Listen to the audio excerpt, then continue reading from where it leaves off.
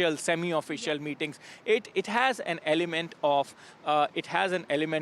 shared family values, shared ethics, also about hard work, also about that's what Indian diaspora in the United States is all about, and those shared family values and cultures as well, right? Isn't it? Right, of course. You know, when we talk about Make America great again and Make in India, I see these meetings as something very, very promising.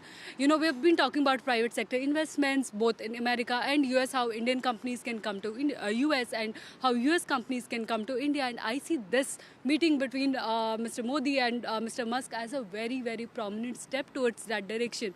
You know, if I may just elaborate, electric vehicles in India, we see has become a very predominant technology.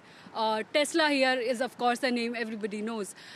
What really happens when these meetings happen, I see them as paving way for a deeper partnerships. You know, as you mentioned, ethics, family, all of these are very important dynamics when we talk about, you know, deeper collaboration between the countries. India has been focusing on electric vehicle adoption, creating jobs, attracting investment, and I'm very hopeful that, you know, this meeting touches upon all of these aspects and comes out with all of these. And yes, importantly enough, many people forget about, apart from Mr.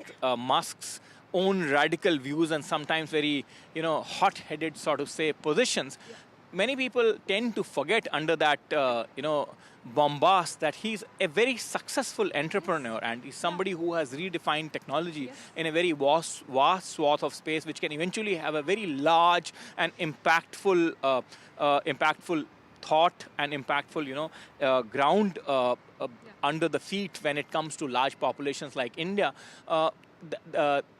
With the kind of technological interventions and innovations that he has done in the private sector, and which India would certainly want to flourish on the Indian shores as well, that kind of complete private competence, technology, capability, prowess. Yeah, I completely agree with you. You know, political views aside, both the countries definitely have very specific economic agendas also. When we look at India, of course, both the countries now are at a different space when we talk about clean energy and clean technologies. But we can move beyond the specific dynamics of these countries and see, technologies, and see that both the clean technologies now have become very, very economically viable. So it's not about pushing a certain agenda, but also seeing what economics will play. And that's where, you know, like you rightly mentioned, Mr. Musk is a very good businessman. We see with the solar rooftops, electric vehicles, Starlinks, AI, and other technologies, India definitely is a very big market for, you know, these technologies with 1.4 billion people living there.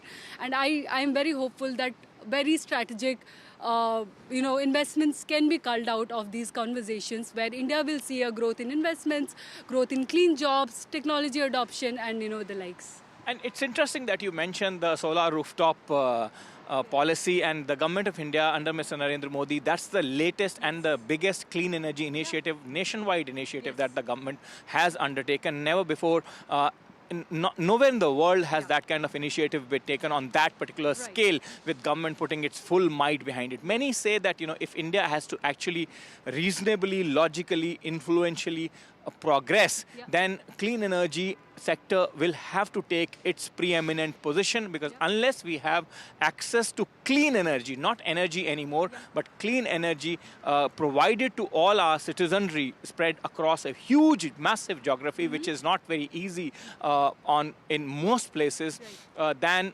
that is something that groundbreaking exercise we have to do, and government is trying and pushing in terms of clean energy.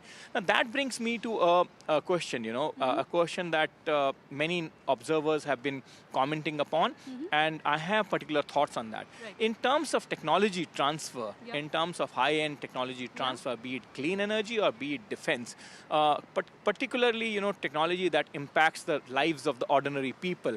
United States, Washington, D.C. remains a capital that can facilitate that flow, and that flow is very, very critical for the betterment of the lives of our people. Prime Minister Narendra Modi almost has a dreamlike position on that the lives of the ordinary Indians improve and improve to a standard where it's comparable to anywhere best in the world. Do you think that, you know, Washington, D.C. has now made up its mind that at least in terms of clean energy and in terms of energy cooperation and in terms of technology that impacts the lives of people, coupled with ingenuity that India has displayed in form of platforms like UPI and Aadhaar, must and should be transferred to India, if not on a real-time basis, because obviously big investment involved, then in a real-time framework. Right. No, very valid point. Clean energy and what India has been able to do and showcase to the world when it comes to clean energy adoption is phenomenal. I don't think any other country has been able to show this much level of determination when it comes to clean energy targets. PM Surya scheme, like you mentioned, 30 gigawatts of solar rooftops. It's a scale that nobody could have imagined before, and it will require a lot of things: technology, financing, policies. All of things have to go in the right direction for this target that India has set for India to be able to achieve. And ordinary people, as you mentioned, the middle class in India comes at the cusp of all of this because they will be the primary beneficiaries and the users of this technology. How I see technology transfer, of course, research and development is happening in US when it comes to solar rooftops, how grids can be more integrated with renewable energy technologies in terms of battery storage. And of course, with the kind of temperatures that we see here in Texas and in most part of India, because solar energy at very high temperatures, at very high intense heat wave kind of conditions is also something that would require a special kind of technology. Yes, definitely. Region-wise, US and India are very, very different. But when we talk about energy markets specifically, how these sectors have been progressing, at CSIS we have been working very specifically on state-to-state cooperation, where we look at, say, Gujarat and California as counterparts to each other. There are a lot of lessons to be learned in terms of how these states have progressed in terms of adoption, policy making, financing of all of these technologies. And in our experience and the last decade of work that CSIS India Chair has done on this, I would say what you're saying between India and US at state level cooperation, there is a lot of space for people to talk to each other, to see how technologies can be transferred, to learn from each other.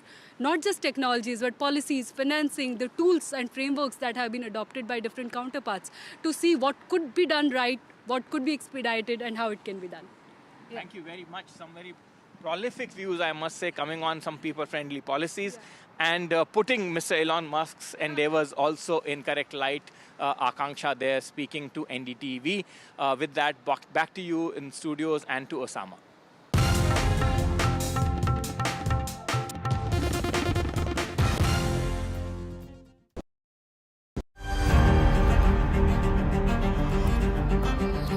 There is a growing realization across the global capitals that this is a relationship which is fast moving beyond the pale of bilateralism into truly a force for global good. Looking ahead to Prime Minister Modi's visit here to Washington, D.C. as he meets with President Donald Trump. I do think, though, there are real opportunities for the U.S. and India to work together. I think you look at both President Trump and Prime Minister Modi as leaders that really want to bring an end to wars, and particularly the war in Ukraine. It's a short visit, but it's a visit of consequence. This is Nikunj Garg reporting for NDTV from Washington, D.C.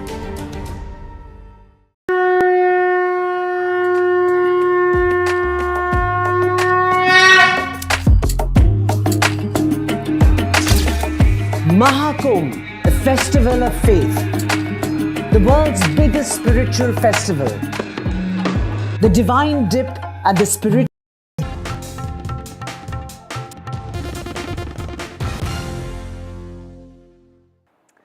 All right, to understand the magnitude of this visit, what does it mean for India? What does it mean for the United States? This meeting between Prime Minister Modi and Elon Musk.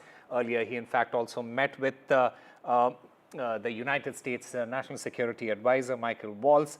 He is also going to meet the the President of United States, Donald Trump, in just a short while from now. How is that going to pan out? We'll try and get a sense of all of that. In fact, I'm currently joined by my guests, Dr. Tara Karta, former Director, National Security Council Secretariat. I also have Brahma Chilani, Strategic Affairs expert. I also have Glenn Carl, former Deputy of National Intelligence Officer for Transnational Threats. A very warm welcome to all of you. Let me start by asking you, Tarakarta, this meeting between Prime Minister Modi and Elon Musk, how do you view that? I mean, come on, he's the guy, right? He's the person who's with Trump. So, I mean, that's a big He's deal the for guy. us. Yeah, he's the man of the moment. So, and you know, But honestly, what are the implications that you're looking at? What are the implications that you think that we should look at, especially with this particular meeting? see, he hasn't in the past, he's not against skilled workers H-1B visas. That's one thing. I mean, that's what he said earlier in December, I know. I don't know how this is going to pan out later. Number two, his Tesla factories dropped sales in China by, I think, 11.9%. Right? So he's looking at other markets. Eventually, I'm hoping he'll come to India. Let's hope that works out. It works out for both parties. But on a more, what shall I say, on a more statesmanship platform, this man is really, you know, he's changing the face of the US bureaucracy. He's chopping things. He's just now, I just saw a tweet of his saying Reuters was funded by a certain, you know, US agency from the deep state, all that. He's making waves. And he wants to change things. A lot of things that he's looking at aligns with what we are also looking at. You know, in terms of the China factor, in terms of getting a lot of already the private defense to defense, you know, the partnership is growing. I mean, you've got a bunch of innovators from our country going there. This is all to the good. And Elon Musk signifies that. That is what he stands for. Right. Ramachilani, sir, you know, this is a very interesting situation at the moment. Elon Musk is not just a businessman. He's not just a billionaire at this moment. He's also very much part of that government. And in that particular context, how do you see this meeting? How do you see the transaction between Elon Musk and Prime Minister Modi and India in general? Well, the relationship with the US is the most important relationship for India. It's critical to India's economic and military security. It's critical to India's international image too. As far as Elon Musk is concerned, forget about the man. Look at what he is doing. He's downsizing the federal bureaucracy. He's helping to weed out fraud and corruption. We should emulate that example.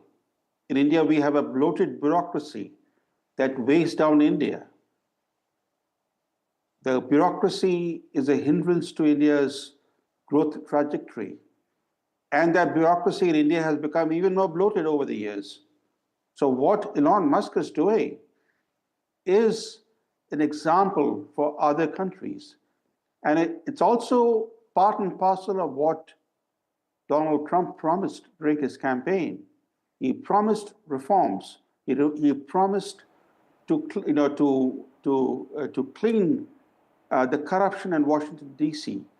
He vowed to downsize the bureaucracy. So Trump is a man in a hurry. Age is not on his side. So Trump is in a hurry to build a powerful legacy before his time is up. That is the only explanation why in 3 weeks he has shaken up Washington. Finally, there's somebody in Washington who's able to shake up the system. And he's also gone after the deep state and its institutions. Yeah. He's gone after all of them, including the CI. He's trying to downsize the CI. They have the funding freeze by the Trump administration is also affecting deep state institutions like the National Endowment for Democracy, which has been involved in regime change operations from Ukraine to Bangladesh. All these things are good. These are good for the US, good for the US to revitalize its power, good for the US to arrest its relative decline. It's also an example for countries like India. Absolutely. Mr. Glenn Carl, you know, we have been speaking about this earlier as well. India, it enjoys a position where it has friendly relationship with the United States.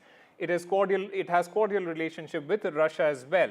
And I want to understand from you, how can India in this particular situation can balance its relationship with these nations, especially with the United States and Russia at the same time, and while maintaining its strategic autonomy? Well, India is becoming ever more able to do exactly this balancing act as India becomes progressively more powerful. I mean, India has always been the champion of the non-aligned movement, and loudly stating, or loudly is too pejorative, strongly stating that it wouldn't be aligned with either the West or the East. And then it's very apparent for anyone who visits India that the emotional ties to Russia from the time of independence up to today remain strong. I think stronger than the reality would call for, but that certainly seems to be the case. So India can ever more effectively maintain this position. The change in the equation in the last several weeks, of course, is that Donald Trump is far more transactional and a mercantilist than his predecessor, or any American predecessor for 100 years, probably. And so he will be more demanding that in order to acquiesce in Indian purchases of Russian oil without making any sort of stink about it, perhaps India would be well advised to buy some American military equipment, or to make a deal on pharmaceuticals or a Tesla factory and so on. So it'll be more transactional, and he'll seek to, Trump, to balance the balance of trade, the market trade rather than financial. And otherwise, India is in a progressively strong position, frankly. Having said that, Mr. Kal, what are the potential risks here, and what are the potential challenges associated with India's, diplomatic efforts, and how do you think can they be mitigated at this moment? You're asking Oh, me? the risks are for the long time. Is that for me? I'm sorry. Yes, Mr. Kal, go ahead. Yeah. The risks are long term. That to be a free rider in what has been, on the whole, normative, rules-bound international trading system and diplomatic system will start to undermine itself. If you don't uphold the norms, then they will fray. Now, that is possible for a major power like Russia or India or the United States, but the costs ultimately in rules, and then in slowly growing corruption in trade deals and so on, are real.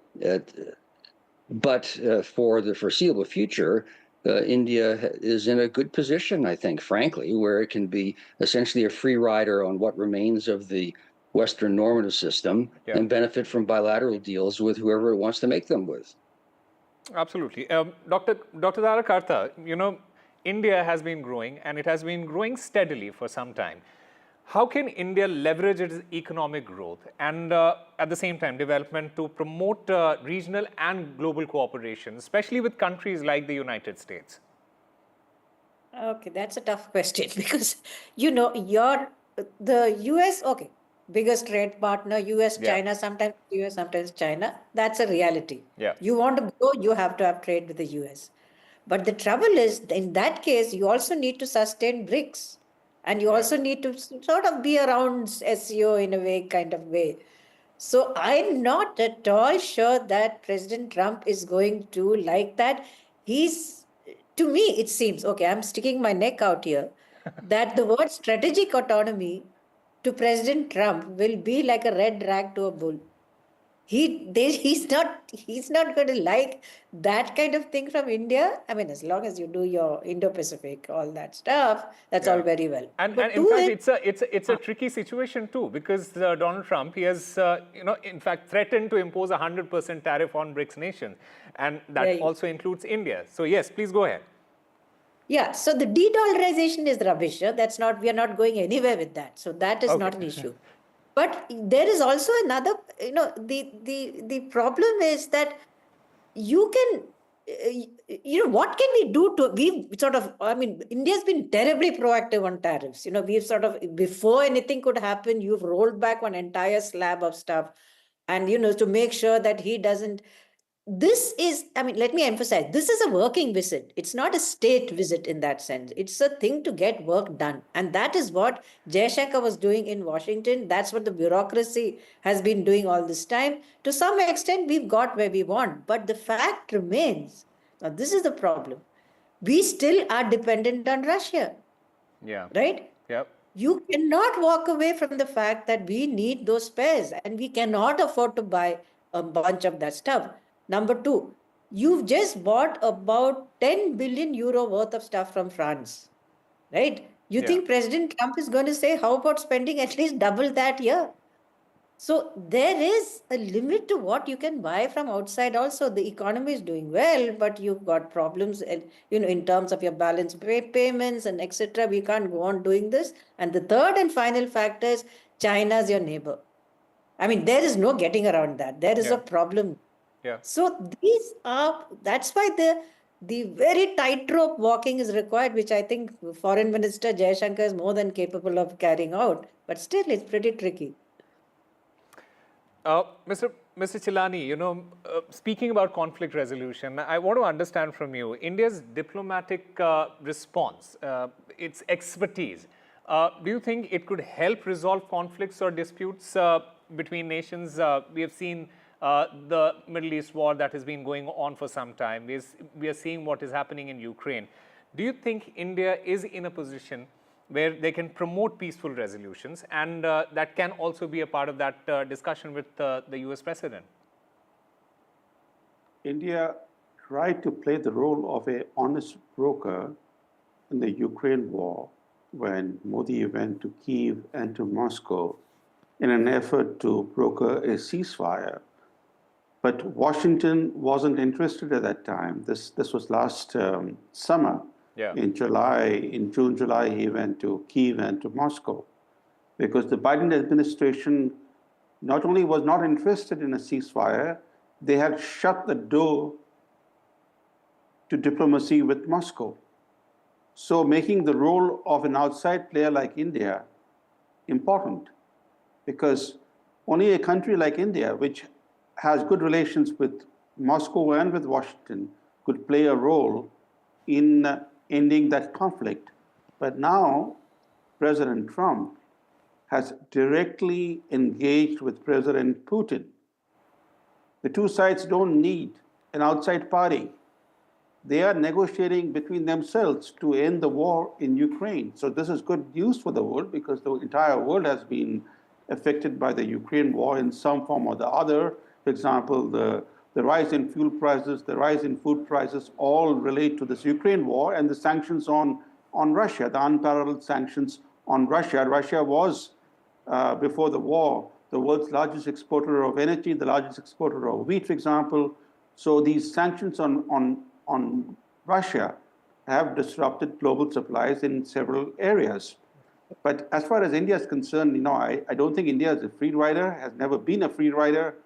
Also, in terms of India's weapons purchases, we should not forget that India today, and for a number of years now, has been the world's largest importer of weapons. World's largest importer of weapons, India alone accounts for nearly 10% of the global trade in arms. India is a relatively poor country. Yeah. This kind of import dependency that India has failed to wean itself off from is not good. It's not good for India's military security or its aspirations to be a world power. Yeah. And also important to bear in mind what Tara Karta said, that we are dependent on Russia for spares. Yes, for spares. But in terms of new weapon systems, if you look at the last 10, 15 years, we are no longer buying major new weapon systems from Russia, in a big way. In fact, we have turned to the West. All the big, the largest number of big deals have been with the US and with France. The US has become in terms of new arms deals, the biggest supplier of weapons to India in the past decade. Just a few months ago, under President Joe Biden. And by the way, under President Biden, the US-India relationship took a hit. It began fraying. It began fraying because several differences and disputes came to the fore. Despite that, in September last year, India signed a $3.5 billion drone deal with the Biden administration. I wish we had kept that deal for the Trump administration. Trump would have been very happy with that kind of big arms deal with India. But we gave it to Biden, whose presidency wasn't good for the US-India relationship. In fact, Trump's first term was the best period in US-India relations since India's independence. That was the golden period. That was the period when the relationship thrived in all areas. And that's a period when US policy took executed fundamental shifts in its policy towards India's two main regional adversaries, China and Pakistan. Trump, in his first term, ended the 4-decade-long American policy of aiding China's economic rise and identified China as a threat and an adversary. On Pakistan, he cut off all security assistance to Pakistan for its refusal to break its links with terrorist groups. So that was the period when not only those policy shifts happened, India was given the pride of place in Trump's Indo-Pacific strategy. But then came Biden, and the relationship came under pressure. So hopefully now, with Trump back in the White House, the US-India relationship can be restored. That is a fascinating assessment there, Mr. Chilani. Tarak, would you like to weigh in on that? The kind of relationship that India enjoyed during Joe Biden's presidency and US President Donald Trump's presidency, how do you assess that, and how different are these two relationships? See, I agree partly with what Brahma says. I mean, he's raised some excellent points. Trump did set that whole course towards the Indo-Pacific, which was one of the biggest shifts for us. I mean, just by it was not just renaming it as from Indo-Pacific to the whole Indian Ocean, the emphasis, and with India there. It's a question of budgeting. It was a question of prioritization. It was a question of defense deals. A lot of things happened indeed. But the thing is, if you recall, he also made 3 separate mediation efforts to Pakistan on Kashmir. I mean, I remember nearly falling out of my chair in shock when I was in government, because nobody expected that. So the fact that he's a little, difficult to understand which way he'll go is a problem. And I'm hoping that this set of visits, you had the DNI coming and calling on him, you got the Elon Musk calling on him. I'm hoping all this presages a good Trump-Modi meeting. You can never tell. So I believe that he knows what he wants. And one constant I want to point out, in US policies, they don't like competitors. So therefore, whether Trump transacts with China on certain things or not, China will remain a very serious competitor to US, and they are not going to like that. Right. So that is a given. But having said that, will they then ask you to do more on China? I'm not sure how we're going to do that. So it's a bit of a cleft pick. Okay. In the meanwhile, these are the pictures that you can see on your screen of Prime Minister Modi meeting Vivek Ramaswamy. Glenn Carl, the US President Donald Trump, he has been surrounded with interesting faces, let me put it that way, including like Mr. Vivek Ramaswamy. How do you see this particular meeting? Because Indian community there in the United States is one of the largest workforce, and Prime Minister Modi meeting Vivek Ramaswamy there, how significant is that according to you? Well, I think maybe distance makes the heart grow fonder. And since you're all a long way away from Washington, things seem rosier than they do only a few hundred kilometers away from where I am. Ramaswamy is a very intelligent, outspoken character who draws attention by speaking loudly and often outrageously. Obviously, he's Indian American, so politically, it's an astute step for Modi to take to meet someone who can be viewed as a success story for the Indian American community and a link to Indian Americans and to the now dominant Republican factions in the Trump administration. But I think in all of the discussions I've had, Indian experts tend to overestimate the impact and the weight of the Indian American community in the United States and politically, certainly. It's true that they have a very welcome but disproportionate influence, given their size and the overall population, in the high-tech industries, for which America should be profoundly grateful. But beyond that, they are not an especially powerful faction, although they are a growing one in the Republican Party, since the Indians tend to be socially conservative in the United States, and I think probably in India too, for that matter, just in general from an American perspective. So it's an astute political step for Prime Minister Modi, but beyond that, it's making nice to the new Trump administration. Fine. In fact, I'm also currently joined by my colleague Mohammad Ghazali. Ghazali, these are interesting set of meetings that are taking place. Just break it down for us. Give us the details of what exactly happened in these meetings. See, everybody is right now obviously waiting for Prime Minister's meeting with President Trump. But before that, his close aides are also meeting the Prime Minister. And that shows that the Prime Minister and his entire visit to the United States is not just limited to his interaction with the President, but he's also keeping a close eye. And the External Affairs Ministry from India, the Prime Minister's office from India, was properly briefed and had been working on for months before Mr. Trump assumed the office on January 20th. And before that, all these meetings were getting scheduled that when the Prime Minister visits the United States, he'll meet all the close aides of Mr. Trump, Mr. Musk being one of them, Mr. Ramaswamy being the other, despite the fact that he recently stepped down from his role from the Department of Government Efficiency, a new department which was introduced under Mr. Trump. So, and his Indian lineage, or to say being an Indian origin, also brings him closer to the fact that the Prime Minister himself is meeting him. He's an influential voice there. So all this aligns with India's own interest, and in his foreign policy, when the Prime Minister is on the foreign land in the United States and he's meeting all the close aides. So that also kind of shows that, India has been practicing this soft diplomacy of public power, that our diaspora is there. Anybody who's remotely linked, connected, or being of Indian origin gives that kind of comfort for the Prime Minister, for that person. And since he's considered close to Mr. Trump, so that also adds to the advantage of this trip for Prime Minister Modi.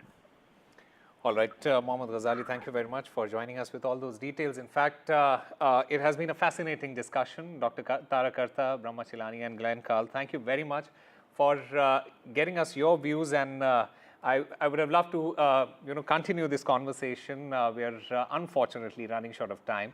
Thank you again for your valuable inputs. Let me quickly go across to Nikunj Garg there, who's tracking all the developments live from Washington, D.C.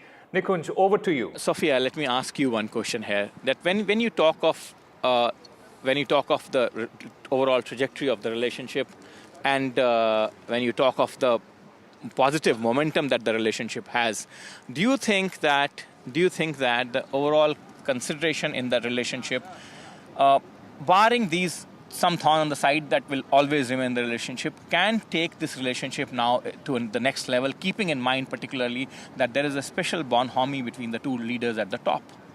Look, I think that relationship is important, but I think what Irfan said is also important, that, these relationships can only go so far because Mr. Trump is a wild card. We know from the prior 3 meetings in the White House with heads of state that Mr. Trump was making announcements that were not sort of part of the conversation, that were part of the conversation with his staff. And so he's very much a wild card. Yeah, Xavier, please follow me. And I think that it's very important to note that his reaction to any sort of announcements today will be a part of how he feels on any given issue on any given day. So I think it's important to note that President Trump, like I said earlier, has to do with the irritants will be there, but I think the broader relationship, I think, is part of his agenda of how he sees the Quad, how he sees India as a counterbalance to China, how he sees India regionally, but he does view relationships from the lens of trade imbalances, and so he will see India from that perspective. Well, that's not something greatly disappointing, right? I mean, people would in this day and age obviously would want to put their own interests first, right? I think that's obvious. When I used to be part of the government as well, I used to mention that India has to do what is right for India. Equally, I think the US has to do what is right for India. But on trade, I think the conversation needs to actually be far more complete. When you look at the way the conversation now proceeds, it's actually primarily on goods and on tariff barriers. But trade includes not only goods but also services. Exactly. Also, when you look at actually the various barriers to trade, there are actually not just the tariff barriers but non-tariff barriers as well. So when the conversation on trade, especially from the Indian perspective, it needs to actually be a 2x2 matrix, having both goods and services and tariff and non-tariff barriers. And actually very good research by WTO shows that India actually implements far less non-tariff barriers, and which are actually far more subjective and far less transparent as well. This is an aspect that actually India certainly should highlight, and I'm sure will highlight, thereby ensuring that the conversation on trade is a far more complete one than just one cell in this 2x2 matrix.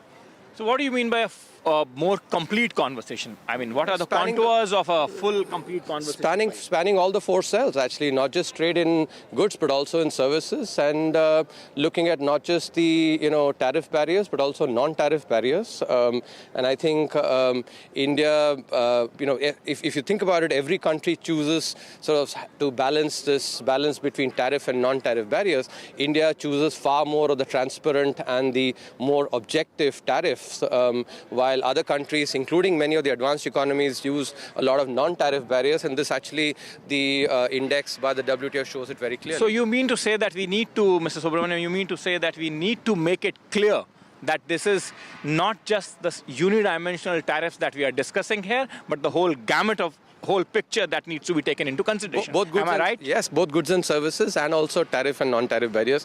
And I think in particular, when you think about India's comparative advantage, which is in services, many of the non-tariff aspects actually come particularly into the highlight. And that's an aspect that certainly must be included in the conversation. Mr. Krishnamurthy Subramaniam, as always, very, very, erudite and vocal on explaining the position. Please stay. Aparna, what do you welcome to NDTV, and tell me something, apart from my own senses, tell me if I'm wrong. I mean, I'm willing to be corrected. There is so much of positive ground that the relationship has to cover.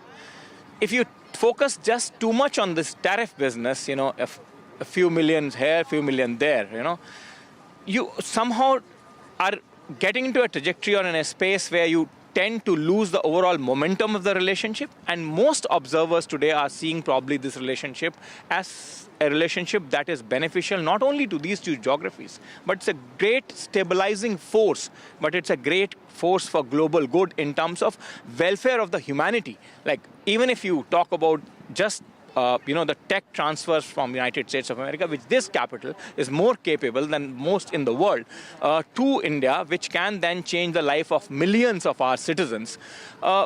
Don't you think that those should be the focus area of this relationship rather than just some, millions of dollars of tariff, which is always, in a relationship of this magnitude or this scale, there'll always be challenges of that nature. I have not had at any occasion in the last 20 years that I have been coming to this capital to hear something beyond that, in the sense that there has been no occasion where they have said that, oh, everything is hunky-dory. Well, I mean, everything cannot be hunky-dory between two countries of the size that they are, the history that they have. And so the economic issues will remain. Those go back 30 years or more than that. Right from the time we started taking some nimble steps in building this relationship, right? Sort of, from the time that India actually liberalized and opened up. From that time, the tariff issues and others have been there. But the relationship is more than that, and the relationship will be more than that. If it wasn't, then every president since Clinton would not have actually wanted to deepen the partnership. So there's a strategic element, there's a people-to-people element, and there's an economic element. There's a security and defense element, which will also come up today. Conversations about Quad, conversations about Indo-Pacific, about the security dimension, and India purchasing more American equipment will also come up. So I was talking to, on that security dimension, I was talking to a ranking diplomat here in Washington, D.C., and he told me, go back 20 years. Go back 20 years, there's hardly any cooperation. There's hardly, forget about interoperability of the platforms or interoperability of the service, armed forces of the countries. There was hardly any defense cooperation. There was hardly any position in the embassy in India which was taking that relationship forward. Not only that, the 2005 US-India Defense Agreement was signed. It was 2005 that it was signed, so it's 20 years today. From purchasing zero defense arms in 2008, India now purchases, a total of 24 billion, and it will most likely announce something more today at the meeting. So there is a broader relationship, but we should not forget that we live in an age of nationalism and populism. And every leader is responsible to his or her constituency. And so they will have to, explain to their constituents why they are doing something and taking a relationship forward, and what they are doing to manage the imbalances in trade which are occurring today. And imbalances in trade will always never be the complete picture, in the sense that there will probably be no occasion where you will almost be finely balanced between the two nations. Forget about the size of these countries, forget about the populations of these countries. Even the smaller European countries doing trade amongst each other will always have trade issues. Right? That's what actually leads to comparative advantage, right? Differences. But I want to highlight a more important point, Nikunj. You talked about India and India as an emerging leader. There's a dimension of leadership that India brings, I think, which is actually very unique. There are two aspects that I want to highlight. One, India in its history has never ever been an aggressor to anyone. Not just that, India has actually never ever defaulted on any of its obligations. Even in 1991, when we faced the lowest point, we actually shipped gold to the Bank of England and Bank of Japan. This is actually bipartisan, and it actually comes from an ethical dimension, which I think is an aspect that positions India as a leader very uniquely in the global community of nations. And therefore, I actually think that the India-US relationship in the next couple of decades is one of natural synergies, because the US has actually been the leader over the last several decades. India is the emerging leader and brings a dimension, as I said, actually from its civilizational ethos that I think is absolutely unique. So when you put it together, I think there is significant amount of synergies and significant amount of convergence there, which I'm sure both leaders actually definitely recognize, and the overall conversation, I'm sure, will be actually in the if you will, in the shadow of this huge opportunity there is. Yes, and I'm glad that you bring out that ethical position, because as I've been saying, we had a panel discussion yesterday, and I made the same point about India being a country which has generally been a stabilizing force. Absolutely. Apart from the fact that we have never crossed our borders in an aggressive fashion unless attacked. But we defend very stoutly when we are actually. We have to. Do we not? And I'm sure actually, there are enough examples of that. Time now for a very short break. More news and updates on the other side.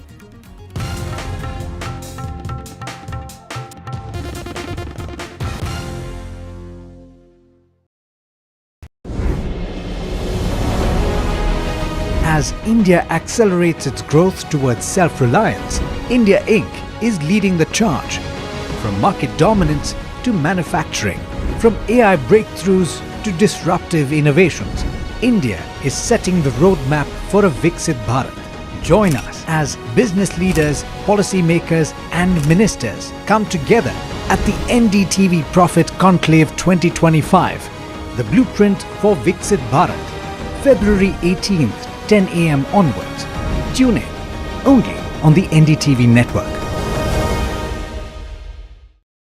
I've been reporting on all issues big and small from Andhra Pradesh, Telangana, rest of South India, bringing you all the action, all that you need to know, all that you want to know. The energy of Maximum City is infectious. I bring in that energy in our news coverage from financial capital Mumbai. Covering from the southernmost part of India over the last 23 years, I bring in-depth and 360-degree coverage from the Dravidian heartland. The land of Mishti is also known for its bitter politics. I have seen much water flow under the Howrah Bridge, covering Bengal in all its vivid colors.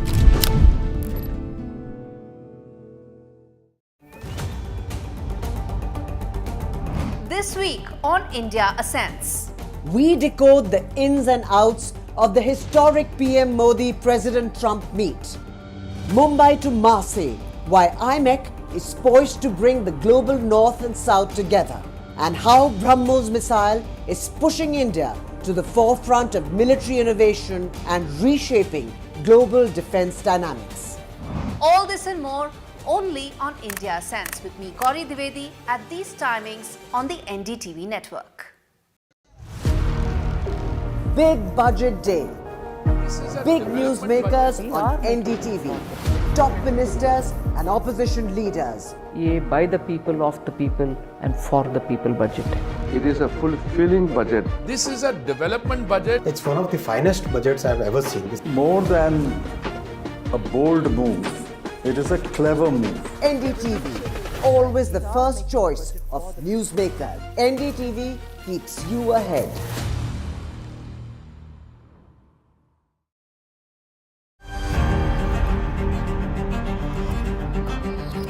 There is a growing realization across the global capitals that this is a relationship which is fast moving beyond the pale of bilateralism into truly a force for global good. Looking ahead to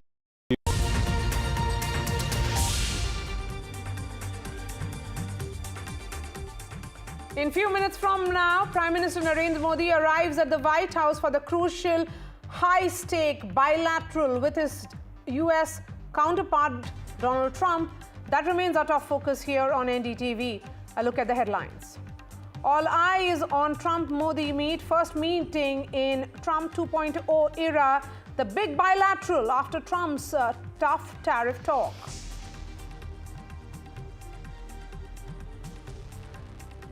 From Tesla chief to NSA walls, Prime Minister makes his presence felt. Potential for cooperation in AI chip space, says the National Security Advisor of the United States. And NDTV's Nikunj Garg brings you ball-by-ball coverage, continuous 24 hours from inside the White House now. And President Trump signs reciprocal tariffs executive order. Trump says expect no exemptions. Tough talk ahead of the crucial bilateral. I have decided, for purposes of fairness, that I will charge a reciprocal tariff, meaning whatever countries charge the United States of America, we will charge them, no more, no less. And Donald Trump says that Ukraine has to end the war. Both Zelensky and Putin want it, would love to have Russia back in G7, is the big olive branch.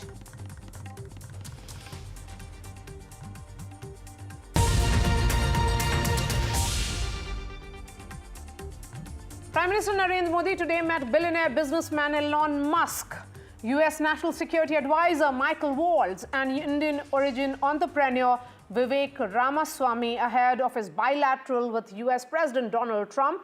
He is headed straight to White House, and that's where Nikunj Garg joins us live. Our senior managing editor is reporting live from there.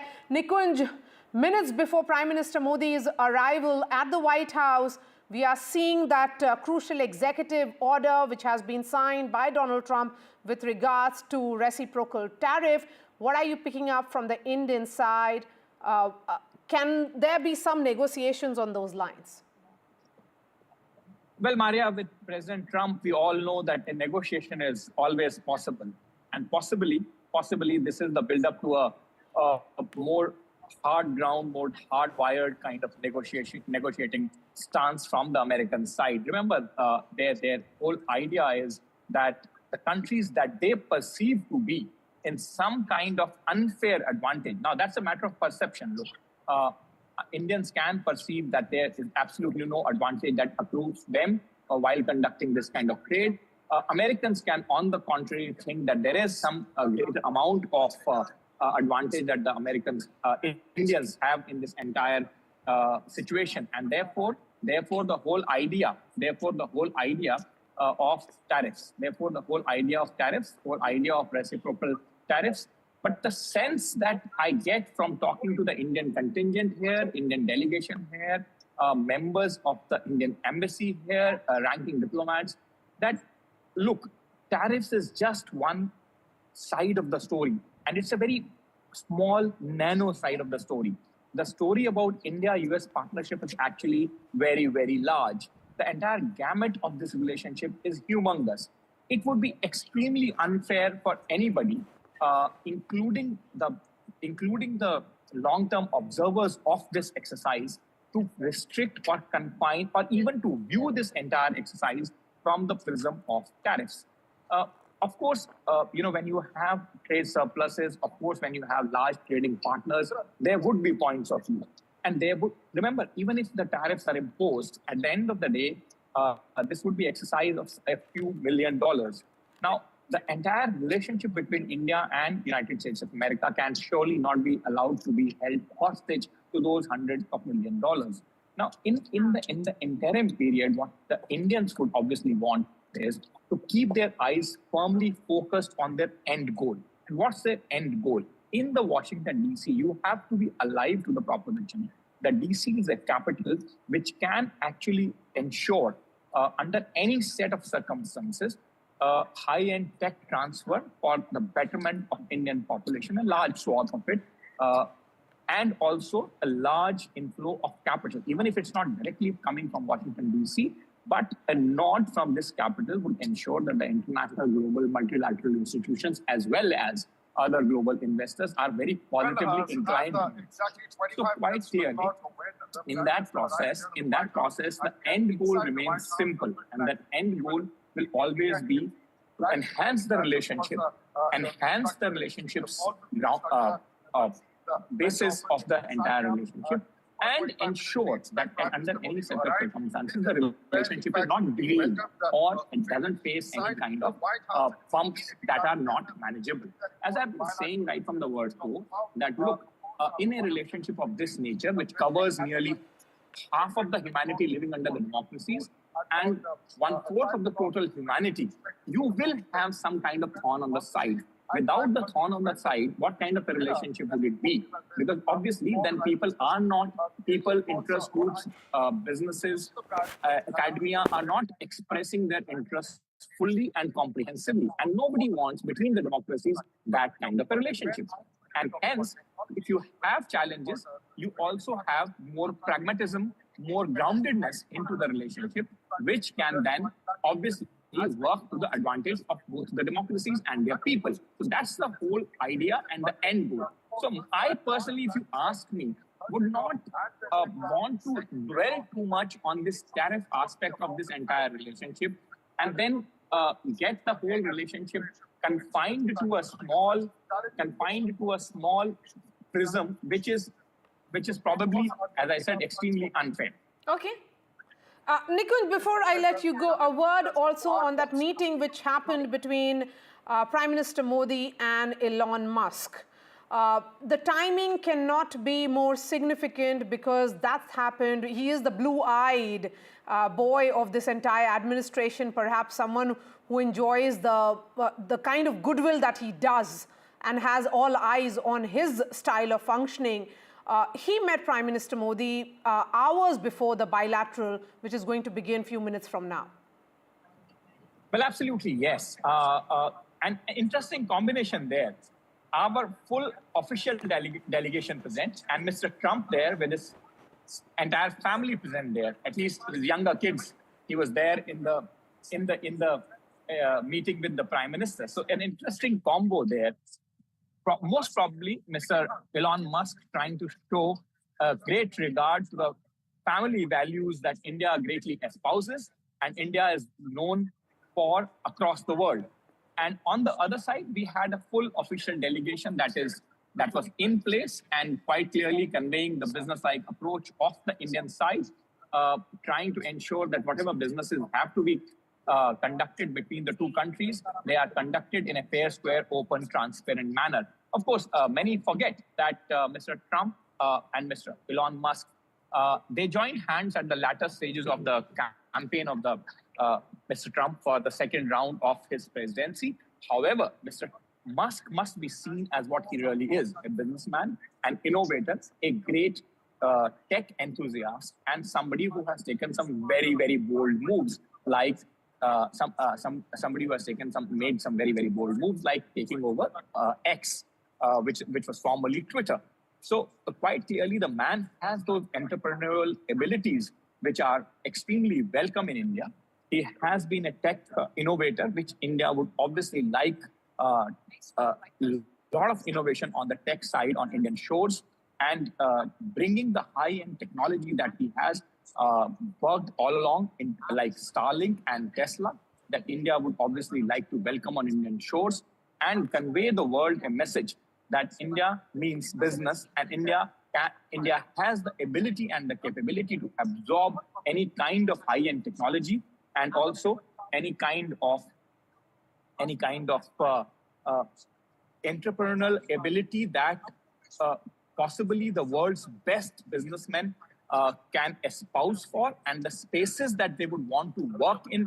That's the message that India would want to deliver through those meetings with individuals, entrepreneurs, innovators, and tech czars like Mr. Elon Musk. Yes, but Elon Musk here appeared as the head of DOGE, which is essentially the US Department of Government Efficiency.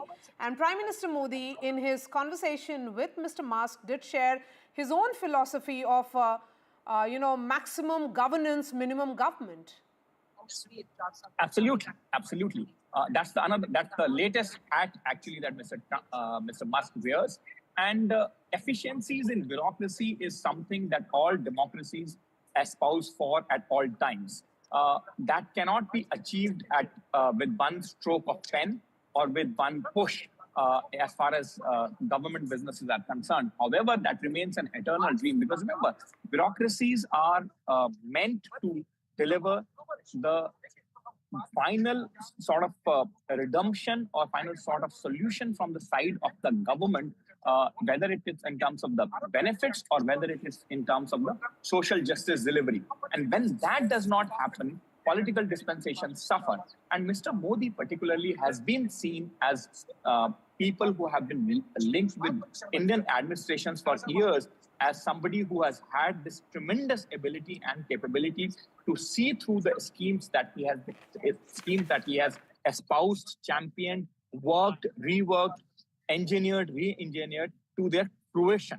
And that is one ability that all political leaders would want their administrations to have, that the schemes that they espouse are eventually delivered to people in an effective manner.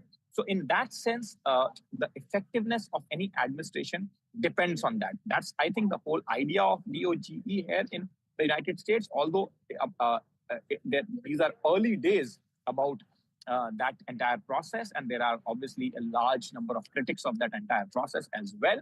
However, in India, through various means, administrative efficiency is something that Prime Minister Narendra Modi has tried to work upon. And many would say that as far as the delivery mechanisms are concerned, he has been greatly successful too.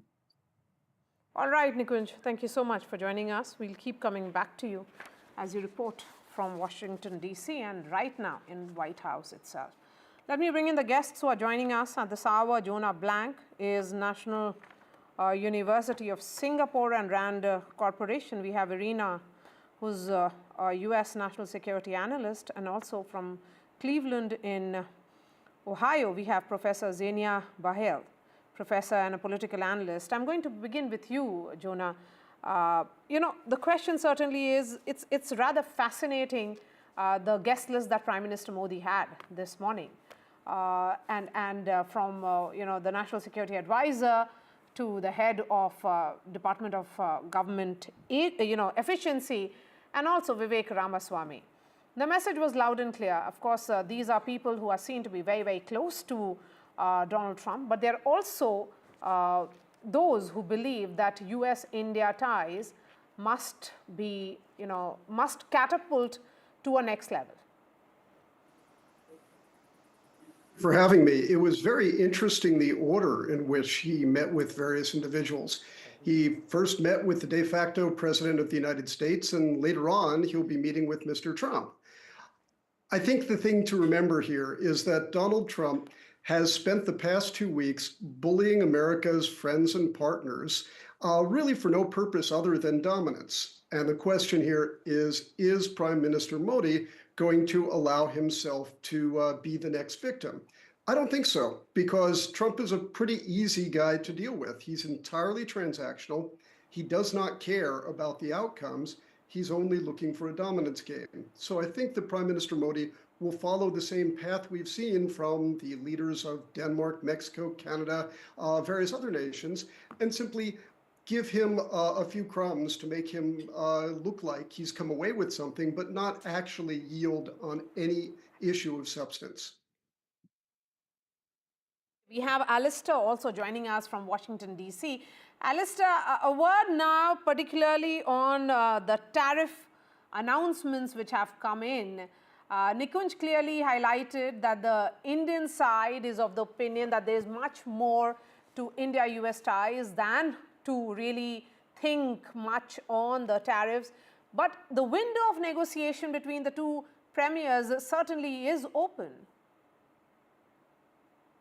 Yes, indeed, Maria. The timing of it all really questioned by many observers. It's like inviting someone right into their home and then slapping them with these potential threats and saying that, no, this doesn't have to concern just you, but it has to concern everyone. So one needs to wait and see what happens on that front, perhaps tactical on Donald Trump's front, as one of the guests just said, perhaps transactional as well, perhaps a right move by Trump in the hope that Narendra Modi would hear his message, hear him, and in fact back off as far as tariffs from India go when it comes to American goods. And we've been hearing source-based reports saying that actually Narendra Modi has come here with those concessions and sweetness, which we've seen already in the Indian budget, but also on other things, perhaps on medical and surgical equipment that India currently lays on as far as levies and duties on American goods.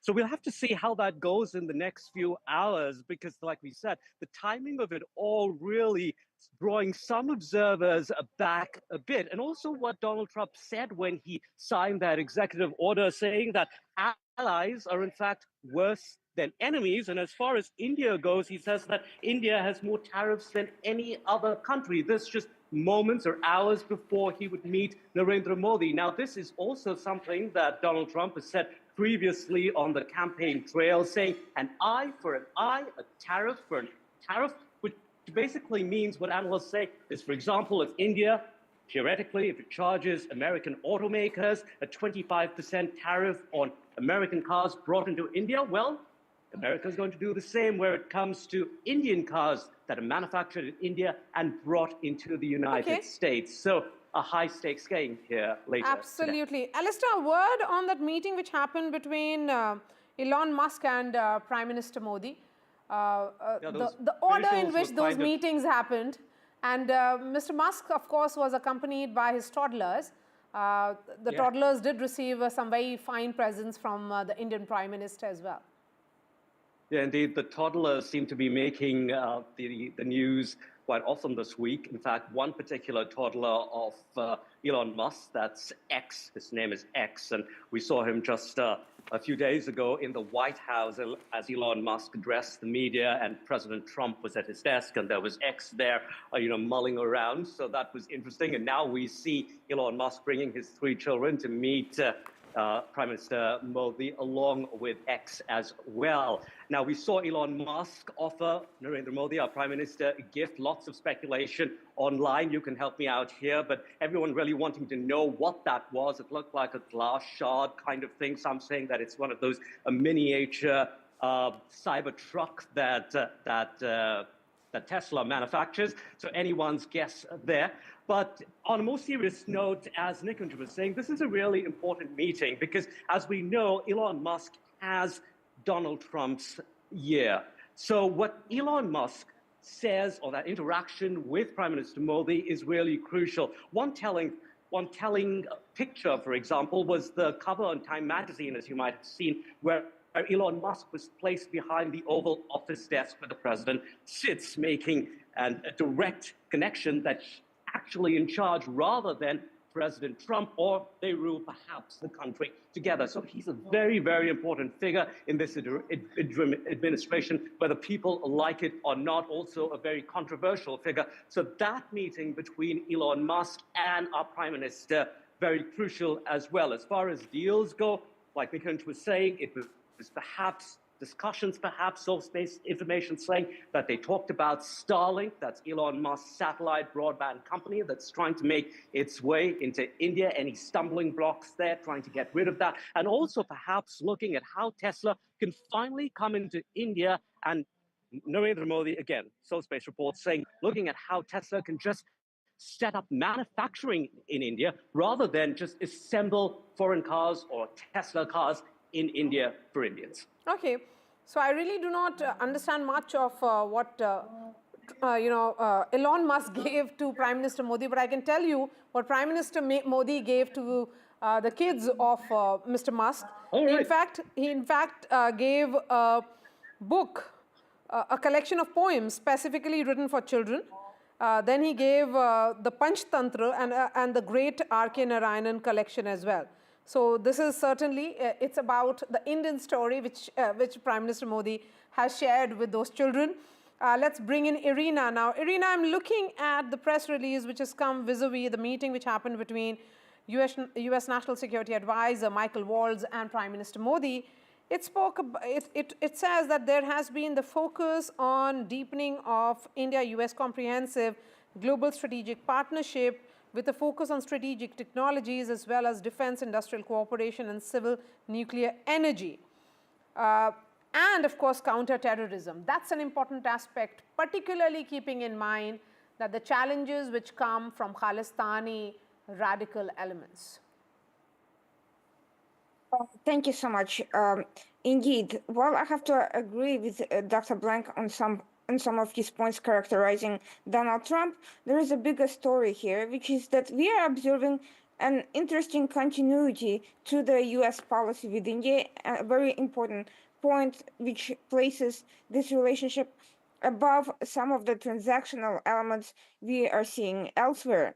Some of these partnerships, while they started under Trump, they continued throughout the Biden administration, and we saw a peak of technology exchanges and space-related discussions during the Biden administration. And we are seeing that this administration, upon returning to office, is not breaking them off, but is seeking to build on these relationships. And that sort of continuity, that sort of strategic depth is a very welcoming sign. It means that whatever the transactional challenges regarding tariffs or other issues, they're going to be secondary to this continuity, to this strategic relationship that is moving in a very positive direction and is moving quietly in a way that's that shows a seriousness and a commitment.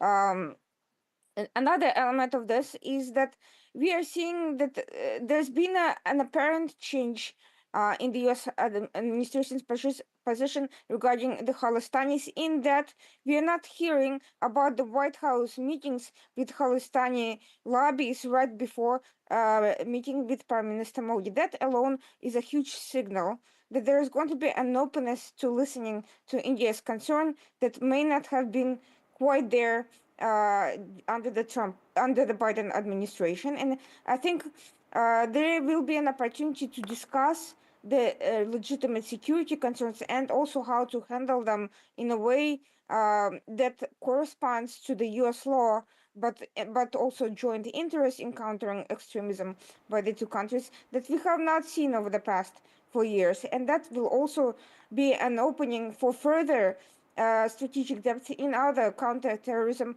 and counter-extremism concerns. So far, a lot of the media coverage has focused less on Trump's view on counterterrorism and counter-extremism and more on other foreign policy issues, controversies, and domestic reforms. But during his first term, there has been a very consistent and broad focus on those issues, and I think this is where India and US have a great opportunity together, even more so than at the start of Trump's first term. Okay, a word now from Zinia. Professor Bell, how are you looking at this crucial bilateral, and but before that, series of call-ons that have happened already at the Blair House? I think it's extremely positive, right? This isn't the first time that Modi has visited the United States. This isn't the first time that Modi has met President Trump. And, especially this meeting comes at a time when, US is imposing tariffs across the board. And as my fellow panelists said, almost in a position where the United States is starting a trade war, right? And we are in that environment wherein a trade war is brewing, with Trump saying an eye for an eye, reciprocal tariffs. We are going to counter any country that imposes tariffs on U.S. goods with tariffs on any goods that are imported from that country into the United States, which Alice touched upon. But I think that, as my fellow panelists talked about, the relationship overall goes beyond import and export, right? It's a strategic partnership on counterterrorism, on cybersecurity, at this point on AI, on exchange of pharmaceuticals. There's so much that the two countries exchange. There is such a deep relationship, especially since, the US and China relationship is beyond salvation at this point. In a lot of ways, US considers China as an adversary. So, US looks to India to counter China's growing power, to counter China's growing industrial, manufacturing, and technological power. And India Professor has Bail, just hold on to your thoughts. Young population. I'm going to cut across to White House again. That's where Nikunj Garg joins us live. Nikunj, over to you. What are you seeing? Well, what I see is a very heavy-duty media contingent, Maria, which probably would be visible in the pictures behind me. Despite my best attempts, I don't think I'll be able to get you the live shots of Prime Minister and President Trump when they come together outside from the West Wing side. It's just simply too robust a media contingent. It's difficult to get past them and the security. What I can show you is that you can see this large gathering on the West Wing side, which is also towards the Blair House side, where the Prime Minister himself was actually staying some time back. Roughly 200 meters in the same precincts as White House is. And everyone is waiting here very, very eagerly. The world press, the global press is, in attendance here for the coming out of the two leaders, for the physical handshake and the guard of honor that probably would be given. And if I can probably try and show you that there's a full roll call of the guard of honor that is now present here, if it is visible on my screen, on either side of the White House. So if I'm able to manage the shots correctly, probably that will be visible to you. However, as I said, that the whole focus right now is on that event, on that coming out of the president and the Prime Minister, and the entire press corps is situated trying to get that one single vantage shot as much as possible for them. Nikunj, you have been in Washington for the last few days. Does the press there have equal amount of curiosity as we have in India? Well, that's an interesting question, Maria. My sense is, given the nature of the visit, given the fact that minus contingency, it's the only leader of the International Committee of Nations, Mr. Narendra Modi, who is coming here and meeting President Trump. Remember, whom has he met before? He's met Egyptians. He's going to meet Egyptians. He's met Jordanians. He's met Israelis and similar such people. One probably more. Where there was a contingency on the U.S. interest, and they're all obviously very old U.S. allies right from the time of the World War II. So from that point of view, without any contingency, Prime Minister Narendra Modi coming here, the usual degree of interest that the people now have in India and India's affairs in Washington, D.C. and in most global capitals, I would say that yes, the press corps here in Washington, D.C. and the international press corps also, both are equally, I would say, engaged with this visit. Yes, the India story has everyone curious, certainly, under Prime Minister Narendra Modi. We have seen that at multiple platforms, and India and United States have several points of convergences rather than what we have seen, the points of tension. But looking at where you are again, and how many minutes to go for the Prime Minister to arrive? Well, I think it's testing everyone's patience here. Everyone who's gathered here, as I said, heavy-duty media corps, heavy-duty media contingent there, and other than that, officials of various hues. Not only just the officials handling the press, but White House Secret Service, the Guard of Honor in charge, and the in charge of the overall White House security. So everyone is waiting eagerly. My sense is it should not take any longer than what it has already taken. Everything is in place. It's happening with clockwork precision, in fact, Nikunj. It's 2:30 a.m. Indian Standard Time, and just in time, we will be seeing Prime Minister's entourage enter White House any moment now. So word now on what did you pick up during the course of your conversations with the Indian delegation? Well, as I said that, not only India, but most of the watchers of this relationship and most of the people associated with this entire process do have that one line to maintain, that currently let's not become obsessed about tariffs. Let's not become too much, let's not make it a single line story. Let's not make it a single point focus, single line story as of now, because there is so much more to this relationship. So much that this relationship can deliver, not only to the two people of these two democracies, but also to the entire global community of nations, entire global community that looks towards both these democracies, just because such a large population is becoming a rarity in the world.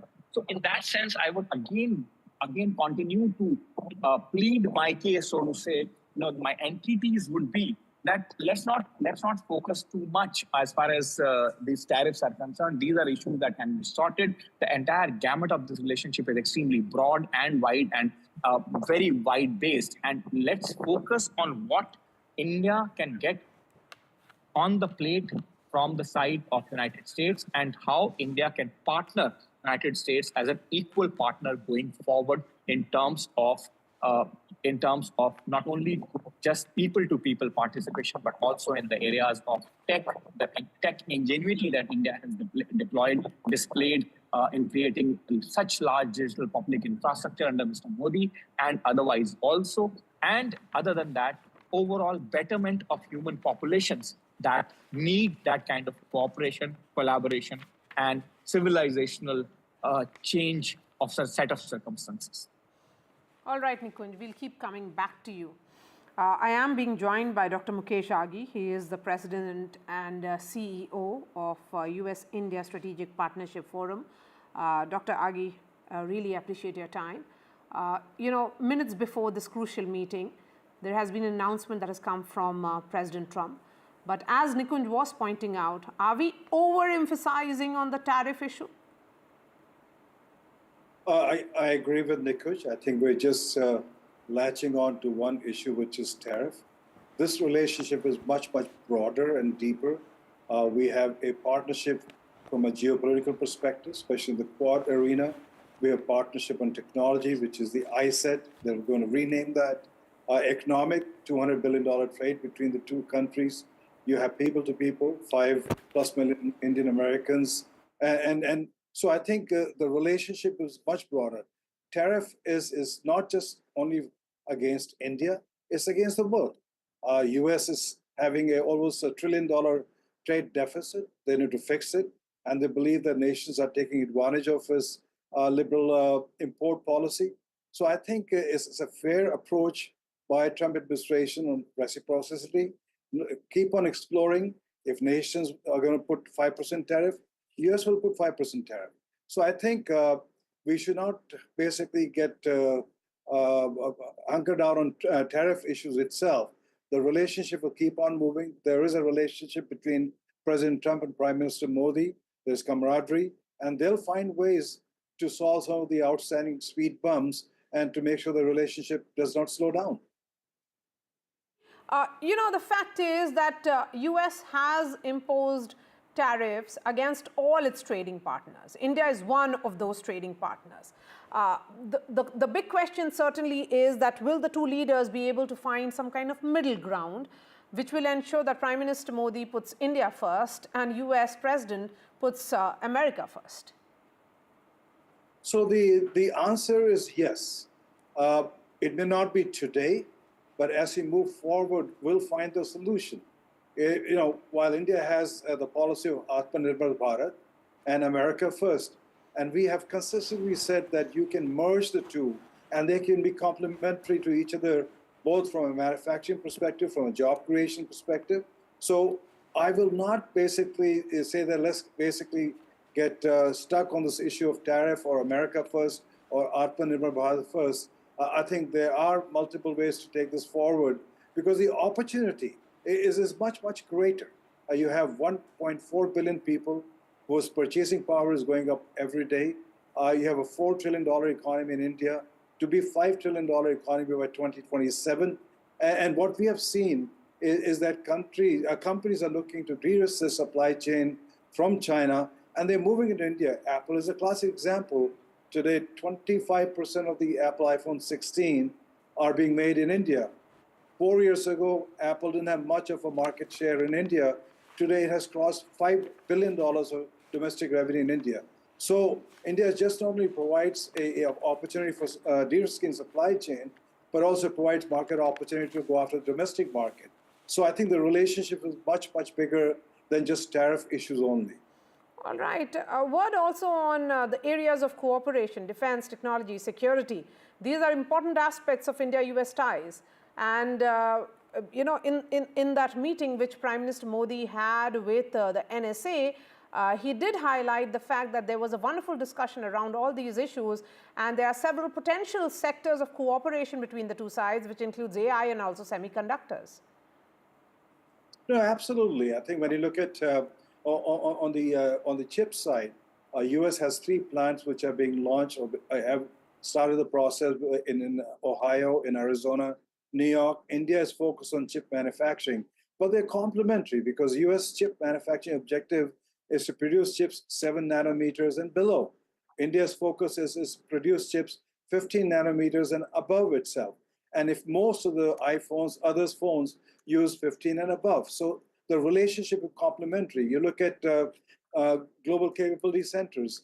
India has roughly 1,700 global capability centers. 60% are American, and they are producing some of the best IPs coming out of for them. You look at Qualcomm, 50% of its IP is being generated in India. It's within its capability center. So there are places to collaborate, cooperate. On the defense side, there's no 2 other countries who have more joint exercises than India and the United States. On the Quad side, when we look at the 4 economies, they make almost $35 trillion in GDP. And US has a trade agreement with Japan. US has a trade agreement with Australia. India has some kind of a trade deal with Australia and Japan. Why can't we basically have the Quad percolate into economic security? So I think that there are tremendous amount of opportunities on the defense side, technology side, on people-to-people, and more important is on the research side. So I strongly believe that the objective of this meeting between President Trump and Prime Minister Modi is all about trying to chart out the next 4 years agenda itself and define success as you move forward. Appreciate your time. Let me bring in Ms. Stone now, who's joining us from Washington, D.C. Jessica, good morning to you. Certainly there's lots happening where you are. Prime Minister Modi arrives in the next few minutes. Lots at stake. But I'm fairly sure that given the kind of stakes that the two leaders realize they will be looking at more points of opportunities than points of differences.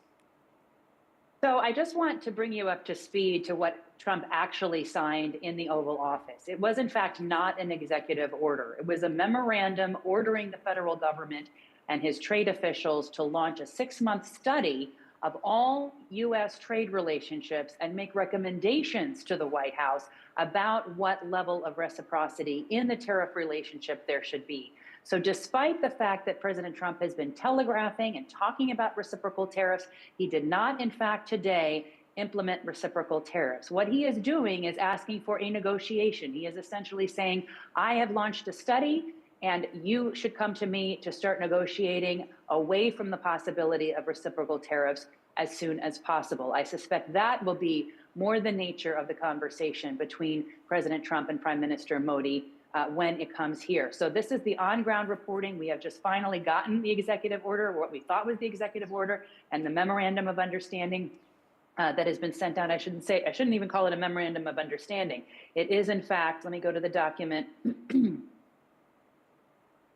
a memorandum for the Secretary of the Treasury, Commerce, Homeland Security, OMB, U.S. Trade Representative. So this is not going out to any other country. It is going out to the people who will carry out this agenda item. Yes, President Trump is taking a very strong stance that he supports reciprocal tariffs, but he is not, in fact, implementing them against India or any other nation today. And I think that's a really important thing.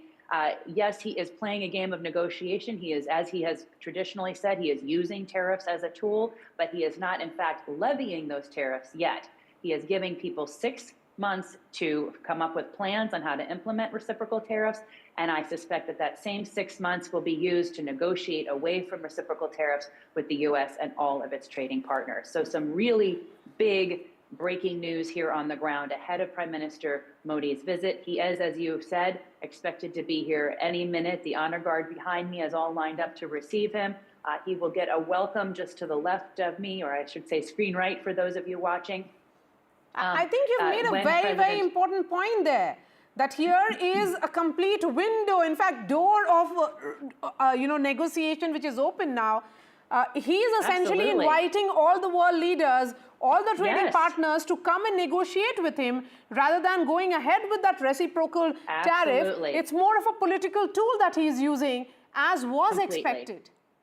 Yes, absolutely. And that is something Trump administration officials briefed reporters on, calling Trump's tariffs a tool, calling them a tool, inviting discussion, inviting and allowing for the possibility of negotiating away from them. But it wasn't clear until we saw the document that what President Trump actually signed in the Oval Office today was not an executive order. It was, in fact, this memo to his trade and commerce and treasury officials and even Homeland Security officials to carry this out, to take a look, I suppose, at customs data, because that's under Homeland Security, and look at what they feel in the U.S. government is unequal and try to level the playing field through their series of proposals. So we have a much longer ramp for that negotiation than one might have thought. Prime Minister Modi essentially can start the negotiation today. Clearly, the New Delhi government has already started the negotiation well before the Trump administration took over, and they can continue that negotiation over the next several months in order to come to an agreement.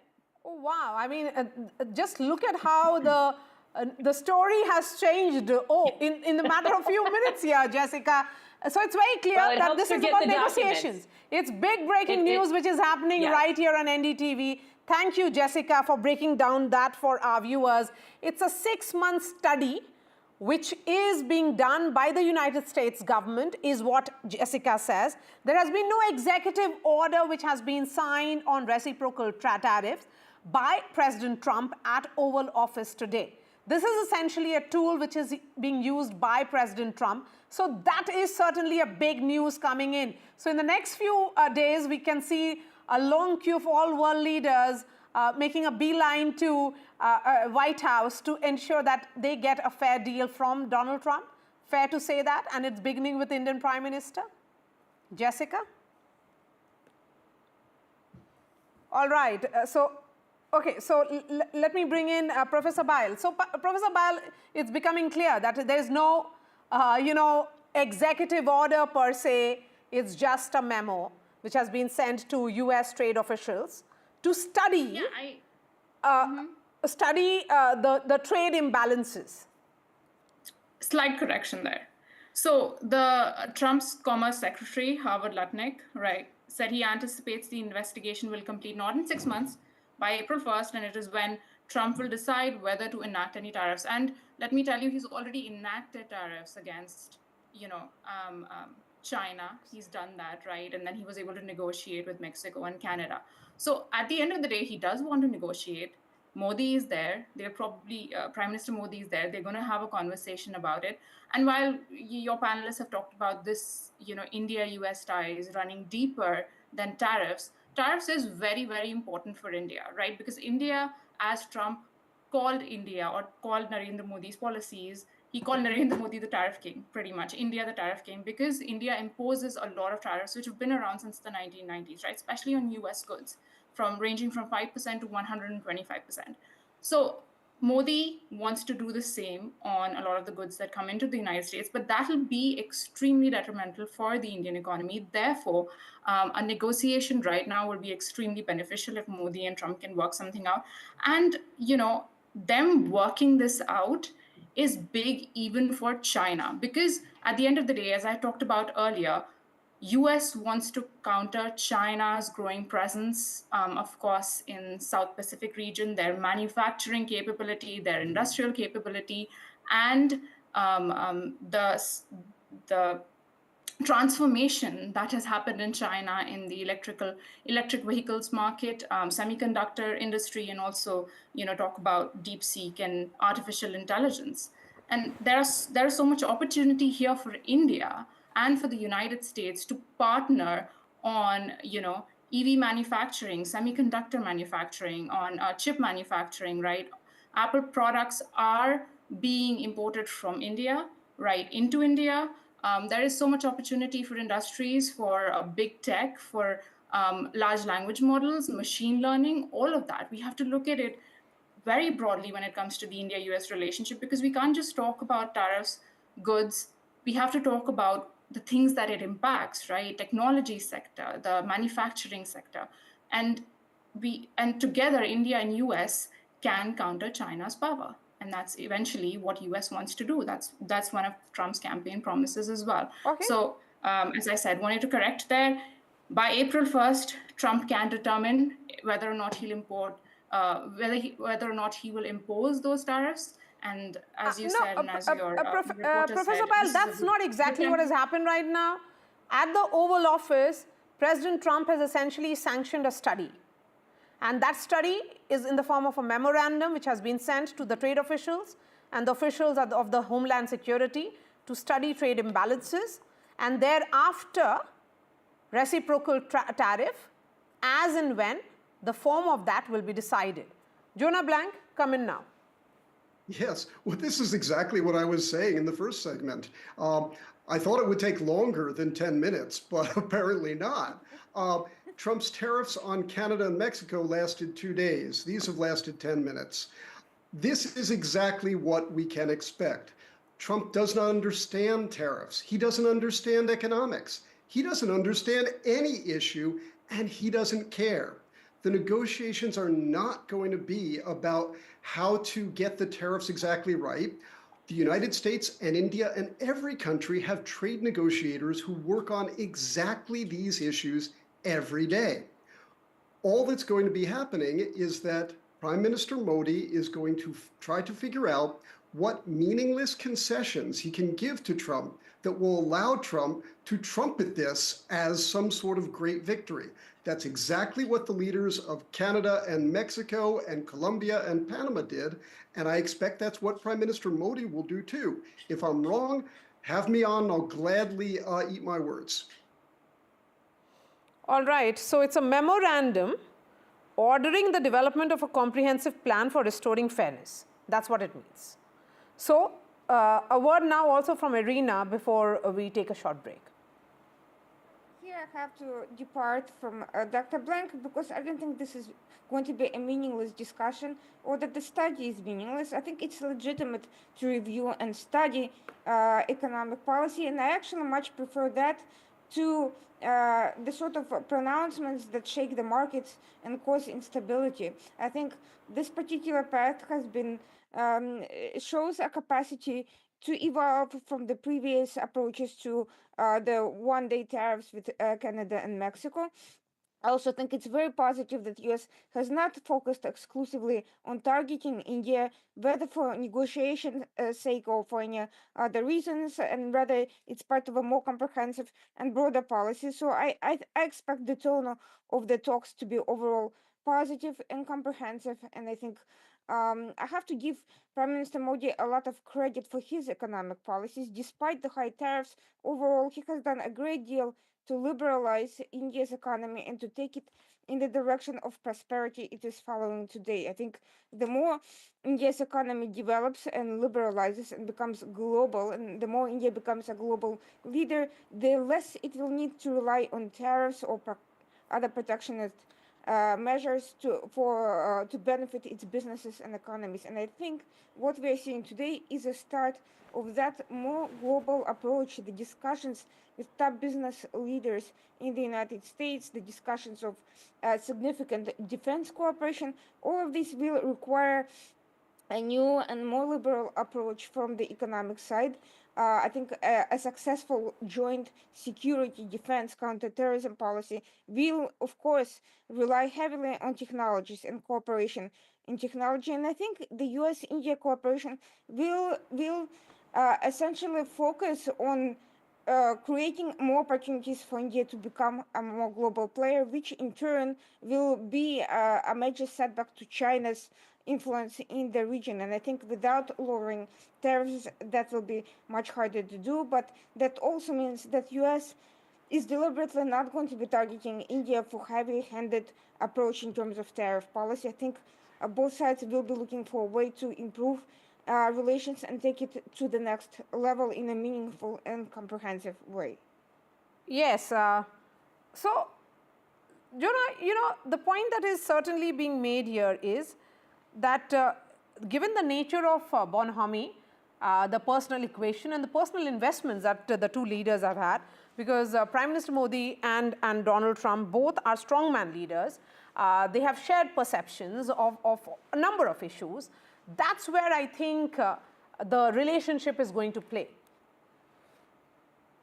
Well, we've really got to look at things as they really are. Donald Trump does not care about personal relationships. We've seen this before. In his first term, he caused several scandals by making fun of Prime Minister Modi's accent. He caused a real problem by saying Mr. on Blank, camera... just hold on to your thoughts. Let me go straight to White House again. That's where Nikunj Garg is joining us live. Nikunj, let's talk about the two leaders here. Donald Trump, Prime Minister Modi, both strongman leaders with shared perceptions on a number of issues, from China to radical Islam, to mutual animosity, many would say, of liberal media.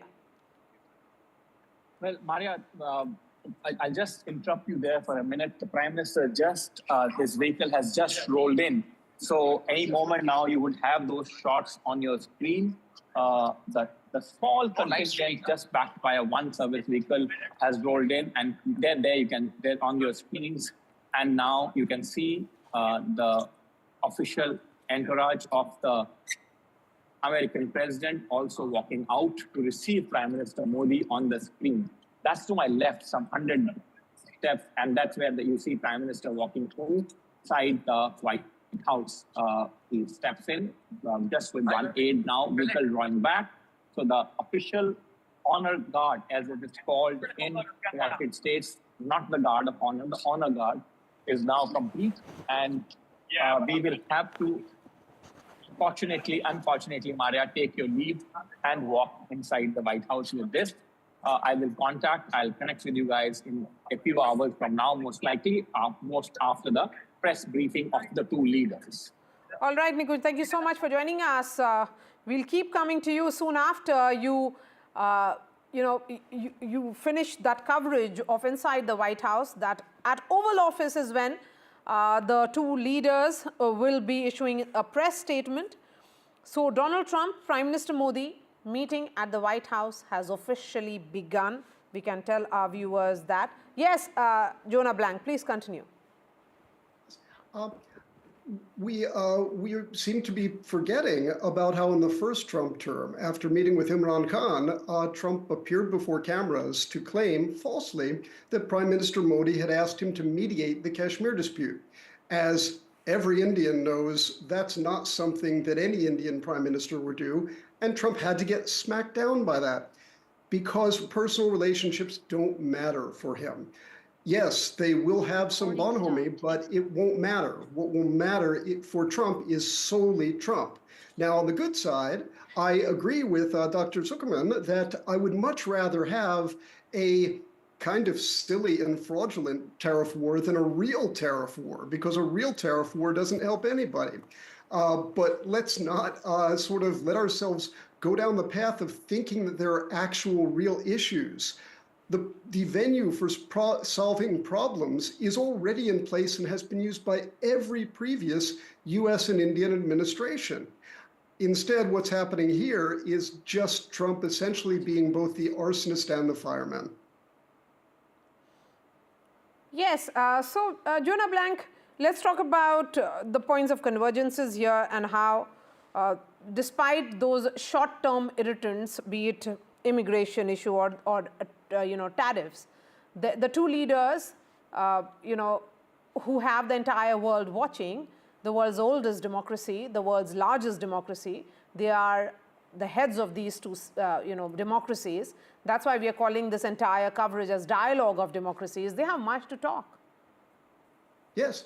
The good news here is that the US and India have been close partners through Democratic and Republican administrations in Washington and BJP and Congress administrations in India. There's a firm bipartisan consensus in both countries for the relationship. So the good news is that the trend lines are there and will continue. And I've been saying the same thing actually since the early 1990s. When I was in government, I was part of implementing this across both Republican and Democratic administrations. That's the good news. The bad news is that Trump doesn't care about any of this. So we may well see some turbulence in the months and years to come. No, but a word on Donald Trump. Are we, reading too less into his personality by saying that he is purely transactional? There's more to him. Not much. I mean, he's one of the most transparent individuals on the planet. Anyone who claims they don't understand Trump has just not been paying attention. He's enormously transactional and he's enormously ego-driven. That's who he is. That if you want to understand what Trump will do in any circumstance, just think transaction and ego, and you've basically got it. All right, Jonah Blank, thank you so much. A quick break and then we return. This remains our top focus here on NDTV. A continuous coverage as Prime Minister Modi and Donald Trump's crucial bilateral meeting has begun inside the White House.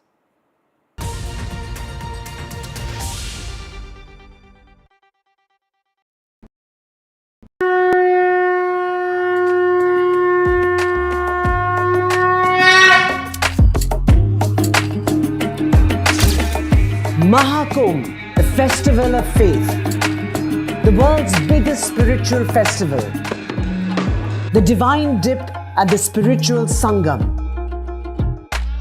a sacred confluence of faith, culture and heritage. NDTV's mega coverage of the Mega Fest.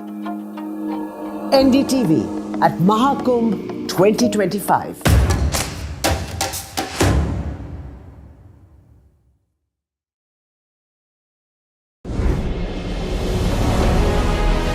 As India accelerates its growth towards self-reliance, India Inc. is leading the charge, from market dominance to manufacturing, From AI breakthroughs to disruptive innovations, India is setting the roadmap for a Viksit Bharat. Join us as business leaders, policymakers and ministers come together at the NDTV Profit Conclave 2025, the blueprint for Viksit Bharat, February 18th, 10 a.m. onwards. Tune in only on the NDTV network.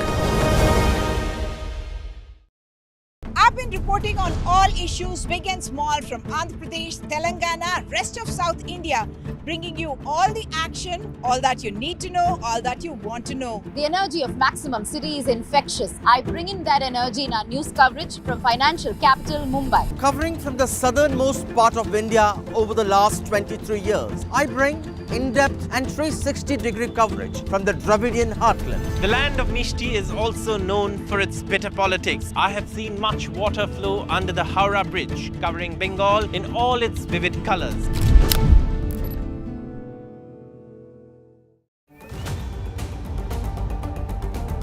This week on India Ascends. We decode the ins and outs of the historic PM Modi-President Trump meet. Mumbai to Marseille, why IMEC is poised to bring the global north and south together, and how BrahMos missile is pushing India to the forefront of military innovation and reshaping global defense dynamics. All this and more only on India Ascends with me, Gauri Dwivedi, at these timings on the NDTV network. Big budget day. Big newsmakers on NDTV. Top ministers and opposition leaders. ये by the people, of the people and for the people budget. It is a fulfilling budget. This is a development budget. It's one of the finest budgets I've ever seen. More than a bold move, it is a clever move. NDTV, always the first choice of newsmaker. NDTV keeps you ahead.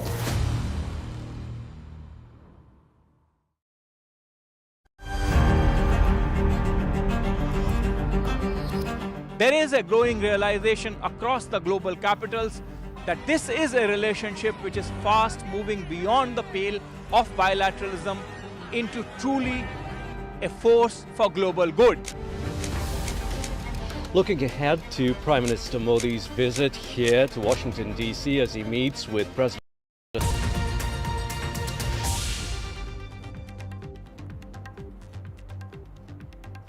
Prime Minister Modi arrives at the White House for the crucial bilateral meeting with Donald Trump after Donald Trump's tough tariff talks.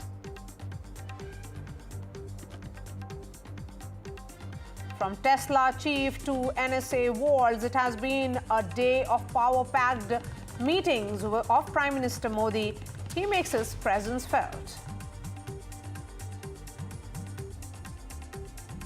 And NDTV's Nikunj Garg brings you ball-by-ball coverage, continuous 24 hours from inside the White House now. President Trump signs a study for trade imbalances. Trump says expect no exemptions, but this is not really an executive order, which he had earlier indicated to sign.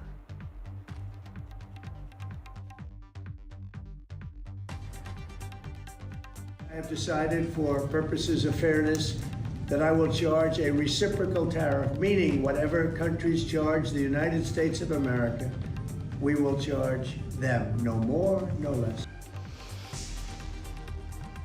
And Donald Trump says that Ukraine war has to end. Both Zelensky and Putin want it. He, in fact, proposes that he would love to have Russia back in the G7.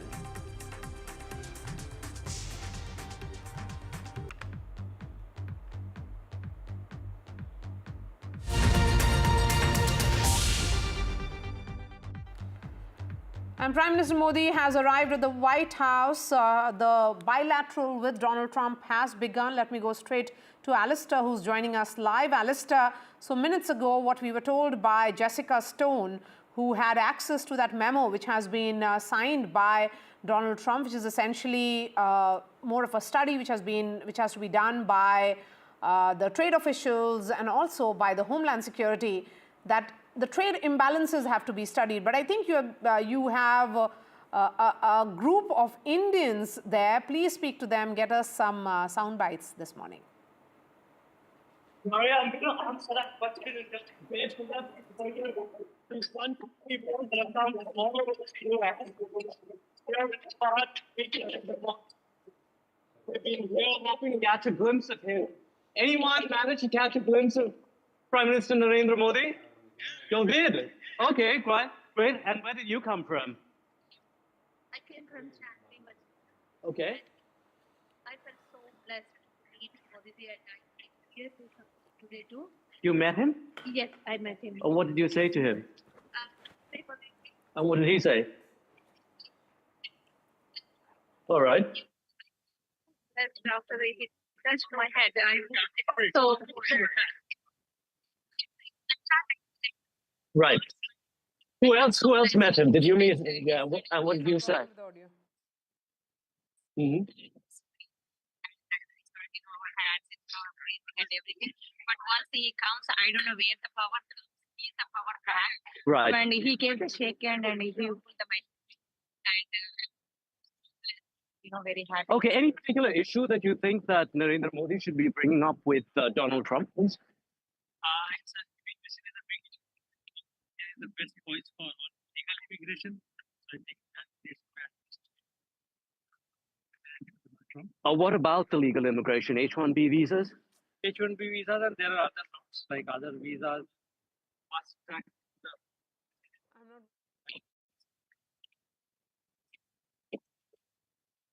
I'm going to come back to you in just a bit till you get a better connection. We'll try and fix that line. Drumil is joining us. He is an AI, tech and data science expert. Drumil, as someone who is into AI, which meeting was of most interest to you? I can see Seema Sirohi as well, author and columnist for Economic Times, and Jake Novak, who is the political analyst with Political Analyst. Drumil, coming to you. Yep, the recent meeting between the PM Modi and Donald Trump primarily focused on trade, tariffs, and defense cooperation. So while AI is in a central topic of the discussions, the strengthening of economic and strategic ties between India and the US is kind of a future collaborations in emerging technologies, including AI. So, like both nations have shown a key interest in advancing AI, as evidenced by initiatives like US-India Initiative on Critical and Emerging Technologies, which is known as ICET, which kind of aims to enhance cooperation in areas such as quantum computing, semiconductors, and AI. And I personally believe, according to the recent AI summit, India's active participation in global AI dialogues, such as, the Paris summit hosted by PM Modi and French President Emmanuel Macron, underscores the commitment of the nations. And these efforts, combined with the deepening US-India partnership, suggest, a broader strategic alignment that could foster all advancements in AI collaboration. Yes, and particularly in that meeting that he had with Michael Waltz, the National Security Advisor, he highlighted this sector. He spoke about AI, semiconductors, space, and more. Oh, yep, absolutely. So, for companies like Tesla, SpaceX, India presents an unparalleled opportunity, a billion-plus market. And PM Modi has met with NSA, Elon Musk, which signifies a strategic alignment between India's digital ambitions and Silicon Valley's technology leadership. So India is already known for its vast talent pool and growing AI ecosystem, is no longer a consumer, right? But it's about co-developing the next gen AI models, autonomous systems, and deep space innovations that will redefine the global tech landscape. Okay, Durya Dinojwala is also joining us. She is an immigration law expert. I'm coming to you, Ms. Sirohi. When we look at the itinerary of Prime Minister Modi, of course, this is the most important aspect of it. But before that, he had two critical players of the security apparatus of Donald Trump administration meet him. You had Tulsi Gabbard and also the National Security Advisor, followed by someone who heads the Department of Government Efficiency, and of course, Vivek Ramaswamy. It has been pretty a high-profile visit, but what do you think will be the big messaging that will come from this meeting, which is happening even as we speak? Well, it's it has to conclude when we get the joint statement, we can say. But so far, the main focus has been on tariffs, and the decision of President Trump to announce a study on reciprocal tariffs hours, like an hour before he was to meet the Prime Minister of India, is a kind of a signal which I'm sure the Indian side was expecting, but not in such a direct manner. So that may overshadow other things. But I think tariffs are not the only part of the relationship, and we shouldn't focus too much on that. The relationship between India and the United States is very broad-based. So the fact that he met the National Security Advisor Mike Waltz, met Tulsi Gabbard, her first meeting after being sworn in by President Trump, all those indicate that, the India-US strategic partnership, the main linchpin, of course, the main reason for convergence is China and its aggressive behavior in the Indo-Pacific and beyond. So we have to, and the cooperation in technology, in space, in whichever domain you look at, the two countries are working together. But the emphasis on tariffs is kind of, I would say, undermine the understanding for the public that how important the relationship is, and the US side emphasized that this morning in a briefing by senior administration officials. Are you of that opinion then, Ms. Siroy, that there has been an overemphasis on this, that there are several aspects of this relationship that tends to be undermined because we are overplaying the issue of tariffs? Well, I think so, because, problematic issues can be siloed.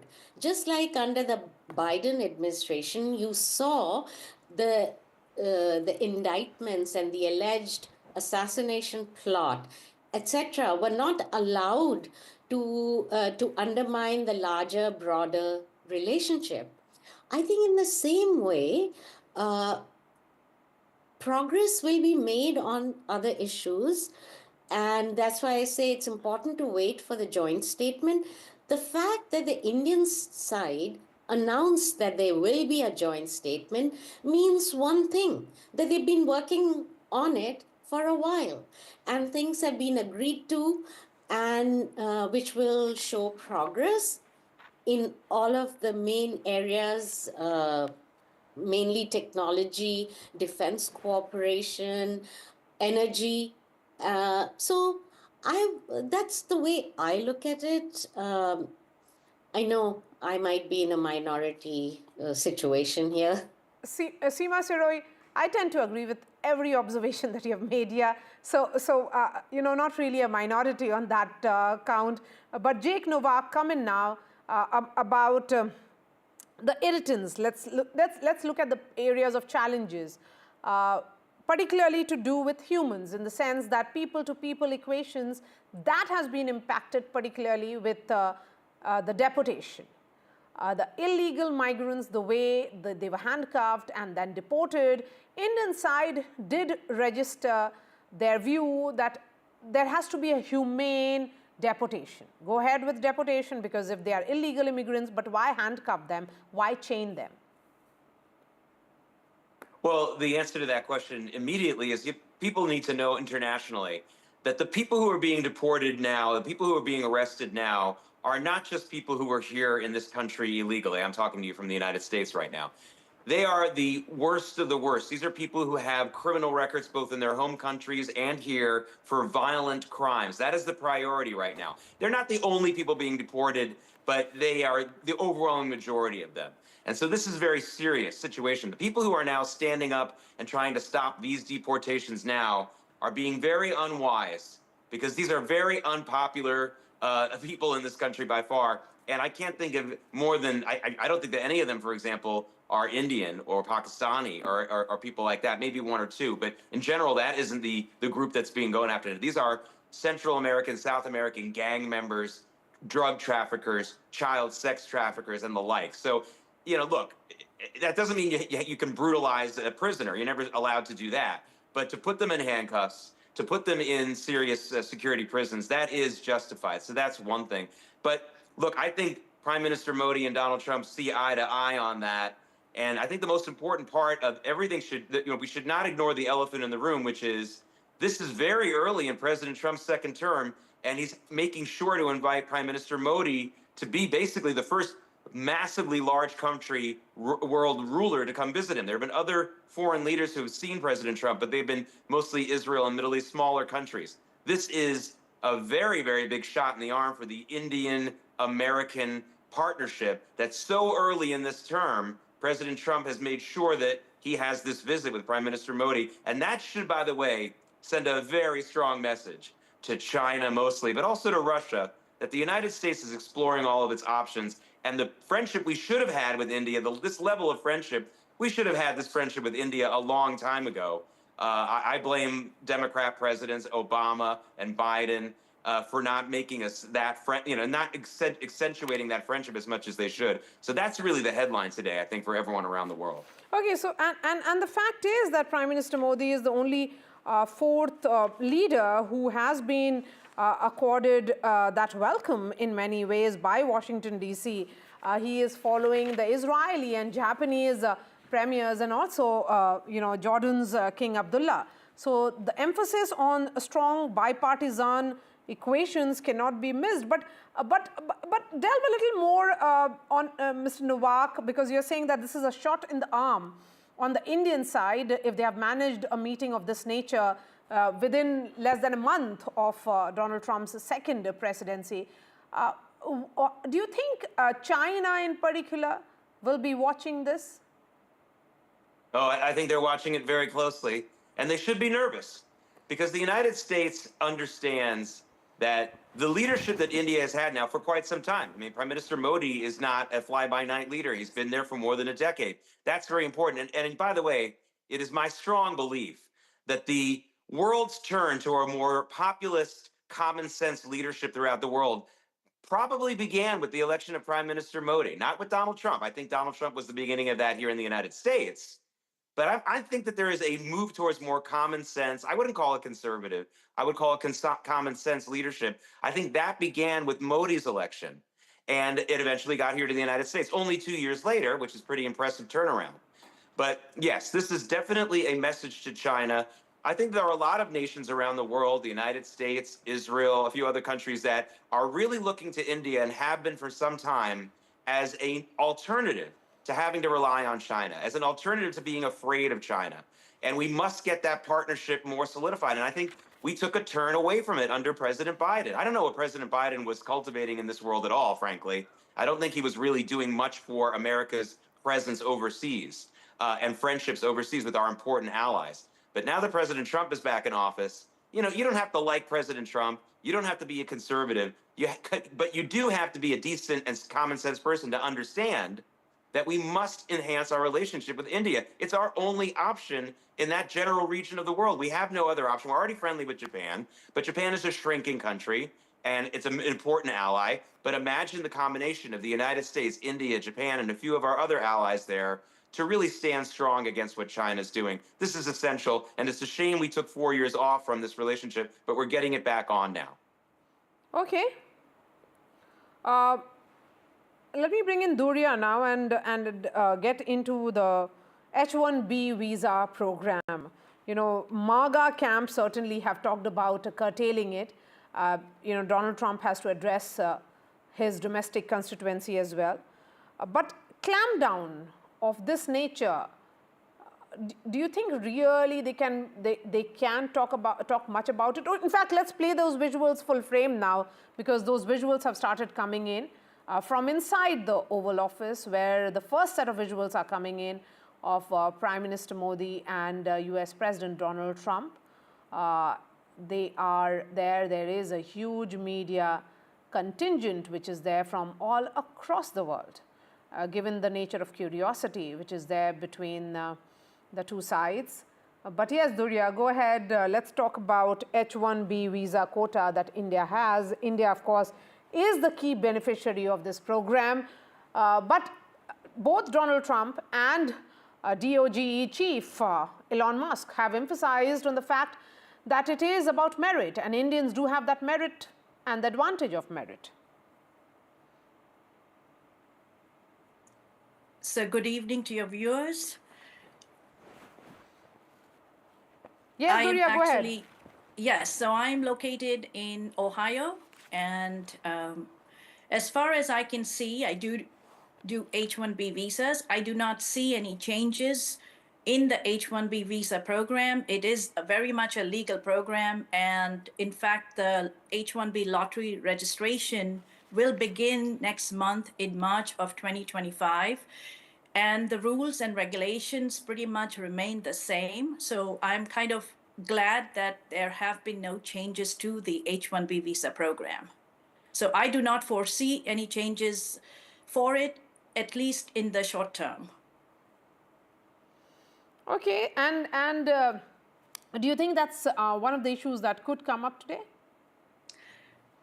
So I do not know if it was discussed, but I have seen President Trump's basically all the news last month, and I do not know what was discussed, but I do not foresee any changes in it. All right. And if it has been, I would Seema agree Surai with coming you to you. Seema Surai coming to you. We are looking at those visuals from inside the Oval Office where President Trump and Prime Minister Modi are sitting next to each other. This is an important meeting. The two leaders have much in common, much views in common.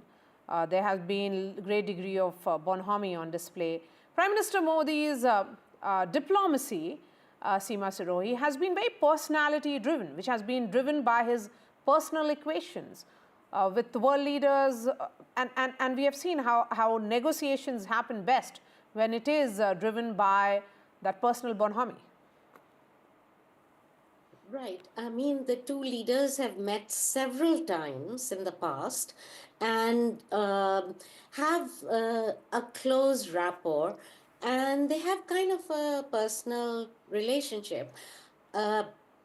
President Trump has never criticized the Prime Minister, even though he has criticized India's tariff regime. So that's very interesting. You know, sometimes he criticizes people, calls them names and things. He did that, especially with European leaders the last time around. But I want to point out a couple of things. This is Trump 2.0. It's a very different administration. I wouldn't put too much faith in how well it went the last time around, because anything could happen. This time, President Trump needs certain goals to be met that he has promised his base, and he's going about it in a very determined manner.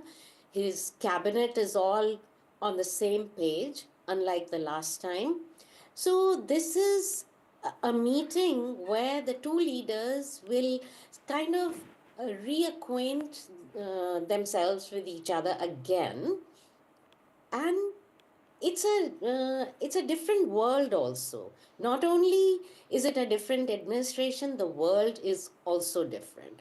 So we'll just have to wait and see what comes out of it. In terms of the visa question that you were asking the last guest, I would just say I don't think it'll come up at the Prime Minister's level. No Prime Minister of India or any major country is going to ask for favors like that, right?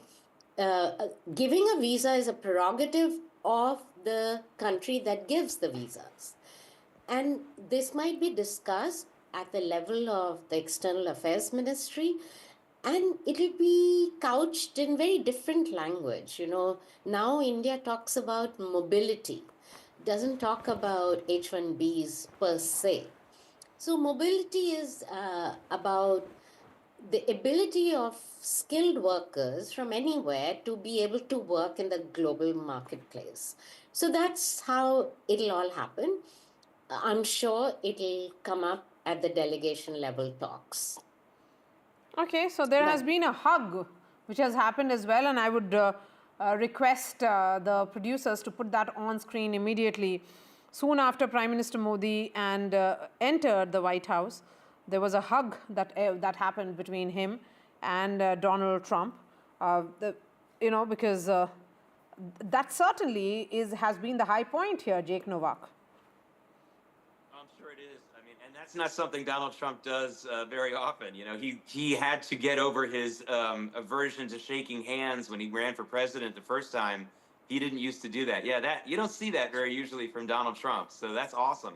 That's a great shot.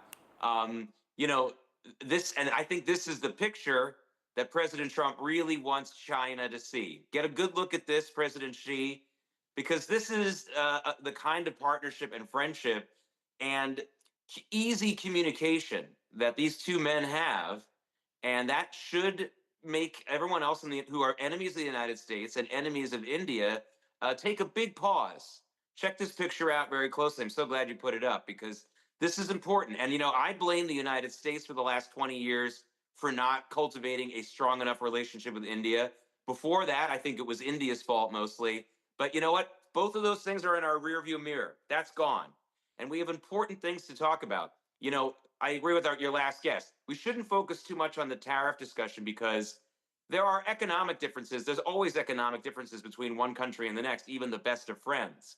But I don't think President Trump is using tariffs for economic reasons. He's using tariffs, which are an economic tool, to give us a political result. And what I think he wants to do by having India come to the United States and start to ask about what it can do to reduce tariffs or any kind of issue between the United States and India economically, that will strengthen our political bond because that will prove that we're willing to cooperate on money, which is a pretty big deal. So I think this is a political goal more than an economic goal. And that is why the H-1B visa situation, I don't think is going to change all that much, especially if Donald Trump delivers to his base strong numbers on other economic problems.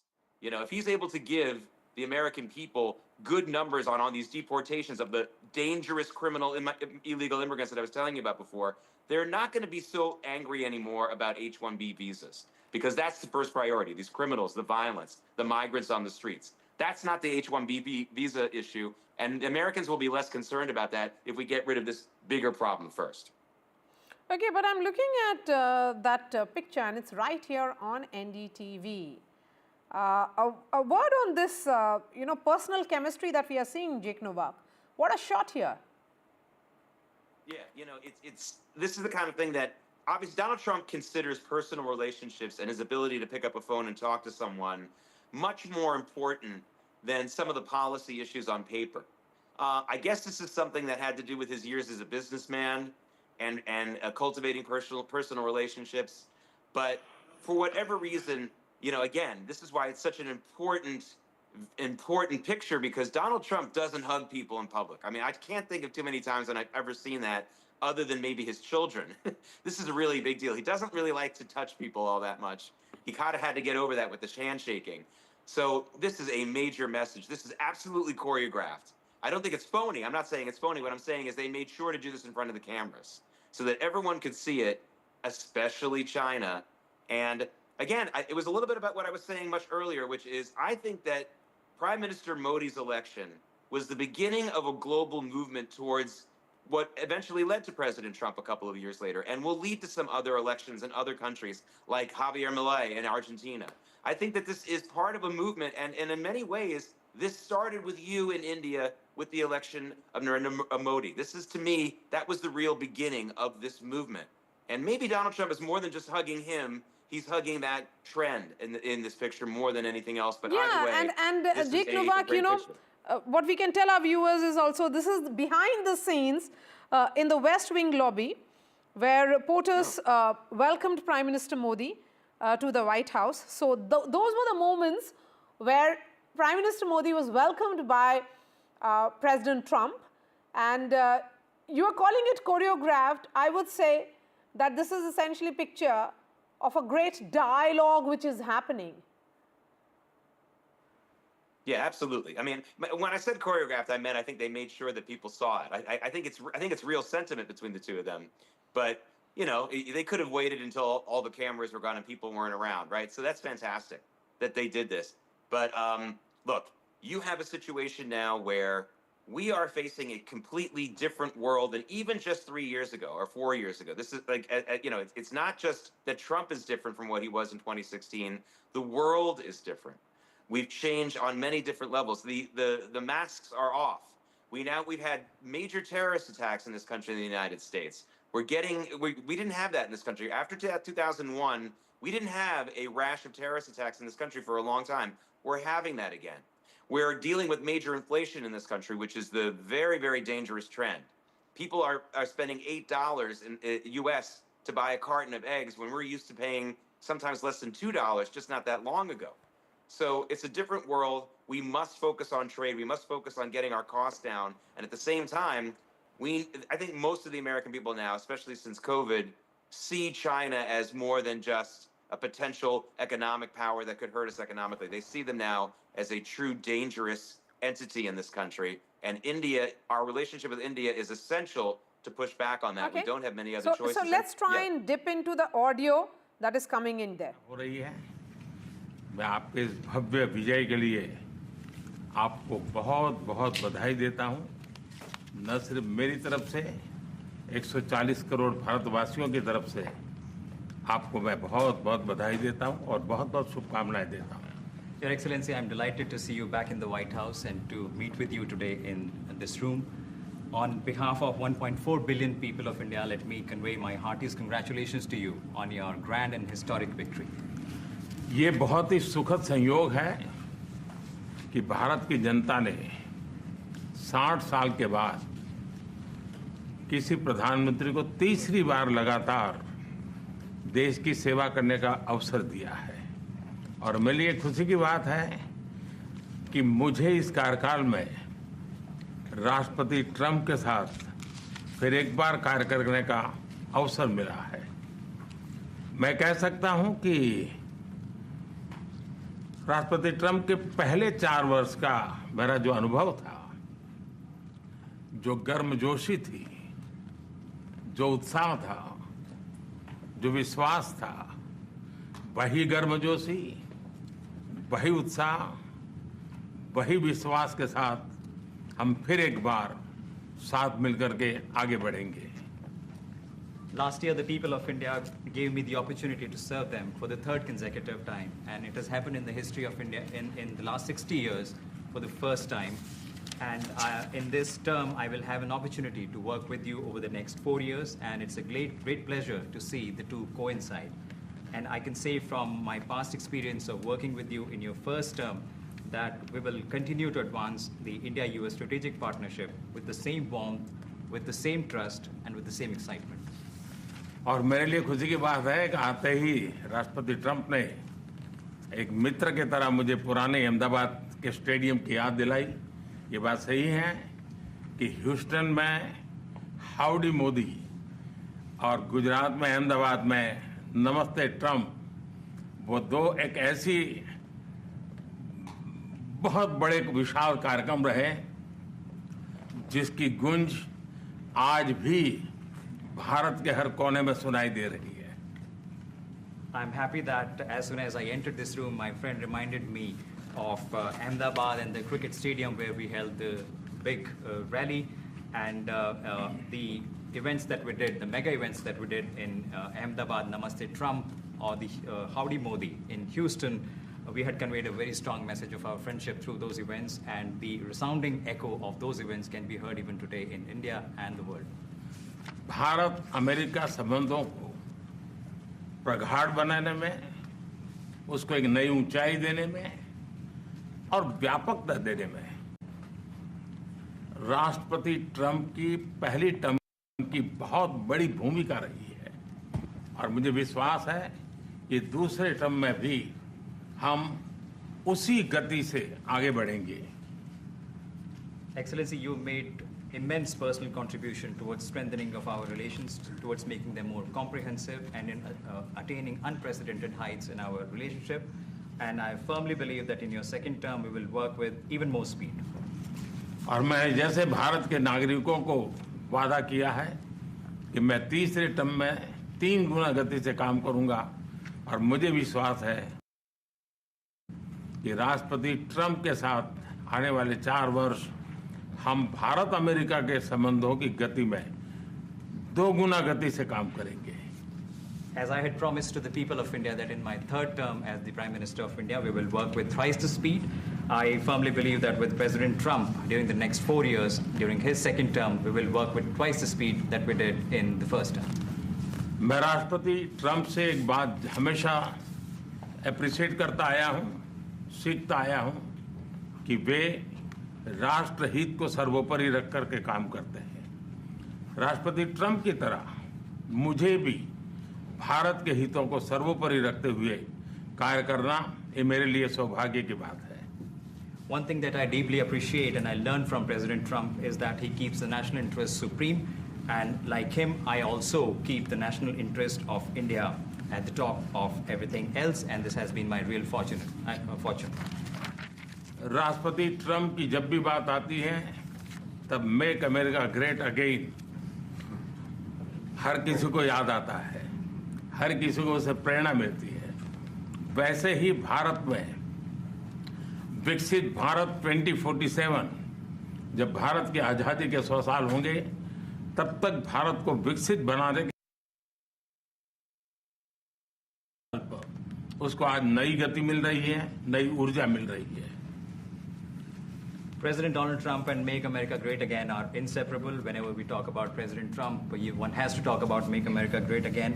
Similarly, that vision inspires everybody. Similarly, in India, we have the resolve of 1.4 billion people of India that by the time India reaches the 100th anniversary of its independence, we will make our country a developed country by 2047. And this is getting new speed and new resolve. America विश्व का सबसे पुराना लोकतंत्र, भारत विशाल लोकतंत्र, और इसलिए हम दोनों का मिलने का मतलब 1+1 2 नहीं, 1 और 1 11 होता है, और ये 11 की तख्ती वो ताकत विश्व के कल्याण के भी काम आएगी. US is the world's oldest democracy, and India is the world's largest democracy. So when India and the US come together, they make 1+1 11 and not 2. And this is the power of 11 that is going to work for the welfare of the humanity. मैं राष्ट्रपति Trump का, मेरे एक अच्छे मित्र का हृदय से आभार व्यक्त करता हूं कि हम फिर से एक बार प्रगति की राह पर नई ऊंचाइयों को छूने के लिए चल पड़ेंगे. I once again thank my friend President Trump, and we together resolve that we will together march towards progress and towards prosperity for our nations. Thank you. Thank you. Thank you very much. And he's doing a great job in India. Everybody talks about it. He's doing a really fantastic job. A great leader. Great leader. Modi ji बहुत अच्छा काम कर रहे हैं भारत में, और हर कोई इसकी बात कर रहे हैं. कोई बहुत बड़े नेता हैं, बहुत महान नेता हैं. मैं आपका बहुत आभारी हूं आपके इन शब्दों के लिए, और मुझे विश्वास है कि भारत का हर नागरिक आपकी इस भावना का आदर करता है. I thank you for your warm words, Mr. President, and I firmly believe that every person in India respects your sentiments. Thank you. Thank you very Thank much. you. Thanks a lot. Any questions, please?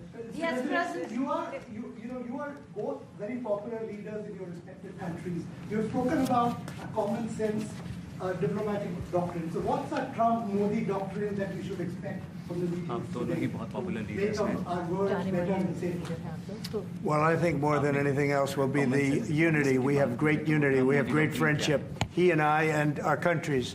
And I think it's only going to get closer. But it's very important that we remain united as countries. We're friends, and we're going to stay that way.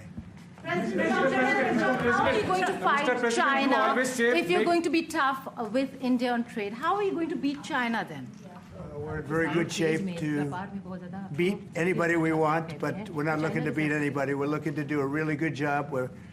We've done a fantastic job for the American people. We had a great 4 years, and we were interrupted by terrible administration, absolutely terrible. They didn't know what they were doing, and now we're putting it back together, and I think it's going to end up being much stronger than it was before, even much stronger than it was before.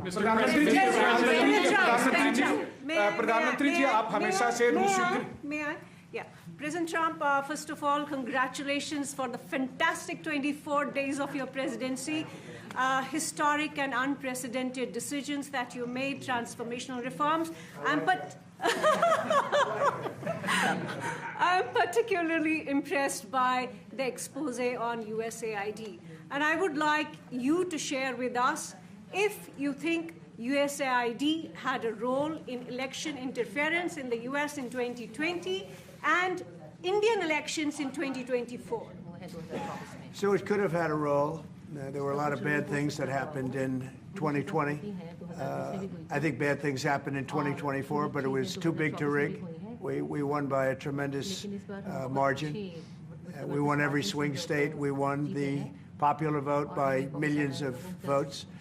So it was too big to rig. But yeah, I think they probably tried. We're looking to go to a system now much different, where one-day voting, voter ID, and we have to do that. And paper ballots. We want paper ballots. And when they do that, we're going to clean it up very, very well. But we had a great 2016. We had a much better 2020 election. But bad things happened. And we had the best of all. We had, they say, the most consequential in history, 129 years. Most consequential. So it was a great election, and it gives me a chance to work again with the Prime Minister and India. And we're going to have a great relationship together. Mr. President, do you see, प्रधानमंत्री जी कल president Trump ने president Putin से बात की है और युद्ध को रोकने की बात कही है. आप हमेशा से sir. Do you see India playing a role in your plan to broker a peace in Ukraine? And if I could ask you about a development in my hometown today, the U.S. attorney has resigned over the DOJ's request to drop the case into Eric Adams. Did you personally request the Justice Department to drop that case? No, I didn't. I know nothing about it. I did not. I think that, just to answer your other question, we're just going to get along well. We're going to get along with all countries. We're going to do very well. We're going to be doing, I think, record business, record numbers. And we're going to work with India also. We have some very big trade deals to announce in the very near future.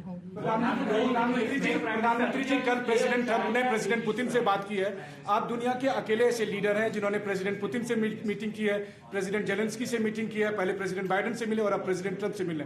आपको लग रहा है कि जिस शांति की बात आप करते आए थे उसमें अब भारत रूस और यूक्रेन को युद्ध खत्म कराने के लिए अमेरिका के साथ मिलकर कोई नया रास्ता बना सकता है? और दूसरा, प्रेसिडेंट ट्रंप भारत आने वाले हैं, प्रेसिडेंट पुतिन भारत आने वाले हैं, तो क्या भारत भूमि से शांति का संदेश जा सकता है?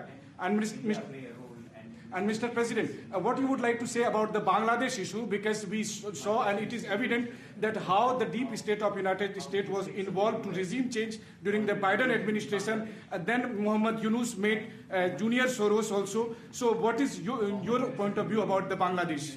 And what is the role that the deep state played in the situation in Bangladesh? Well, there was no role for our deep state. It was. This is something that the Prime Minister has been working on for a long time and has been worked on for hundreds of years, frankly. I've been reading about it. But I will leave Bangladesh to the Prime Minister. जहाँ तक रूस और Ukraine के बीच का लड़ाई का सवाल है, मुझे खुशी है कि राष्ट्रपति ट्रंप ने शांति के प्रयासों का इनिशिएटिव लेते हुए कल राष्ट्रपति पुतिन से बात की है. दुनिया का एक सोच रही है कि भारत न्यूट्रल है. भारत न्यूट्रल नहीं है. भारत का अपना पक्ष है और भारत का पक्ष है शांति. हम पहले दिन से ही, और मैंने राष्ट्रपति पुतिन को उनकी मौजूदगी में मीडिया के सामने कहा था कि ये समय युद्ध का नहीं है. और मेरा एक कन्विक्शन है कि समस्याओं का समाधान युद्ध के मैदानों में नहीं निकलता है, वो टेबल पर चर्चा करके ही निकलता है. As far as the Russia-Ukraine conflict is concerned, I'm very happy that President Trump has taken initiatives to restore peace and had telephone calls with President Putin and President Zelensky. The world had this thinking that India somehow is a neutral country in this whole process, but this is not true. India has a side, and that side is of peace. From the very first day, I have been talking about the importance of dialogue and diplomacy and a peaceful solution. And when I met President Putin in the presence of media, I had told him that this is not the era of war. And I have firm conviction that problems cannot be resolved on the battlefield. The two sides will have to come to the negotiating table. शांति के हर प्रयास का हम समर्थन करते हैं और राष्ट्रपति Trump ने जो इनिशिएटिव लिया है मैं उनका हर सख्त समर्थन करता हूं We support all efforts aimed at establishing peace. Can you let him translate, please? Welcome it and support it. I just want to add to that. We had a very good phone call yesterday with President Putin. It lasted maybe an hour and a half.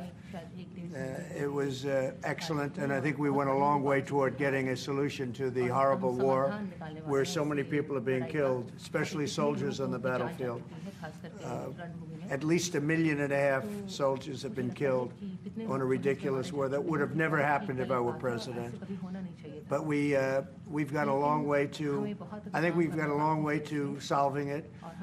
Tomorrow there's a meeting in Munich, and then next week there's a meeting in Saudi Arabia, not with myself or President Putin, but with top officials. And Ukraine will be a part of it too. And we're going to see if we can end that war. That war is a horrible war. It's a vicious, bloody war. We want to end it. To your other question, that U.S. attorney was actually fired. I don't know if he or she resigned, but that U.S. attorney was fired. Okay, go ahead.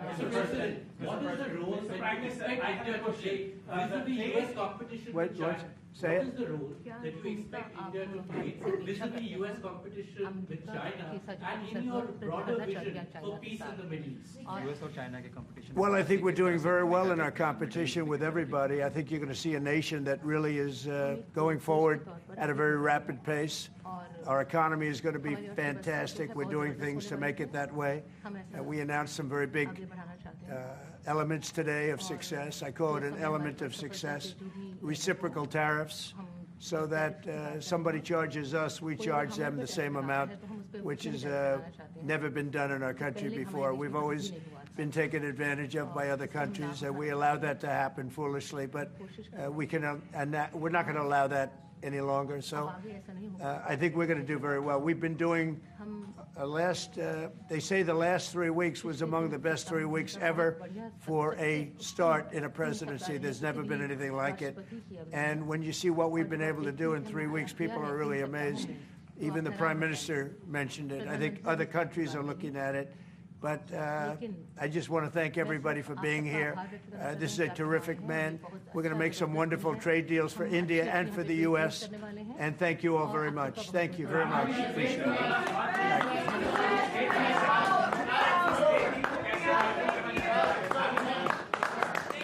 Thank you, everybody.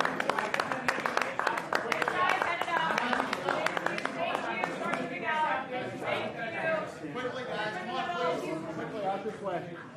Quickly, guys. Come on, quickly out this way. Come on, guys.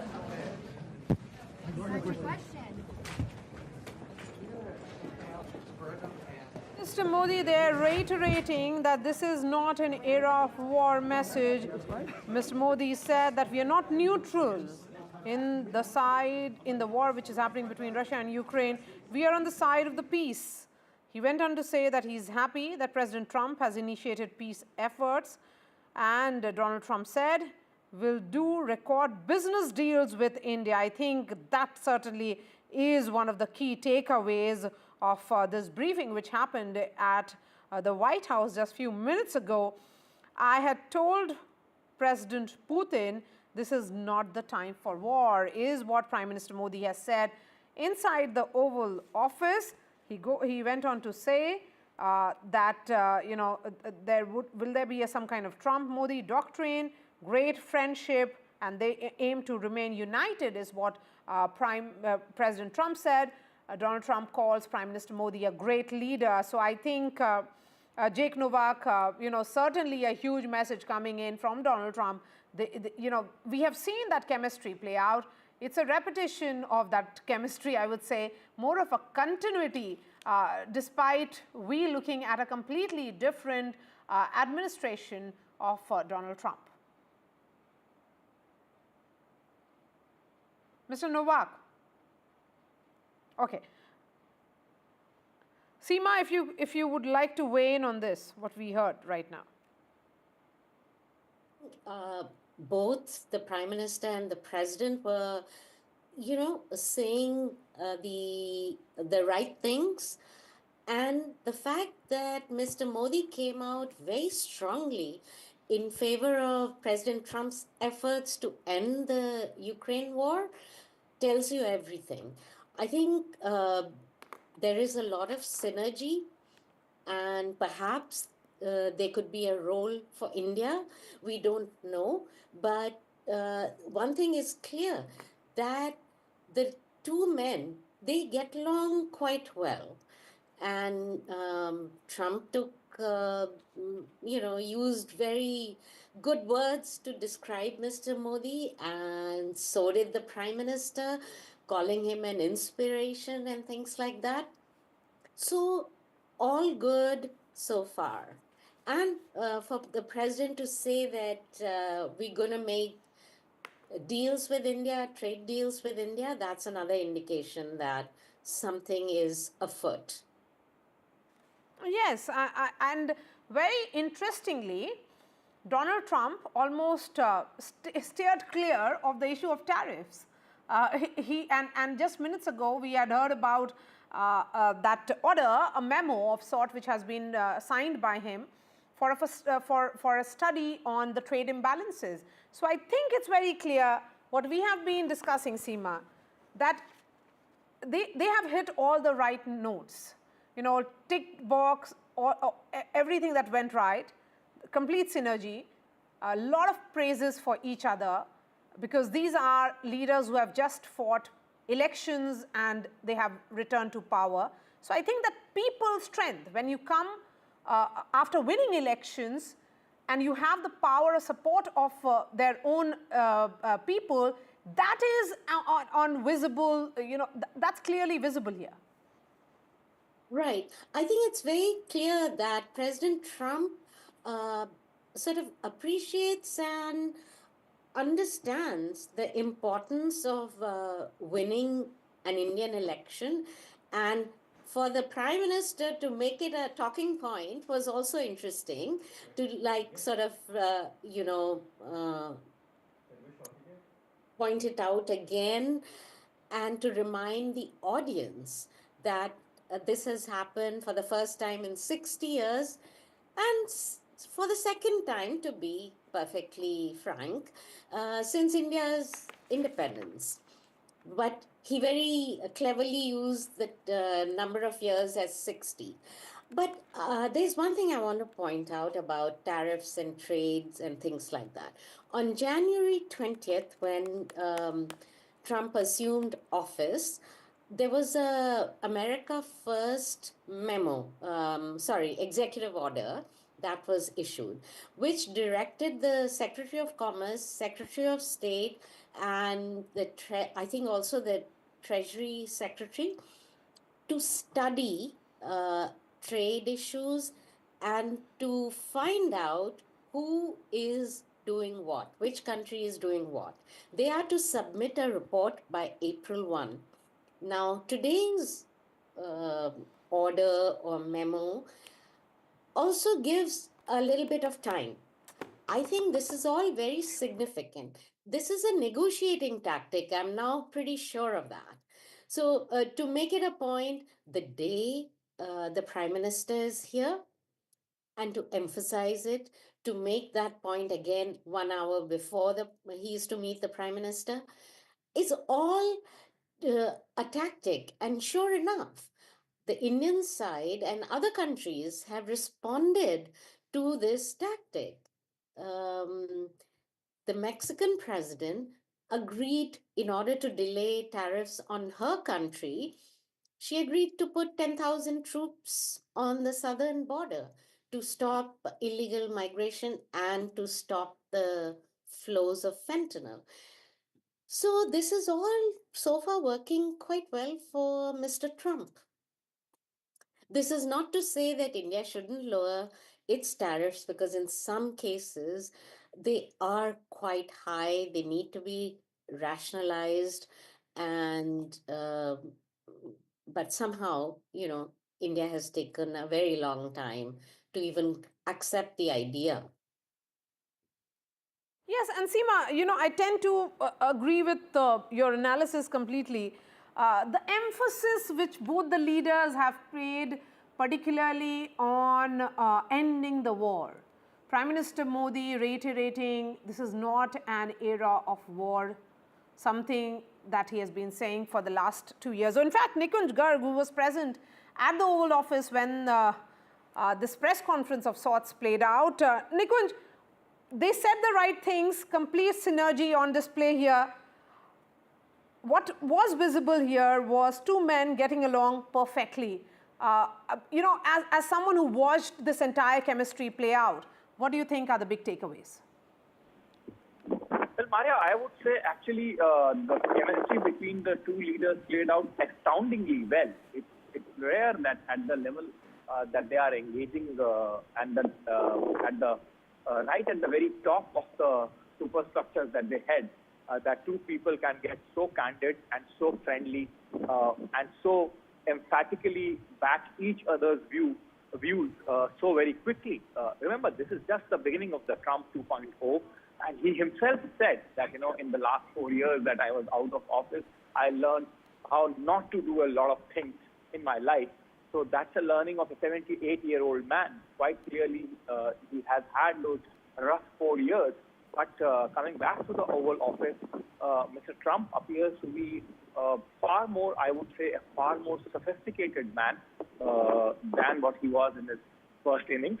And quickly realizing the importance of the relationship with India, he has invited Prime Minister Modi, and he was completely, I would say, complete freewheeling compliment that he gave to Prime Minister Modi was almost amazing to watch. He said Mr. Modi is a great leader. He's doing a lot of work back home in India, and he's doing a lot of good work for the benefit of his people. So I think that was quite complimentary. Prime Minister reciprocated those compliments by saying that, whenever we think of President Trump, we think of Make America Great Again movement. And that movement also inspires us back in India to do things for our own people. Some very emphatic commentary there coming from the Prime Minister also. He not only reiterated the fact that people should not mistake India's stance on Russia-Ukraine war as being neutral. He said, I told President Putin in presence of the press, emphasizing that point, in presence of the press, that this is not the era of war, and therefore the solutions to problems will come on the negotiating table and not in the lands of war. So that was quite an emphatic commentary coming from the Prime Minister ahead of that Munich conference also, that is slated sometime tomorrow. Prime Minister also emphasized on the fact that when it comes to the betterment of the ties, he would want to go extra mile, and he would want to ensure that these ties are deepened, that these ties are extended to the areas that they have currently not extended to. And he also emphasized on the fact that India as a country is a very responsible nation which would want to work for the welfare and welfareism of a large section of people, not only just in India, but across the geography. So I think that was a message which was coming loud and clear from the Prime Minister's commentary. President Trump, of course, there were some very stirring moments when a domestic question was asked. Again, going back to his familiar ways, said that attorney was fired and he didn't resign. I don't know who gave you the information that he or she resigned. So apart from that moments of domestic unease, or so to say, he was quite characteristically emphatic, I must say, in the comments that he made. and made it very clear on interesting two questions on Bangladesh and China also taken Maria there. On China, he said that we are not working against any country. We're just trying to ensure that nobody takes unfair advantage of us, and America is not short. We have done some great work as far as ensuring a fair treatment to the American interest is concerned. On Bangladesh, quite a tricky question was asked, which President Trump very quite clearly indicated that India is the leading power in that area, and India has had historical ties in that region, going much before the partition of Bangladesh, partition of India as such, and he said that that's where the Prime Minister has been working, and Prime Minister will continue to work. America does not have much of a role to play there. So quite clearly, calming those anxious nerves there, if anybody was expecting him to talk anything related to Bangladesh, and which could have been sort of seen as America meddling in India's backwaters. So I think, quite very emphatic, very categorical, very friendly and very warm comments coming from both the leaders. If you watch it closely, to see two leaders, as I said, of two great powers working so closely. Prime Minister did mention about the strength of the democracies, about the oldest democracy in United States of America and the largest or the biggest democracy, India. And he did say that in relations of these countries lie the larger good of the world. So I would say that overall, a very positive sentiment emerging out of that press conference, and overall a very positive commentary coming out from both the leaders as far as not only bilateral relations but multilateral facets of this relationship is concerned. And Nikunj, very interestingly, both leaders highlighted their electoral successes. The victories that they have had just a few months ago. Prime Minister Modi talking about he returning to power, I mean, third term, never before it has happened in Indian history in 60 years. And Donald Trump also talking about his success, the popular vote that he has polled. And that's what the democracies are all about, Maria, aren't they? I mean, the fact remains that democratically elected leaders get their biggest adrenaline rush from the votes that they are able to secure, particularly when it is about multiple terms. It's not just about the first term. In case of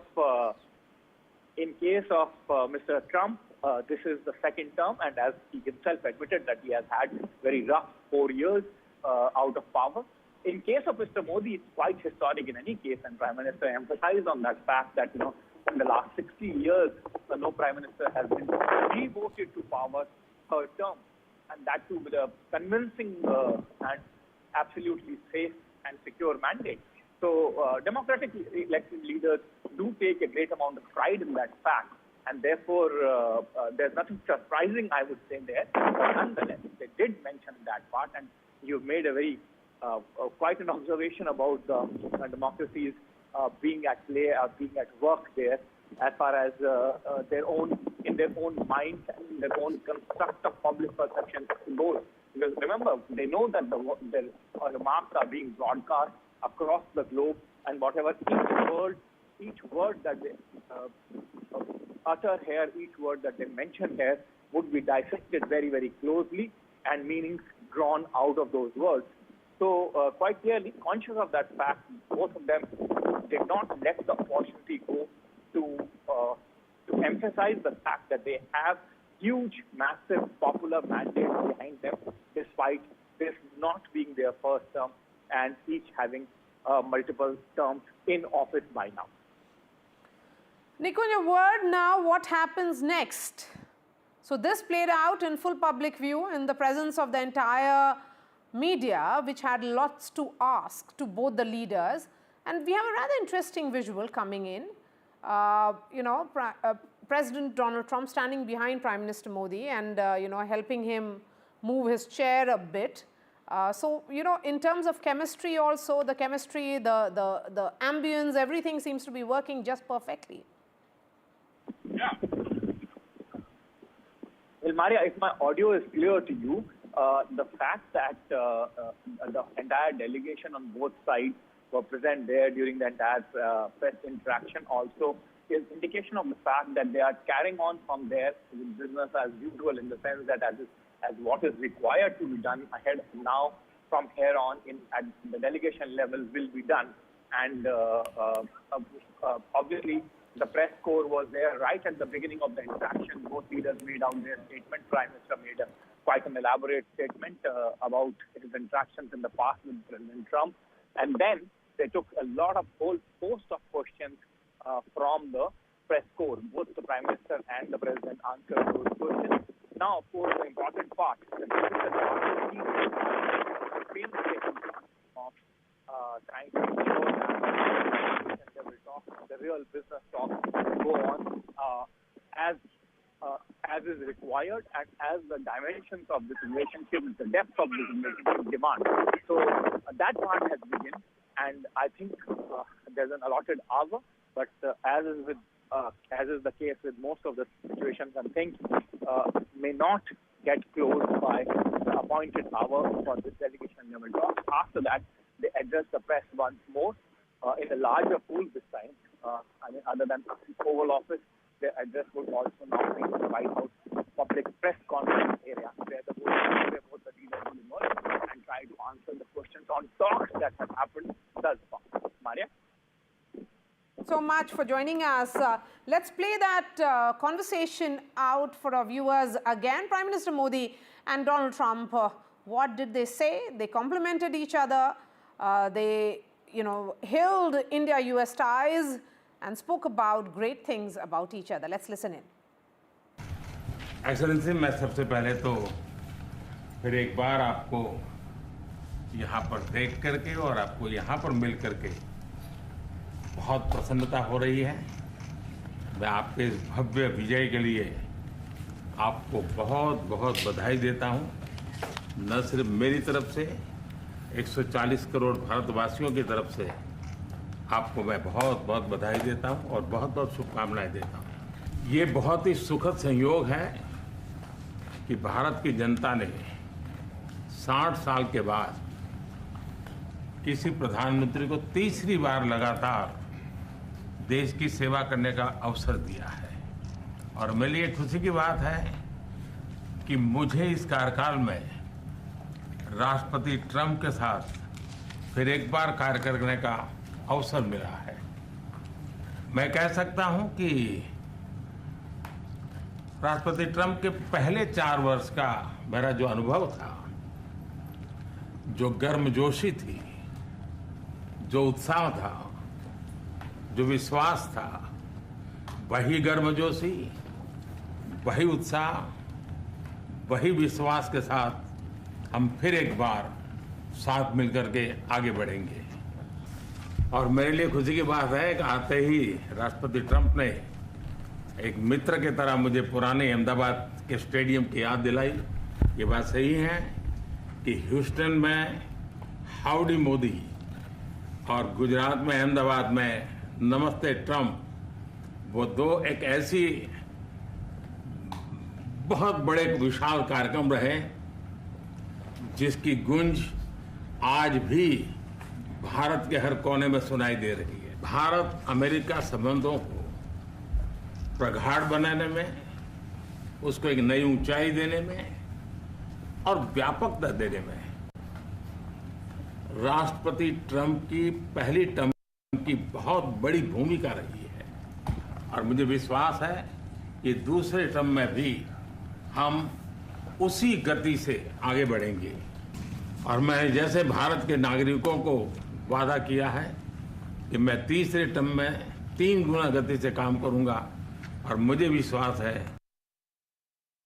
कि राष्ट्रपति Trump के साथ आने वाले 4 वर्ष हम Bharat America के संबंधों की गति में 2 गुना गति से काम करेंगे। मैं राष्ट्रपति ट्रंप से एक बात हमेशा अप्रिशिएट करता आया हूं, सीखता आया हूं कि वे राष्ट्रहित को सर्वोपरि रख करके काम करते हैं। राष्ट्रपति ट्रंप की तरह मुझे भी भारत के हितों को सर्वोपरि रखते हुए कार्य करना ये मेरे लिए सौभाग्य की बात है। राष्ट्रपति ट्रंप की जब भी बात आती है तब मेक अमेरिका ग्रेट अगेन हर किसी को याद आता है, हर किसी को उससे प्रेरणा मिलती है। वैसे ही भारत में विकसित भारत 2047 जब भारत की आज़ादी के 100 साल होंगे तब तक भारत को विकसित बनाने के उसको आज नई गति मिल रही है, नई ऊर्जा मिल रही है। अमेरिका विश्व का सबसे पुराना लोकतंत्र, भारत विशाल लोकतंत्र, और इसलिए हम दोनों का मिलने का मतलब 1+1 2 नहीं, 1 और 1 11 होता है, और ये 11 की तख्ती वो ताकत विश्व के कल्याण के भी काम आएगी। मैं राष्ट्रपति ट्रंप का, मेरे एक अच्छे मित्र का हृदय से आभार व्यक्त करता हूं कि हम फिर से एक बार प्रगति की राह पर नई ऊंचाइयों को छूने के लिए चल पड़ेंगे। And joining us on this special broadcast is Derek Grossman, who is the senior defense analyst at Rand Corporation. John is commentator on U.S. national security. Joining me from Washington, D.C. We also have Pramit, co-founder, director of Boston Center of Excellence. Pramit, beginning with you, there was a lot of anticipation as to what will happen, what will go wrong. Here are the two leaders striking all the right notes, saying all the right things, celebrating each other, quite literally. Lot of warmth, lot of bonhomie on display. Whatever you have seen in last 1 hour, I think we are seeing since morning, both the delegations seem to be quite at ease. There was no tension per se, although people were talking about tariffs and trades and some tensions. But looking at the delegations' body language, I think, and whatever we are informally discussing with them, they were quite at ease. And you have seen that immediately both the president and the prime minister, they gave a very warm hug to each other as they saw each other. And then after that, they also went into the memory lane of discussing about the Howdy Modi program, which was a massive success in Houston, and President Trump was extremely delighted in that event.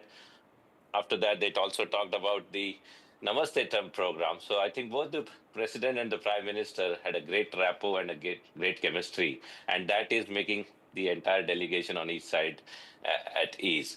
And the chemistry and the rapport that they have developed in the Trump 1.0, I think that is going to continue.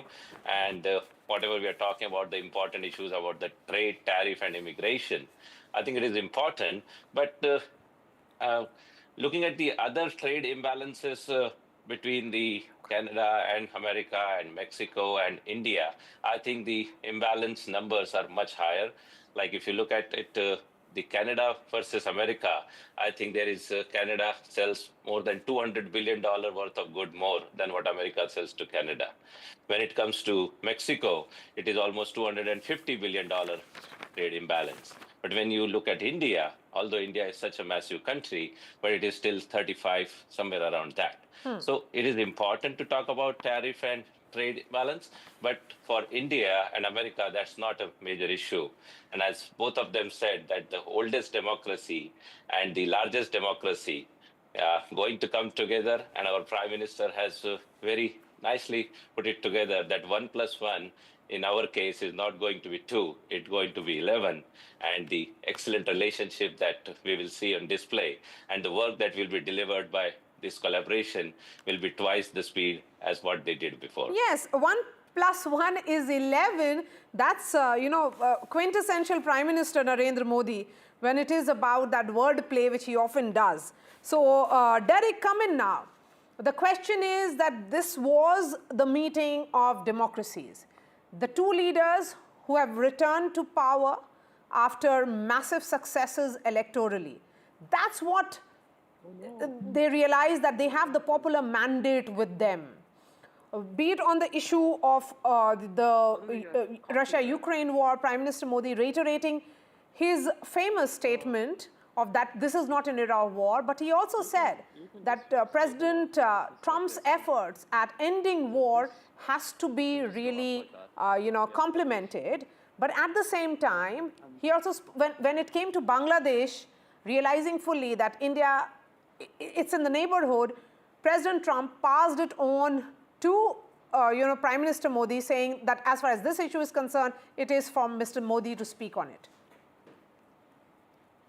Yeah, no, I think that's right. I mean, this is really kind of a very important moment here with Trump and Modi meeting to pick up where they left off during Trump's first administration, but also, of course, now we have Russia's invasion of Ukraine and how to finally get to some sort of peace in that region. And Trump has been pretty, forward-leaning in terms of trying to negotiate a peace between Russia and Ukraine. And I think India can play a pretty significant role in that if it so chooses. And it's interesting that Modi reiterated his point about this is not the era for war, that he conveyed that to Putin. And also, he is once again reiterating, that India is on the side of peace. It's not neutral per se, it's on the side of peace. And how do we get to peace? Well, that involves diplomatic negotiations. And I think Trump and Modi are really going to be on the same page when it comes to that. When it comes to Bangladesh, I mean, we'll kind of see if there's anything in the readout on it. But I think it's a pretty sensitive issue. My sense of it is that that the United States, under the Trump administration, is going to side with Modi in terms of not engaging the Yunus government as much as, say, Biden did. But this is all relative, right? That doesn't mean that the U.S. is going to ignore Bangladesh or anything like that. At least I don't presume that. But I do think that there is going to be sort of a downplaying of that issue, among other issues, that could cause friction within the U.S.-India strategic partnership. John, for you, what stood out? Well, I think that when it comes to Trump, he's looking to achieve peace in Ukraine, and India, being a longtime partner of Russia, has a degree of leverage over Russia when it comes to achieving his desired goal of peace in Ukraine. So I think that this is the beginning of a fruitful partnership. Trump and Modi were fairly close in the first Trump term. And the United States and India have a lot in common when it comes to deterring China. And of course, President Trump wants to work with Modi to reduce India's tariffs so that he doesn't move forward with a reciprocal tariff so that we can improve our trading relationship. But I think that in contrast with the prior administration that was very anti-India, we will see a stronger relationship in this new term between the U.S. and India. Okay, so let's listen in now to what Donald Trump said in that brief interaction that he and Prime Minister Modi had in Oval Office in the presence of the entire media contingent. Well, I think more than anything else will be the unity. We have great unity. We have great friendship, he and I and our countries. And I think it's only going to get closer. But it's very important that we remain united as countries. We're friends, and we're going to stay that way. President Trump, how are you going to fight China if you're going to be tough with India on trade? How are you going to beat China then? We're in very good shape to beat anybody we want, but we're not looking to beat anybody. We're looking to do a really good job. We've done a fantastic job for the American people. We had a great 4 years, and we were interrupted by terrible administration, absolutely terrible. They didn't know what they were doing, and now we're putting it back together, and I think it's going to end up being much stronger than it was before, even much stronger than it was before.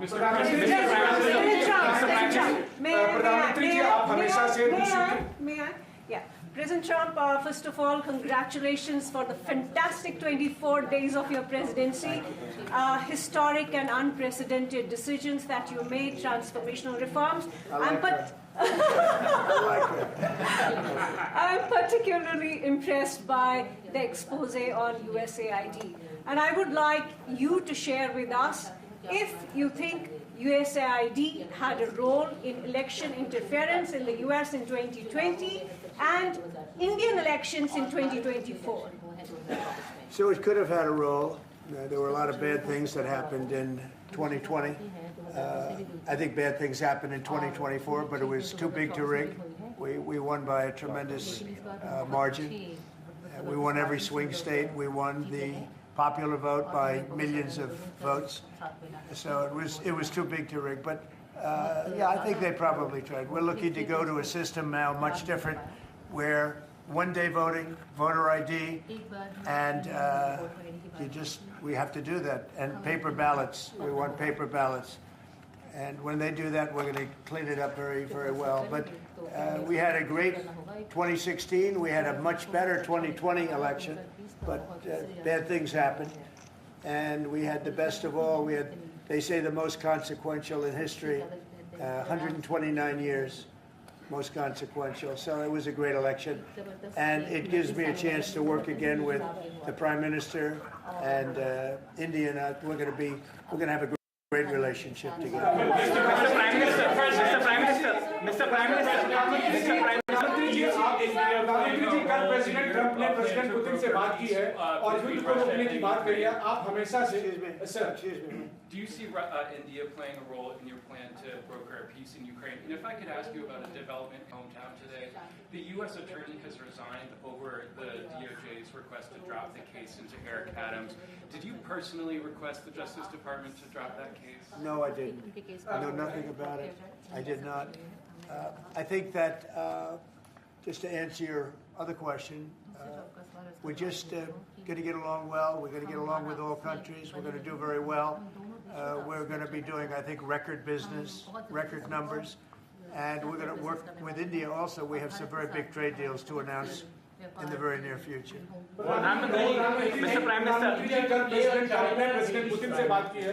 आप दुनिया के अकेले ऐसे leader हैं जिन्होंने president Putin से meeting की है, प्रेसिडेंट जेलेंस्की से मीटिंग की है, पहले प्रेसिडेंट बाइडेन से मिले और अब प्रेसिडेंट ट्रंप से मिले. आपको लग रहा है कि जिस शांति की बात आप करते आए थे, उसमें अब भारत रूस और यूक्रेन को युद्ध खत्म कराने के लिए अमेरिका के साथ मिलकर कोई नया रास्ता बना सकता है? और दूसरा, प्रेसिडेंट ट्रंप भारत आने वाले हैं, प्रेसिडेंट पुतिन भारत आने वाले हैं, तो क्या भारत भूमि से शांति का संदेश जा सकता है? And Mr. President, what you would like to say about the Bangladesh issue, because we saw and it is evident that how the deep state of United States was involved in regime change during the Biden administration, and then Muhammad Yunus made Junior Soros also. So what is your point of view about the Bangladesh? Soros, and what is the role that the deep state played in the situation in Bangladesh? Well, there was no role for our deep state. It was. This is something that the Prime Minister has been working on for a long time and has been worked on for hundreds of years, frankly. I've been reading about it. But I will leave Bangladesh to the Prime Minister. जहाँ तक रूस और Ukraine के बीच का लड़ाई का सवाल है, मुझे खुशी है कि राष्ट्रपति ट्रंप ने शांति के प्रयासों का इनिशिएटिव लेते हुए कल राष्ट्रपति पुतिन से बात की है. दुनिया का एक सोच रही है कि भारत न्यूट्रल है. भारत न्यूट्रल नहीं है. भारत का अपना पक्ष है और भारत का पक्ष है शांति.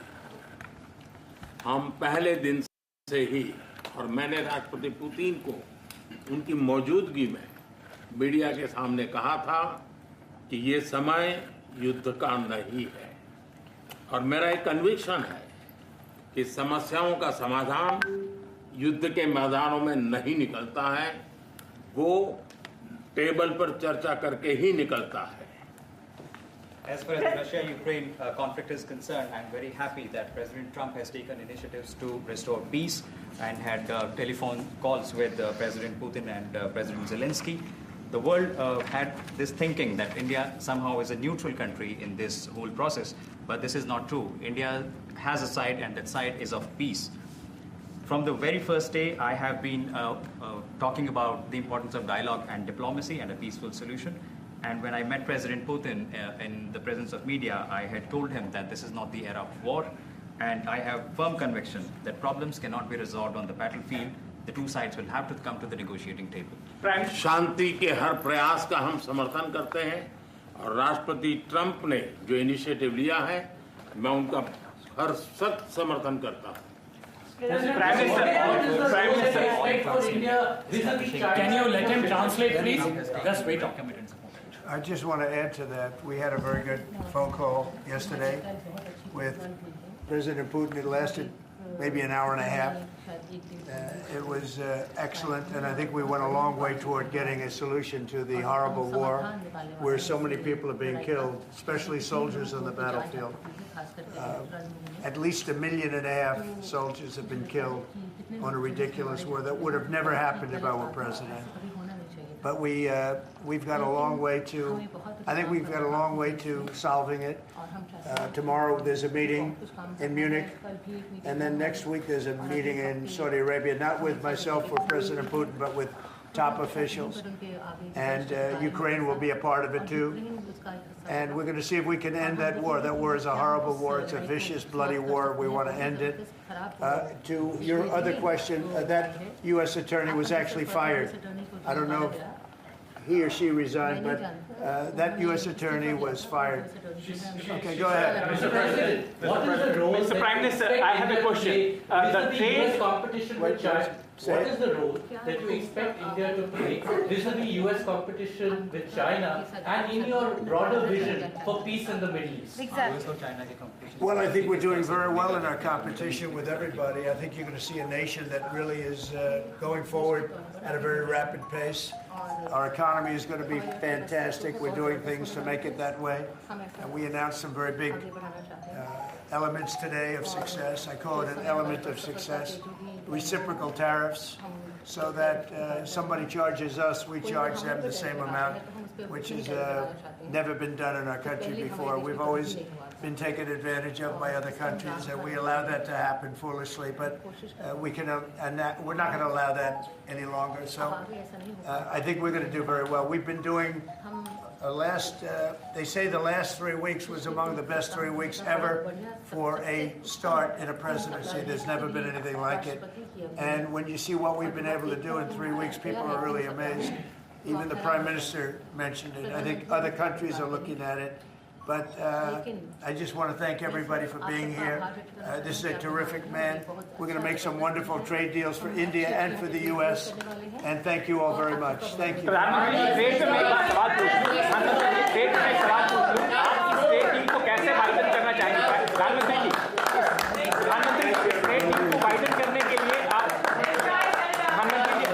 Reciprocal tariffs के बीच में कैसे आप ट्रेड डील को वाइडन करना चाहेंगे? Gotta stand up. You're on my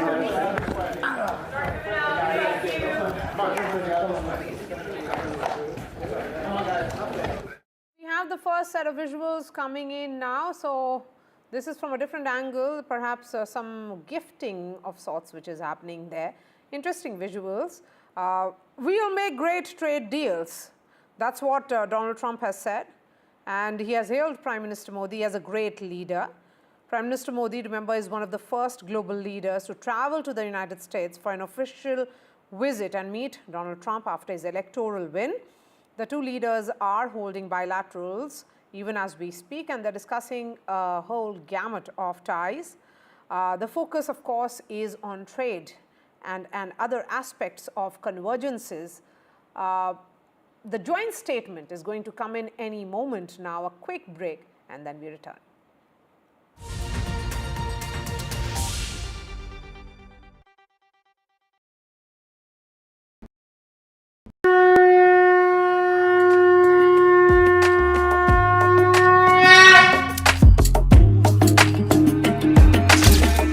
Mahakumbh, the festival of faith, the world's biggest spiritual festival, the divine dip at the spiritual Sangam,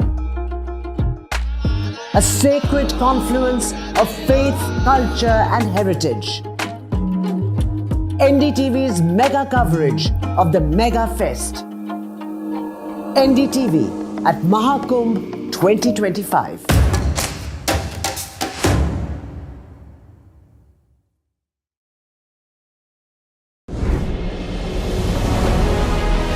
As India accelerates its growth towards self-reliance, India Inc.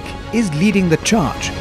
From market dominance to manufacturing, from AI breakthroughs to disruptive innovations, India is setting the roadmap for a Viksit Bharat.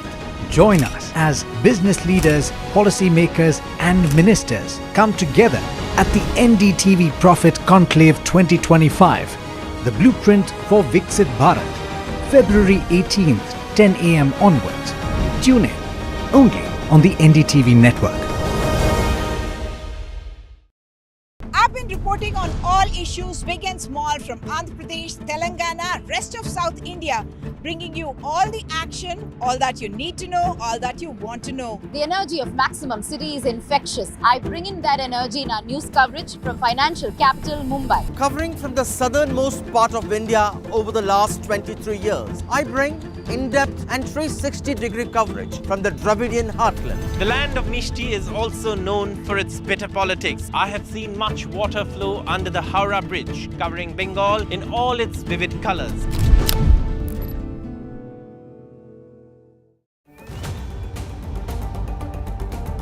This week on India Ascends, we decode the ins and outs of the historic PM Modi-President Trump meet. Mumbai to Marseille, why IMEC is poised to bring the global north and south together, and how BrahMos missile is pushing India to the forefront of military innovation and reshaping global defense dynamics. all this and more only on India Ascends with me, Gauri Dwivedi, at these timings on the NDTV network. Big budget day. Big newsmakers on NDTV. Top ministers and opposition leaders. ये by the people, of the people and for the people budget.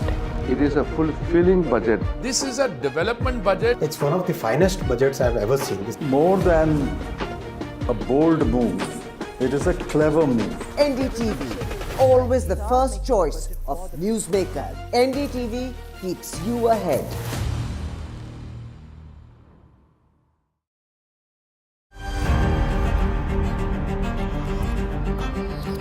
There is a growing realization across the global capitals that this is a relationship which is fast moving beyond the pale of bilateralism into truly a force for global good.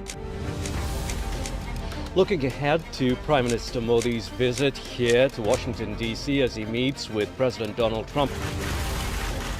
I do think, though, there are real opportunities for the U.S. and India to work together. I think you look at both President Trump and Prime Minister Modi as leaders that really want to bring an end to wars, and particularly the war in Ukraine. It's a short visit, but it's a visit of consequence. This is Nikunj Garg reporting for NDTV from Washington, D.C.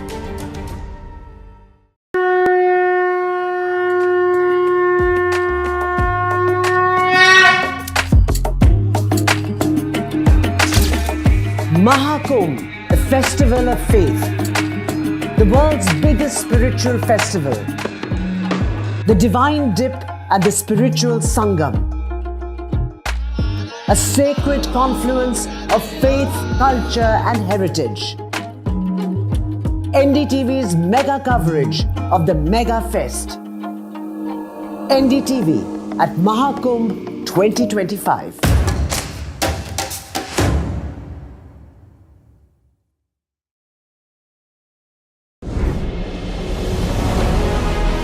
As India accelerates its growth towards self-reliance, India Inc. is leading the charge.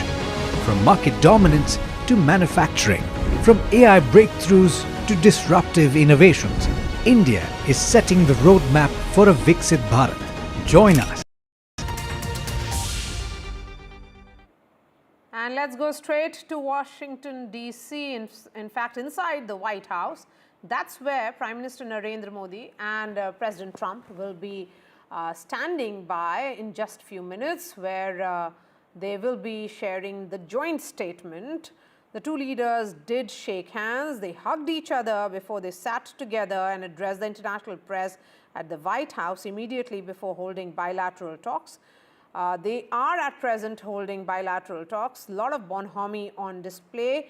A lot of compliments that the two leaders exchanged as well. So, right thing said, complete synergy, which was what we saw, Prime Minister Modi telling Donald Trump that he appreciates President Trump and all his efforts in ensuring that there would be some peace between Russia and Ukraine. President Donald Trump calling Prime Minister Modi a great leader. So certainly when it comes to using the right phrases, the right words, everything was on display. Great friendship between two nations, two democracies, one largest democracy, the oldest democracy, was something that we saw. The one question certainly that comes to my mind here, if I may bring in Pramit now. Pramit, one thought certainly that came to my mind was that a few minutes ago there was this entire memorandum which was signed by Donald Trump. There was a lot of surround sound around it. Okay, in fact, Jessica is joining us. Jessica, how is this bilateral being read by journalists like you? Certainly came with some surprise after all of the signaling that this would in fact be an imposition of tariffs today. I'm just reading through and seeing some press outlets still haven't caught up to what we've been reporting, which is that this was a memorandum directing a 6-month study of reciprocal tariffs, and certainly an endorsement of their use, but not an imposition of their use, which is a far cry from what we thought we were getting when we saw that Truth Social post early this morning.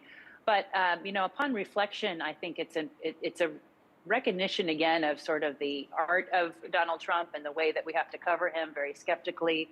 That words really matter. That he tends to be loose sometimes with his definitions of words. For example, today he called something a press conference that was not a press conference. It was certainly a press availability, but a press conference has a more formal definition and certainly has more pageantry, which is what we're seeing being organized behind me in the East Wing of the White House now.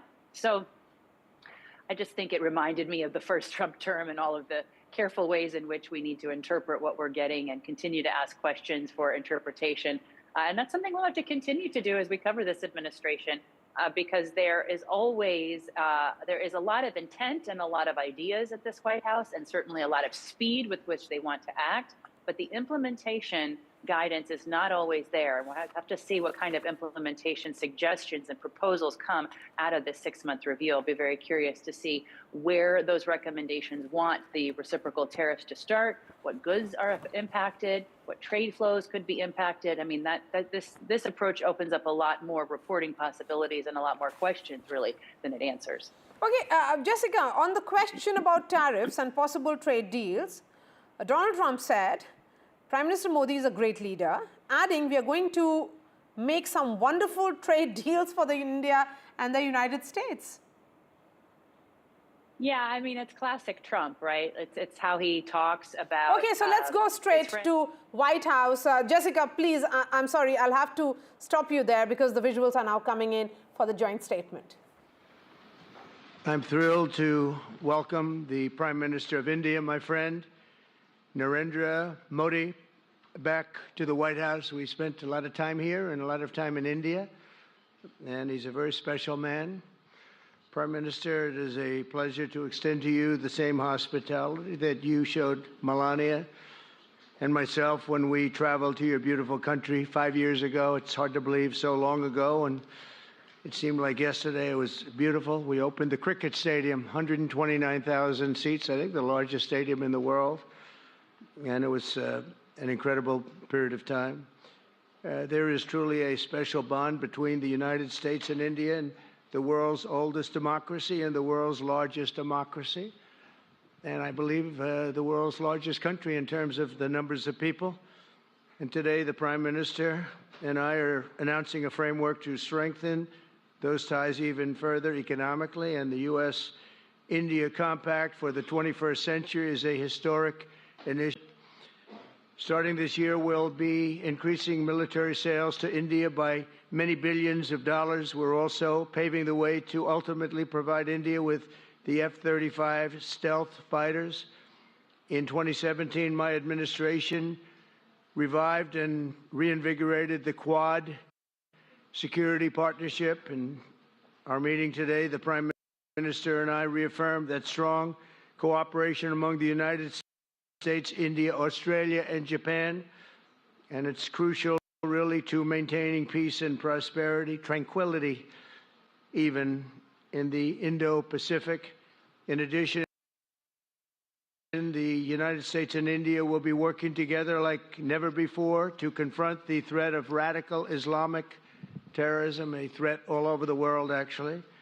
Today, I'm pleased to announce that my administration has approved the extradition of one of the plotters and one of the very evil people of the world, and having to do with the horrific 2008 Mumbai terrorist attack, to face justice in India. So he's going to be going back to India to face justice.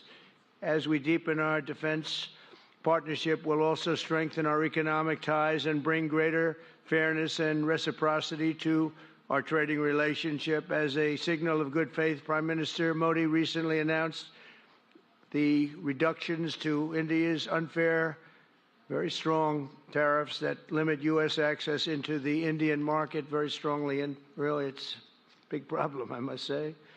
India imposes a 30 to 40 to 60 and even 70% tariff on so many of the goods, and in some cases far more than that. And as an example, a 70% tariff on U.S. cars going into India, which makes it pretty much impossible to sell those cars. Today, the U.S. Trade deficit with India is almost $100 billion, and Prime Minister Modi and I have agreed that we'll begin negotiations to address the long-running disparities that should have been taken care of over the last 4 years, but they didn't do that, in the U.S.-India trading relationship, with the goal of signing an agreement. And we want, we want a certain level playing field, which we really think we're entitled to, and he does also, in fairness. So we're going to work on that very hard, and we can make up the difference very easily with the deficit, with the sale of oil and gas, LNG, of which we have more than anybody in the world. The Prime Minister and I also reached an important agreement on energy that will restore the United States as a leading supplier of oil and gas to India. It will be hopefully their #1 supplier. In the groundbreaking development for U.S. nuclear industry, India is also reforming its laws to welcome U.S. nuclear technology, which is at the highest level, into the Indian market. This will bring safe, clean, and affordable electricity to millions of Indians and tens of billions of India. And under the framework we are announcing today, the United States and India are also joining forces to ensure that artificial intelligence and other advanced technologies are developed by two of the most advanced nations, intellectually and otherwise, technologically, anywhere in the world. There's nobody very much closer. We have an incredible relationship there, and this is where it seems to be heading. And artificial intelligence, a very complex subject, but it seems to be where people want to be and they want to go, and we're leading right now by a lot, but other people will try to catch us. I don't know if they're going to be able to. We're going to make it available. We're going to make tremendous amounts of electricity available. We're going to let the people that are buying the electricity make their own electric plants, electric generation plants. And we've never done this in our country, but we're going to get it done very quickly. Lee Zeldin and his group are going to get the approvals in very rapid form. And we're calling it a national emergency, and that's exactly what it is. So we're going to remain at the top of the AI, or artificial intelligence, I think, for a long time to come, and we're going to be working very closely with India and other countries on that. But right now, we're the leader by quite a bit. Finally, we agreed to work together to help build one of the greatest trade routes in all of history. It will run from India to Israel to Italy and onward to the United States, connecting our partners by ports, railways, and undersea cables, many, many undersea cables. It's a big development. It's a lot of money going to be spent, and we've already spent some, but we're going to be spending a lot more in order to stay advanced and stay the leader. I'm pleased to report that with today's announcements, The friendship between the United States and India is the strongest I believe it's ever been. I think our relationship is the best it's ever been between two leaders of the two countries, and it's an honor to say that. I'd like to now invite the Prime Minister to say a few words, and then we'll take some questions, and we appreciate you all being here. Thank you very much. Thank you very much.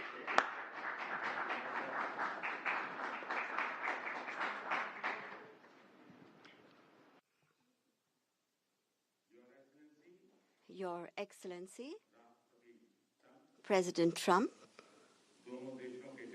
delegates of both countries, friends from the media, Namaskar. I would like to, first of all, express my heartfelt gratitude. राष्ट्रपति Trump, दोनों देशों के delegates, media के साथियों, नमस्कार।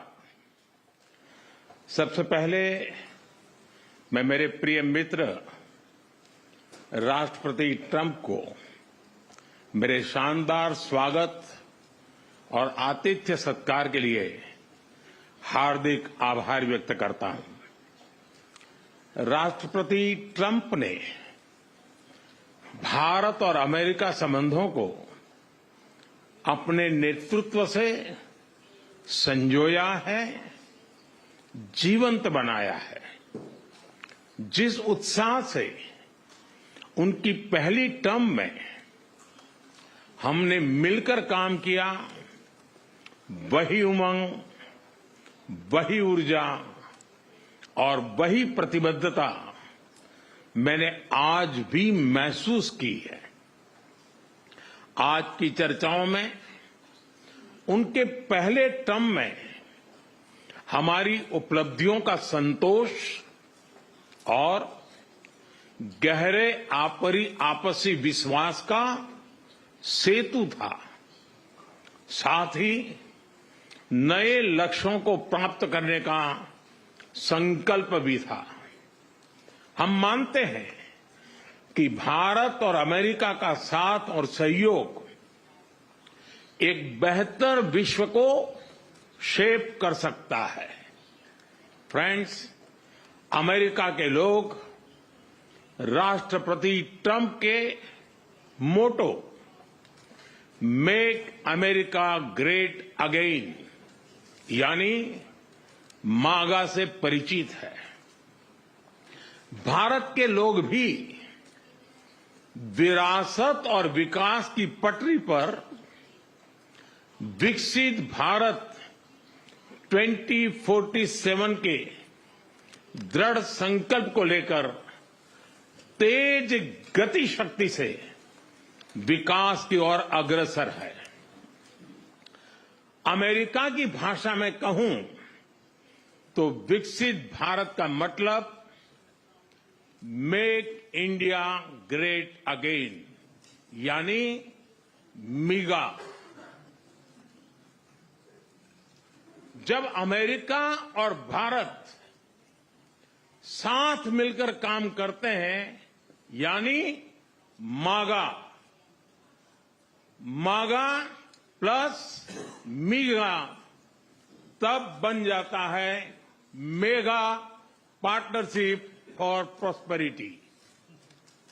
और यही mega spirit हमारे लक्ष्यों को नया स्केल और स्कोप देती है।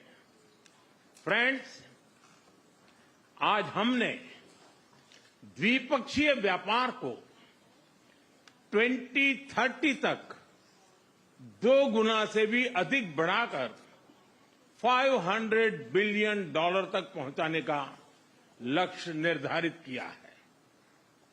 हमारी टीमें एक पारस्परिक लाभकारी ट्रेड एग्रीमेंट को शीघ्र संपन्न करने पर काम करेगी। भारत की ऊर्जा सुरक्षा सुनिश्चित करने में हम ऑयल तथा गैस ट्रेड को बल देंगे। ऊर्जा इंफ्रास्ट्रक्चर में निवेश भी बढ़ेगा।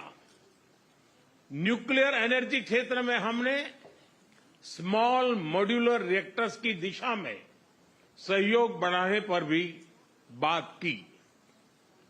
फ्रेंड्स, भारत की डिफेंस प्रिपेयर्डनेस में अमेरिका की महत्वपूर्ण भूमिका है।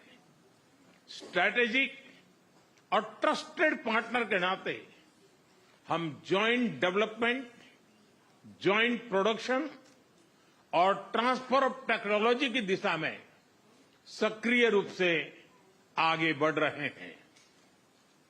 आने वाले समय में भी नई टेक्नोलॉजी और इक्विपमेंट हमारी क्षमता बढ़ाएंगे। हमने autonomous systems industry alliance launch करने का निर्णय लिया है। अगले दशक के लिए डिफेंस कोऑपरेशन फ्रेमवर्क बनाया जाएगा। डिफेंस इंटरऑपरेबिलिटी, लॉजिस्टिक्स, रिपेयर और मेंटेनेंस भी इसके मुख्य भाग होंगे। फ्रेंड्स, 21वीं सदी टेक्नोलॉजी ड्रिवन सेंचुरी है। लोकतांत्रिक मूल्यों में विश्वास रखने वाले देशों के बीच टेक्नोलॉजी क्षेत्र में करीबी सहयोग पूरी मानवता को नई दिशा, शक्ति और अवसर दे सकता है। भारत और America artificial intelligence, semiconductors, quantum, biotechnology तथा टेक्नोलॉजीज में मिलकर काम करेंगे। आज हमने ट्रस्ट यानी transforming relationship utilising strategic technology, उस पर सहमति बनाई है। इसके अंतर्गत क्रिटिकल मिनरल, एडवांस मटेरियल और फार्मास्यूटिकल की मजबूत सप्लाई चेन्स बनाने पर बल दिया जाएगा। लिथियम और रेयर अर्थ जैसे स्ट्रेटेजिक मिनरल के लिए रिकवरी और प्रोसेसिंग इनिशिएटिव्स लॉन्च करने का भी निर्णय लिया है। स्पेस के क्षेत्र में अमेरिका से हमारा करीबी सहयोग रहा है। इसरो और नासा के आपसी सहयोग से बनाई निसार सैटेलाइट शीघ्र ही भारतीय लॉन्च व्हीकल पर अंतरिक्ष की उड़ान भरेगी। फ्रेंड्स, भारत और अमेरिका की साझेदारी लोकतंत्र और लोकतांत्रिक मूल्यों तथा व्यवस्थाओं को सशक्त बनाती है। इंडो पैसिफिक में शांति, स्थिरता और समृद्धि को बढ़ाने के लिए हम मिलकर काम करेंगे। इसमें क्वाड की विशेष भूमिका होगी। इस वक्त भारत में होने जा रही क्वाड समिट में हम पार्टनर देशों के साथ नए क्षेत्रों में सहयोग बढ़ाएंगे। आईमेक और I2U2 के तहत हम इकोनॉमिक कॉरिडोर और कनेक्टिविटी इंफ्रास्ट्रक्चर पर मिलकर काम करेंगे। आतंकवाद के खिलाफ लड़ाई में भारत और अमेरिका दृढ़ता से साथ खड़े रहे हैं। हम सहमत हैं कि सीमा पार आतंकवाद के उन्मूलन के लिए ठोस कार्रवाई आवश्यक है। और मैं राष्ट्रपति जी का आभारी हूं, उन्होंने 2008 के जिसने भारत में नरसंहार किया था, उस मुजरिम को अब भारत के हवाले करने का निर्णय किया है। भारत की अदालतें उचित कार्यवाही करेंगी। फ्रेंड्स, अमेरिका में रहने वाला भारतीय समुदाय हमारे संबंधों की महत्वपूर्ण कड़ी है। हमारे पीपल टू पीपल टाइज को और गहरा करने के लिए हम शीघ्र ही लॉस एंजलिस और बोस्टन में भारत के नए कॉन्सुलेट खोलेंगे। हमने अमेरिका की यूनिवर्सिटी और शिक्षा संस्थानों को भारत में ऑफशोर कैंपस खोलने के लिए निमंत्रण दिया है। राष्ट्रपति ट्रंप आपकी मित्रता और भारत के लिए दृढ़ प्रतिबद्धता के लिए मैं आपका आभार व्यक्त करता हूं। भारत के लोग तो 2020 की आपकी यात्रा को आज भी याद करते हैं और उम्मीद करते हैं कि राष्ट्रपति ट्रंप एक बार फिर उनके पास आएंगे। 140 करोड़ भारतवासियों की ओर से मैं आपको भारत आने के लिए आमंत्रित करता हूं। बहुत बहुत धन्यवाद।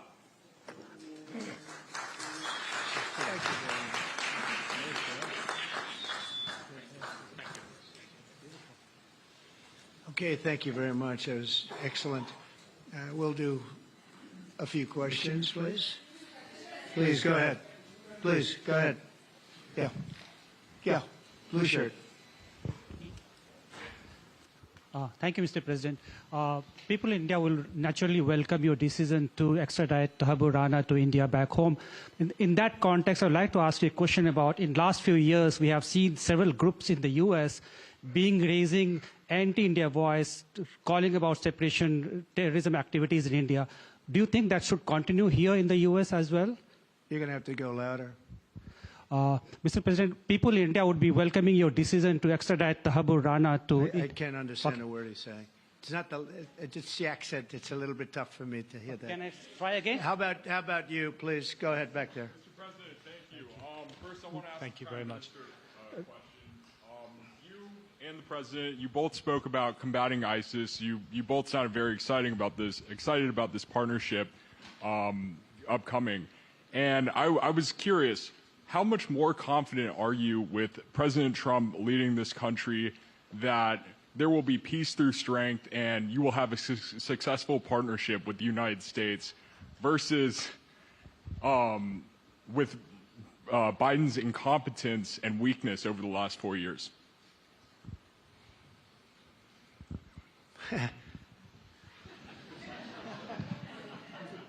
That's your question, but I'll answer it. I agree with you. Yeah, gross incompetence.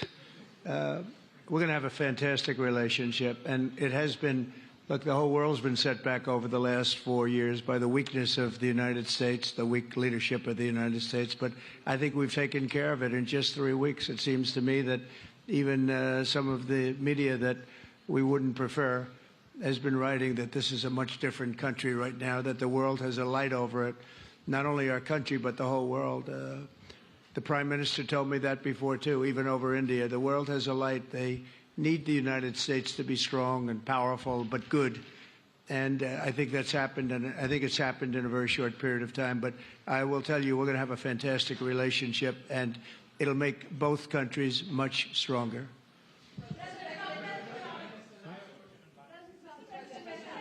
Yes, go ahead, please.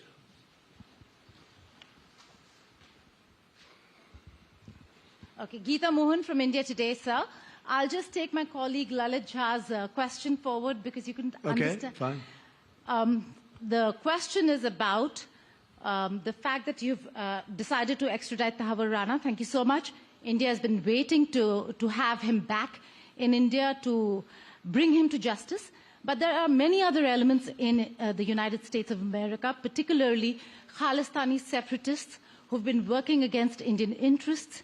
How is the United States of America going to cooperate on that front with India? There have been allegations that have been leveled against Indian agencies by the Biden administration. Are you going to relook that with Tulsi Gabbard as DNI now? Well, I don't think India had a very good relationship with the Biden administration. Biden, they wouldn't sell them oil and gas, which is rather hard to believe because, you know, it's a good thing to do And a lot of things happened that weren't very appropriate, I thought, between India and the administration, the Biden administration. But as you said, we're giving a very violent man, it seems to me. I mean, I don't know that he's been convicted yet or will be, but let's assume he's a pretty violent person. We're giving him back to India immediately, and there are more to follow because we have quite a few requests. So we work with India on crime, and we want to make it good for India, and it's very important. So that kind of a relationship is very important to us. Okay? Go ahead, please. Go ahead. Thank you. Mr. President, you've repeatedly called India a big abuser of trade and said it is really difficult to do business in India because of tariffs. You announced reciprocal tariffs today. I'm hoping you can speak about what kind of reciprocal tariffs India can expect. Are you willing to make any concessions? And how can India head off these tariffs? I also have one for the Prime Minister. Well, India's been to us just about the highest tariffed nation anywhere in the world. They've been very strong on tariffs, and I don't blame them necessarily, but it's a different way of doing business. It's very hard to sell into India because they have trade barriers, very strong tariffs. We are right now a reciprocal nation. We are going to, if it's India or if it's somebody else with low tariffs, we're going to have the same. We're going to have whatever India charges, we're charging them. Whatever another country charges, we're charging them. So it's called reciprocal, which I think is a very fair way. We didn't have that. I was going to do that in my other term, and we had the greatest economy ever in the world. There's never been an economy like we had, and then we got hit with COVID. We had to focus on that, and I wasn't really in the mood to be putting it on Italy and Spain and France and India, frankly, and a lot of other countries, because the world was very troubled until we got rid of that nightmare. But we had the strongest economy anywhere in the world during that fairly long period of time during my first term, as you know, and we didn't do the tariffs. We would have done the reciprocal tariffs, but we decided, and I decided, I think on a human basis, on a humane basis, not to do them because of the fact that there was such suffering all over the world. The last thing we needed to talk about is trade problems. But now we do. We're doing, we see a tremendous future for our country, but we felt that now it's finally time, after 45 or 50 years of abuse, that we will do, and this isn't India, this is among a lot of nations. The European Union is very difficult for us, very, very difficult. They tax our companies at levels that nobody's ever seen before. They take advantage of a lot of things, so we're not happy about that. China, of course, is terrible, and we've never taken in 10 cents until I was president. We've taken in hundreds of billions of dollars from China since I've been president in first term and now.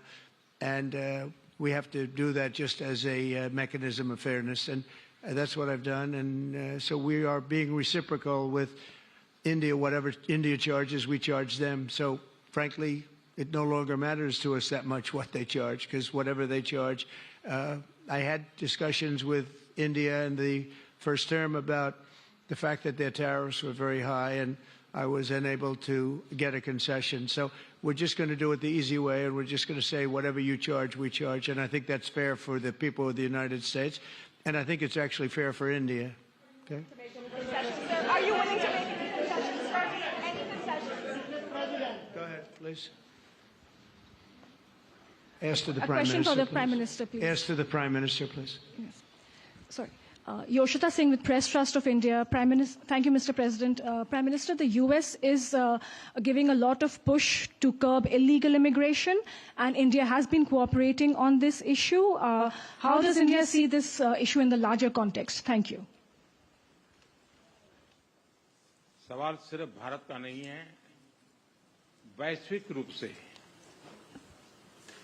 हम इस मत के हैं कि गैर कानूनी तरीके से जो लोग दूसरे देशों में होते हैं उनको वहां रहने का कोई कानूनी अधिकार तो है नहीं।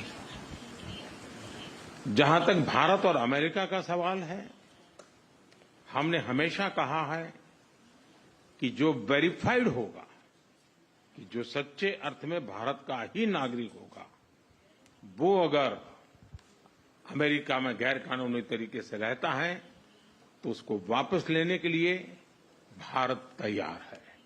लेकिन बात हमारे लिए वहां से रुकती नहीं है। ये सामान्य परिवारों के बच्चे होते हैं, उनको बड़े बड़े सपने दिखाए जाते हैं और उनको ज्यादातर ऐसे होते हैं उनको गुमराह करके लाया जाता है। और इसलिए ये ह्यूमन ट्रैफिकिंग में जुड़े हुए पूरे इकोसिस्टम पर हमने वार करना चाहिए। और अमेरिका और भारत मिल करके हमारी कोशिश है और हमारी कोशिश रहनी चाहिए कि इस प्रकार की पूरी इकोसिस्टम को हमें जड़ मूल से नष्ट करना चाहिए ताकि ह्यूमन ट्रैफिकिंग बंद हो और गरीब लोगों को जो अपनी धन दौलत बेच करके ऐसे बड़े बड़े सपने दिखा करके उनको अंधेरे में रख करके ले जाया जाए, उनके साथ भी अन्याय है। और इसलिए हमारी बड़ी लड़ाई उस पूरे इकोसिस्टम के खिलाफ है और मुझे विश्वास है कि राष्ट्रपति ट्रंप भी इस इकोसिस्टम को खत्म करने में भारत का पूरा सहयोग करेंगे।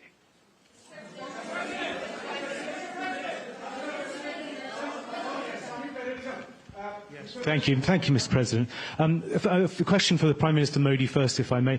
I wanted to ask you, did you discuss any possible business deals with Elon Musk during your meetings today, Mr. Prime Minister? And Mr. President, I wanted to ask you, today you spoke about hoping to have three-way talks with President Xi and President Putin.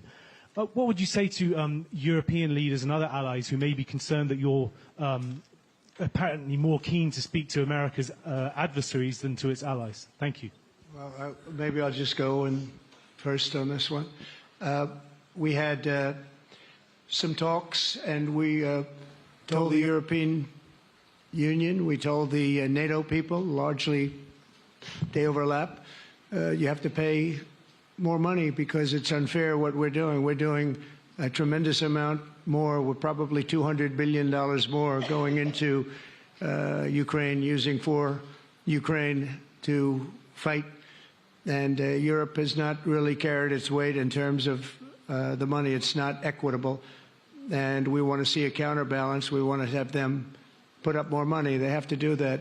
At the same time, we had a very good conversation with President Putin yesterday, and we also had a very good conversation. I did in both cases with President Zelensky, and I think we're going to be able to do something. I think we're going to be able to make a deal, and I hope so, because it's a horrible war. It's a very terrible, bloody war with 1.5 million soldiers at least already dead on the battlefield, lying all over the fields like nobody's ever seen anything like it certainly since the Second World War. And so I think we're going to be able to do something. We're working with President Zelensky and with President Putin, and my impression is that I know that President Zelensky wants to make a deal, and I also feel that I know that President Putin wants to make a deal. I wanted to know that before I began any detailed discussions, but the meeting and the conversation, also the meeting with Steve Witkoff in Moscow, was a very successful one, and my phone call with him was a very successful one. Please. ऐसा है कि आपने Elon Musk के लिए पूछा है। देखिए, मेरा उनका बहुत पुराना परिचय रहा है। मैं प्रधानमंत्री भी नहीं था जब मैं मुख्यमंत्री था, तब से मेरा उनका परिचय है। और आज वो एक पूरे परिवार के साथ, बच्चों के साथ मिलने के लिए आए थे, और स्वाभाविक है कि एक पारिवारिक वातावरण में उनके साथ मेरी गपगोष्ठी हुई है। जहां तक डील का सवाल है, आपने जो प्रश्न पूछा है, मैं समझता हूं पूरी दुनिया में डील शब्द का कॉपीराइट एक ही व्यक्ति का है, और उस व्यक्ति का नाम है ट्रंप।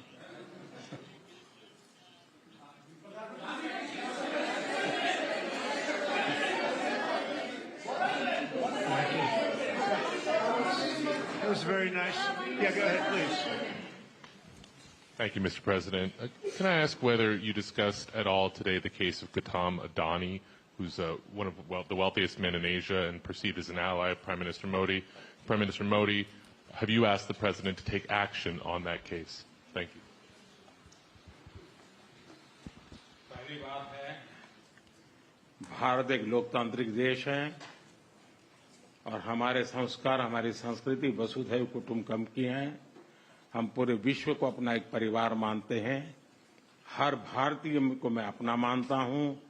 दूसरी बात है, ऐसे व्यक्तिगत मामलों के लिए दो देश के मुखिया न मिलते हैं, न बैठते हैं, न बात करते हैं।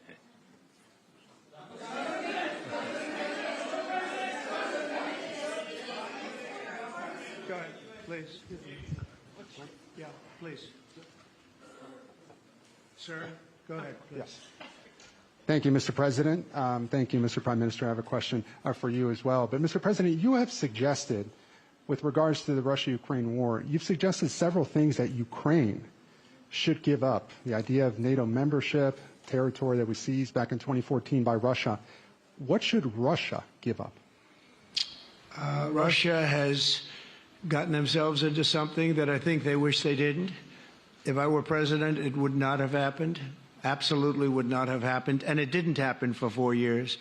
If you look at what has taken place under President Bush, they lost a lot. Under President Obama, they lost Crimea. Under Biden, it looks like they could lose the whole thing. Under Trump, they lost nothing. Ukraine lost nothing. They didn't give up anything. And you take a look at the other three presidents surrounding me, they gave up a lot.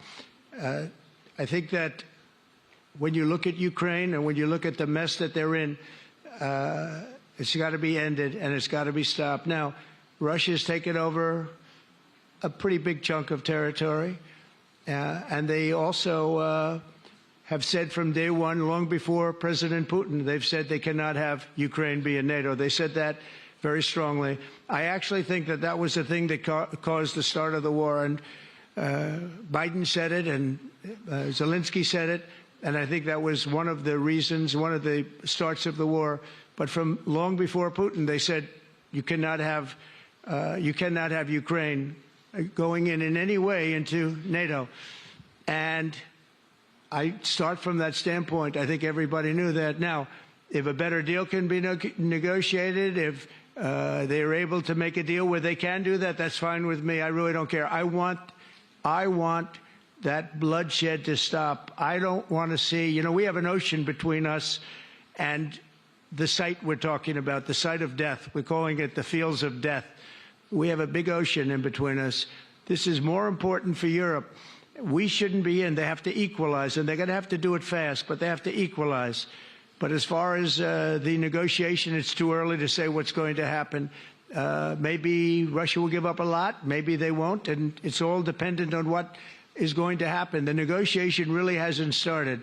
But I will say, as far as NATO is concerned, from many years before President Putin, I will tell you that I've heard that Russia would never accept that. And I think Ukraine knew that, because Ukraine wasn't in and never requested to be in until more recently. So that's the way it is, and I think that's the way it's going to have to be. Go ahead, please. All right, go ahead, please, with the tie.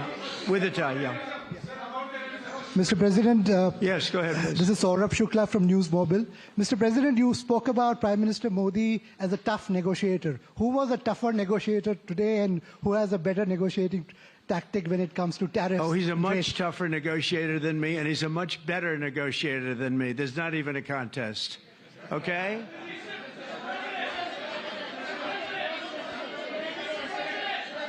Yeah, go ahead, please. Go ahead. Go ahead.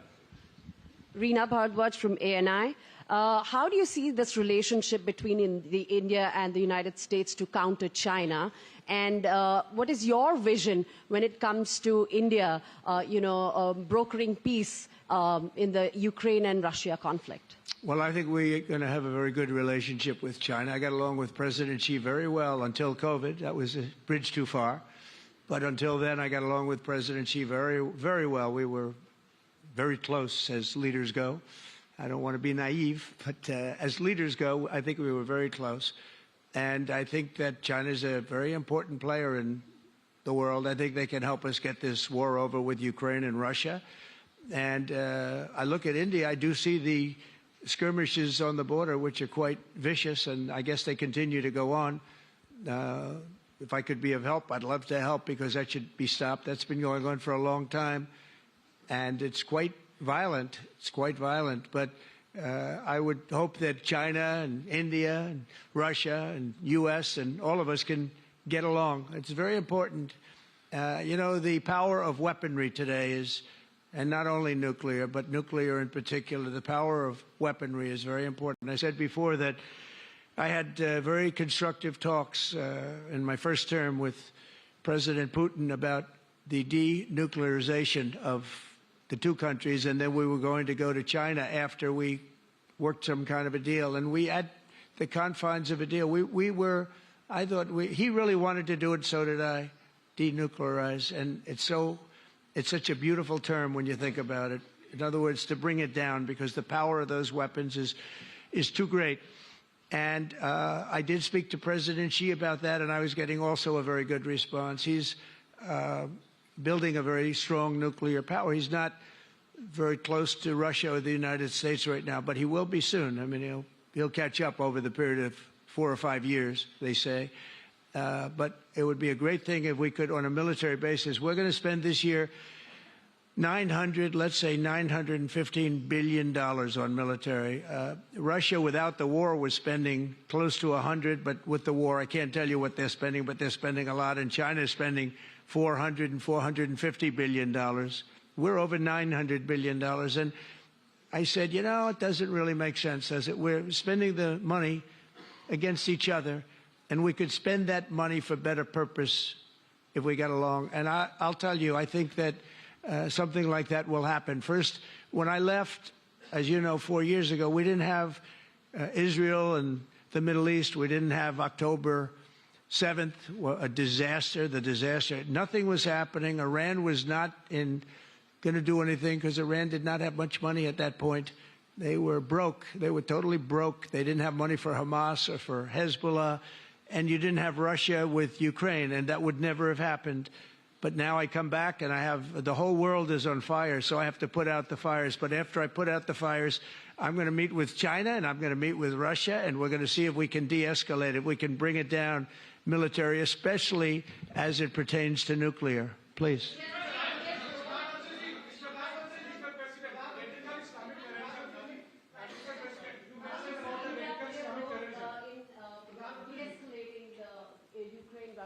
अगर आप mic लेकर के कुछ बात करें तो प्रधानमंत्री जी, आप इंडिया का रोल कैसे देखते हैं? आपने बातचीत की है प्रेसिडेंट ट्रम्प से to de-escalate the conflict in Russia and Ukraine. आप जानते हैं, मैं रशिया और यूक्रेन दोनों से लगातार संपर्क में रहा हूं. मैं स्वयं भी दोनों देश की मुलाकात कर चुका हूं. बहुत से लोगों का एक भ्रम है कि भारत न्यूट्रल है. मैं साफ करना चाहता हूं, भारत न्यूट्रल नहीं है. हमारा अपना एक पक्ष है, और हमारा पक्ष है शांति, पीस. और मैंने इसी एक हमारे सिद्धांत को लेकर के राष्ट्रपति पुतिन की हाजिरी में मीडिया के सामने स्पष्ट रूप से कहा था कि युद्ध का समय नहीं है. और आज भी मेरा कन्विक्शन है कि युद्ध के मैदान में समस्याओं के समाधान नहीं निकलते हैं, अल्टीमेटली वार्ता के टेबल पर ही होते हैं. और भारत का लगातार प्रयास रहा है कि दोनों लोग जिसमें मौजूद हो वैसे फोरम में बातचीत होगी, तब कोई रास्ता निकलेगा. राष्ट्रपति ट्रंप जो प्रयास कर रहे हैं, मैं उनका स्वागत करता हूं, समर्थन करता हूं, और मैं चाहता हूं कि राष्ट्रपति ट्रंप हो सके उतना जल्दी सफल हो, ताकि दुनिया में शांति के रास्ते खुले.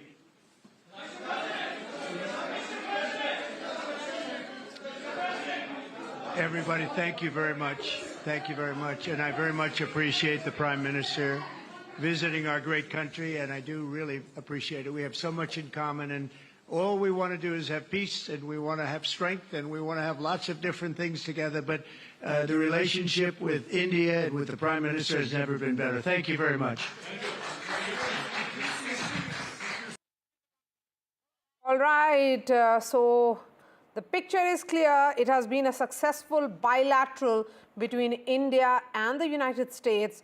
Lots of good words, a lot of direction to this entire relationship between the two countries. A mechanism of fairness is how Donald Trump put the reciprocal tariffs. He also spoke about economic corridor. Prime Minister Modi is speaking about defense framework. He's speaking about make India great again, essentially borrowing from MAGA, which is Make America Great Again.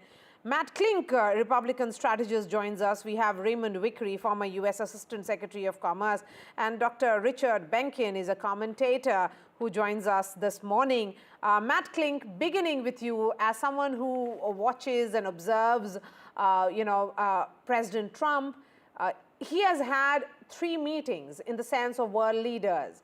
With Israeli, with Japanese, and also with the Jordanian king. Now with Prime Minister Narendra Modi, if you were to make a comparative assessment of how the two leaders' chemistry has been, what will you be saying? Well, I think all 4 meetings have gone well, but I think that there is a definite and strong chemistry between Prime Minister Modi and Donald Trump. I think that Donald Trump, who professes to be a man who wants peace, realizes the increasingly strategic importance that India plays in your part of the world. We have a strong relationship with India. The United States is India's largest trading partner. However, we do run a $45 billion trade deficit with India, and I think that through some of the things that Mr. Modi said, that hopefully that will be corrected by India buying more of America's goods, in particular, hopefully more energy and maybe some fighter jets. But again, the United States knows that India is increasingly strategically important. It's the world's largest democracy. And I think you saw here that clearly President Trump is very, very comfortable with the Prime Minister. And I think that I wouldn't be surprised if he goes to India at some point over the next 4 years. I know the invitation was extended today.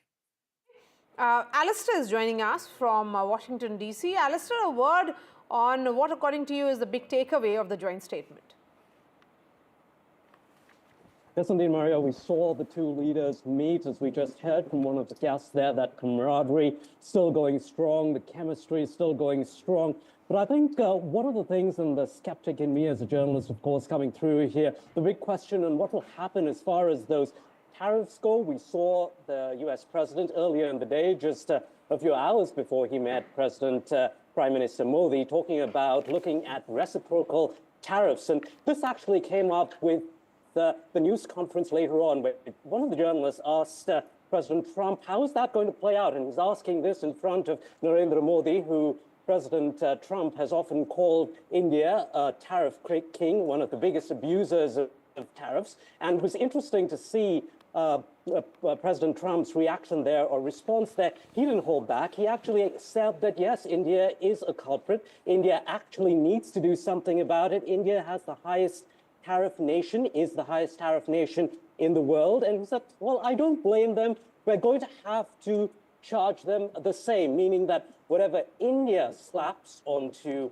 U.S. goods imported into India, whatever tariffs that we have on them, Donald Trump says, well, expect the same from us as well for your goods that come here. Now, that doesn't mean that the 2 sides are far off, that we're going to see a tit-for-tat kind of arrangement, because it could well be that in the coming months, which we've heard several people talk about, source-based information, various experts also talking about, that India and the United States could potentially hammer out some kind of bilateral trade deal which kind of lessens the impact or the pain from these tit-for-tat tariffs. Now, important to mention, these reciprocal tariffs that Donald Trump talked about earlier in the day, it's a plan that he wants implemented. So it's the Commerce Department that's going to study it, look at which nations are some of the biggest culprits, and then come back to Donald Trump with their proposal, I think on April 1st, and then Donald Trump will have to take a call on that.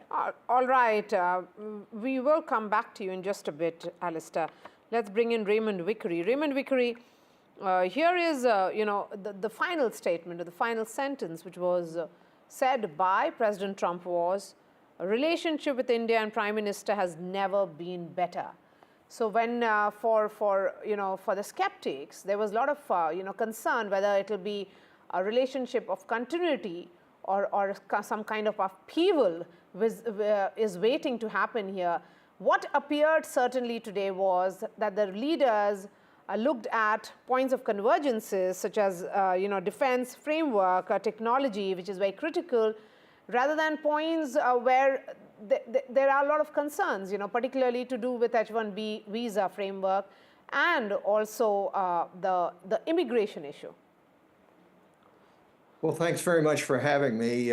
You're absolutely right. What we have here is continuity. Every president, beginning with Bill Clinton, has left the U.S.-India relationship stronger than it was before, and that includes President Biden, who was all in, who elevated the Quad, if you will, Japan, Australia, India, and the U.S. to the leaders level, had a successful G20. The corridor that we're talking about was actually announced under Biden. Now, I would hope that, and it seems that President Trump will take this relationship to an even higher level, and that is certainly a bipartisan issue in this United States, Republicans and Democrats. But what underlies it all are values, values that the United States and India hold as the two greatest democracies in the world. And we have to see that democracy is enhanced and goes forward, the rule of law, the respect for minority, human rights, all of those things. They're not just make-weights, they actually underlie the whole relationship. Now, when it comes to tariffs, and I was Assistant Secretary of Commerce at one time, tariffs can be used both as leverage and actually for economic purposes. In my judgment, what's going on here in regard to tariffs is basically a leverage kind of situation. You saw that Can was essentially kicked down the road in regard to Canada and Mexico and now India. There is said to be a plan in the works which is going to provide for a reciprocal kind of arrangement. One thing is you have to realize that if you're going to go bilaterally reciprocal, the WTO, the World Trade Organization, and most favored nation principle, that is, you give the lowest tariff you have to everybody in the world, that's all out the window. And how it would actually work, nobody knows. But there is some leverage here to be gained, and it seems to me that President Trump will, as is his wont, hold it up as great victories. And indeed, India, and for its own interest, is now considering opening up further to the world. In fact, it was the opening in the early 90s which moved India and the U.S. from being estranged democracies to being partners now. And hopefully in the future, we may even become allies. Because there is no issue in the world that can't be helped by further cooperation between the India and the U.S. And to look at this as two different things, economic and then political or security, is not correct. They go hand in hand. They must go forward together if you're going to have a strong relationship. I was very much encouraged today by the President's talks about the bringing peace to the world, injecting the nuclear sword which hangs over us all. I think great things may come from that, but it's going to require a lot of heavy lifting. It's not just giving bear hugs. Prime Minister Modi is a great politician. He's got a hug for Putin, he's got a hug for Trump, and Zelensky across the board, which is all very good, but it takes a lot more than that. And where the rubber meets the road, literally, is going to be on economic matters and then moving over into security matters, in my estimation. Okay, Dr. Benkin, let's take that thread forward a little, particularly with regards to what Prime Minister, President Trump spoke about. Prime Minister Modi, he said that Mr. Modi is a better and a tougher negotiator than me. Of course, he understands that when it comes to tariffs, Prime Minister Modi has put India also as his priority. The question is that can the two leaders come at some kind of middle ground on the issue of tariff? Because, if it is about tariffs, then US is going ahead and going for this reciprocal tariffs with all trading partners, not just India, all trading nations. Yes, well, first of all, thank you for having me on. And clearly, anyone who's listening could tell this was a real love fest. A love fest between Donald Trump and Narendra Modi, a love fest between the United States and India. And my own personal opinion is the world really needs that and needs that badly. I agreed with a lot of what my two predecessors here said, but I really don't think that the U.S.-India relationship was where it should be at the end of the Biden administration. I was encouraged by so many things. I mean, I'm reading the list of agreements, and they're hitting all the notes they should. I was encouraged, first of all, that during the previous administration, there was so much thrown at India and at NAMO about religious minorities, and that was absent in this. And I think because it's really a scurrilous charge and not applicable, I found that very encouraging, and it was an indication of the nature of that relationship. Secondly, again, we could go, I'm still trying to go through all the things they agreed on, which was incredible, and I do agree with my predecessor about the fact that they all kind of hang together. They make sense as a package. I was very interested that the U.S. had agreed to sell India F-35 fighter jets. We don't do that with a lot of countries. And the fact that India will be purchasing F-35s indicates the importance to the United States of India's geopolitical role in the world and the importance of India being able to stop the expansion of China in a westward direction.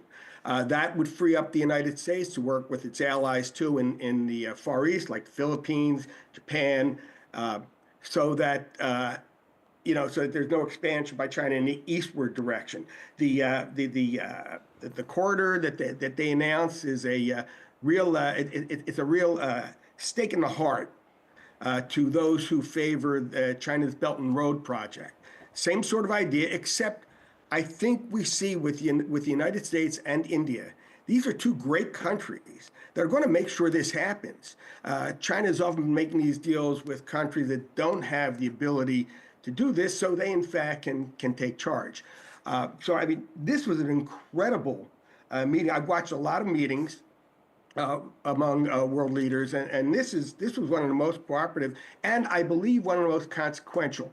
Certainly, President Trump earlier today set the stage for the whole tariff issue by issuing his proclamation about reciprocal tariffs. So the two men had a baseline to start with.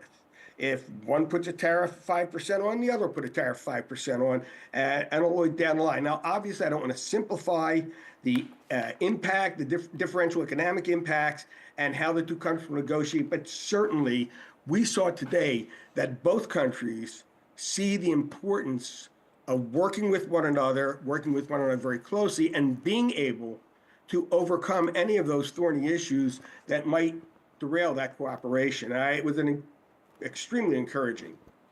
Yes, Dr. Benkin, one may also say that there could be this reading of this entire meeting, Matt, that the two leaders decided to address issues which are vexed issues or points of tensions head on, be it the issue of tariffs. They spoke about it with great degree of transparency. They also addressed the concerns regarding illegal immigration, and the entire deportation, which the question was asked to Prime Minister Modi, and he expressed his views rather openly. So this is how I would be seeing this, that beyond the love fest, as Dr. Benkin put it, there was this addressing of issues head on. I might also add that I spent a lot of time on the Indian borders with Bangladesh, Nepal, and Pakistan, and clearly, I mean, India has the same problem, or not the same, exactly the same, but India has a very similar problem with illegal migration as the United States does. And as with the United States, so many of those migrants crossing the border illegally aren't coming to India with positive ideas of what they're going to do. And in fact, might be coming with malevolent ideas. Not all, obviously, but just same thing with the United States. And I think both leaders recognize that there's a real similarity, and they can share the lessons that they've each learned, that the two great countries have learned. Okay. I would add Matt? real quickly.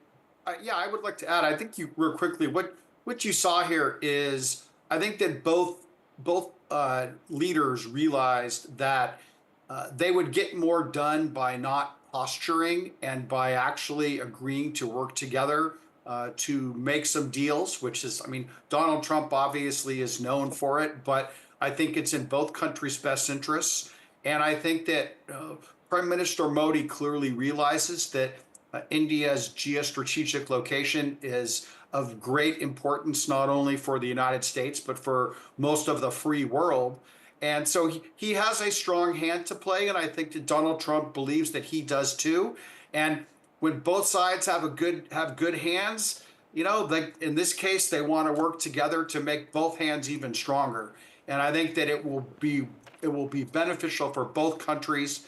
And what you saw today is a model that Trump certainly wants to try to impose or make happen with other world leader meetings. It's going to be a very high bar to clear based on the meeting today with Prime Minister Modi. So would you say that in a way this meeting has set the bar really high? Absolutely, yes. I think that if this is the yardstick by which with other meetings with world leaders are measured, either the other world leaders are going to have to come to the table and offer Donald Trump a lot, or they're certainly going to have to try to foster a warm relationship, because this was a relationship that clearly was built before this meeting ever happened, and it will only get stronger during the next 4 years of the Trump administration. I tend to agree with you completely, Matt, that there was a lot of groundwork which had gone into this meeting, what appeared, a couple of hours ago. And the two leaders did get their optics right, but they also got the big messaging right in terms of economic corridor when it came to trust, technology, and other critical areas. So Raymond Vickery, let's talk about in terms of the messaging and to both leaders addressing their domestic constituencies. They realize that for Donald Trump it is make America great again. Prime Minister Modi is saying make India great again. They understand the strong nationalist sentiments that they have to cater to. Well, Prime Minister Modi is an expert politician. He knows how to handle Donald Trump. Donald Trump likes big crowds, so you take him to Gujarat and you show him hundreds of thousands of people. Donald Trump wants to know that his slogan is a great slogan. And so you say, yeah, that's our slogan too. We're going to do the same thing.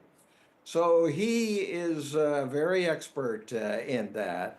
I would say that what you have to do is now put further meat on the bones. I think, let's take, for example, the corridor.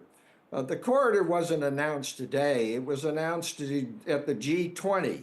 And this is picking up and taking it forward to a new and better level. That's all very great. But the idea that this great relationship between the U.S. and India is dependent upon only two people, no matter how good they are, is not right. And what we have to do is look at underlying values. We have to look at people-to-people conduct and how this really works. Let's take immigration. MAGA is split down the middle on H-1B visas. You have Steve Bannon saying that the jobs only ought to go to Americans. And then you have Elon Musk on the other side saying, no, it ought to come in. President Trump says, well, I agree with Musk, but maybe we'll have to revise what we're doing in that regard. So there's a lot of slippage between cup and lip. And that isn't to throw cold water on the relationship at all. It is the defining relationship of the 21st century in so many, many areas. And so we want to take it forward, and this is a good start for a new administration. And let's hope that it results in these two leaders, one, preserving democracy, human rights around the world, and at the same time builds peace and prosperity, which both sides are committed to. All right, Dr. Benkin, final thoughts from you. A defining relationship, relationship of commonalities is what will be defined as. So according to you, the big headlines in the papers. The big headline is that India and the United States are working together so that the bastions of democracy in this world will overcome the acts of authoritarianism that's trying to oppose that. The acts of authoritarian led by nations like China.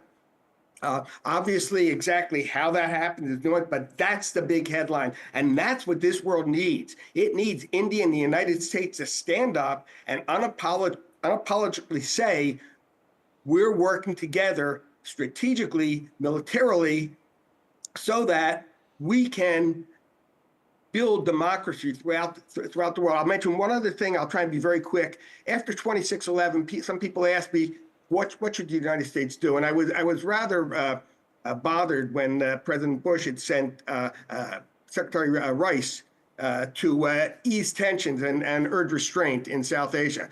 My response to people in Washington who said, well, what do you think the best course is? I said, and I could have said it to a lot of countries, is the most important thing we can do in the West is stop treating India like a pet. Well, I think we saw today that that's not happening. India certainly has arrived, and India certainly is playing a crucial role in the world order of the 21st century.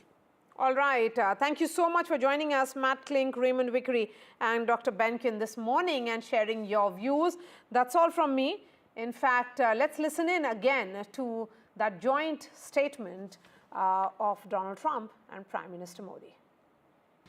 I'm thrilled to welcome the Prime Minister of India, my friend, Narendra Modi, back to the White House. We spent a lot of time here and a lot of time in India, and he's a very special man.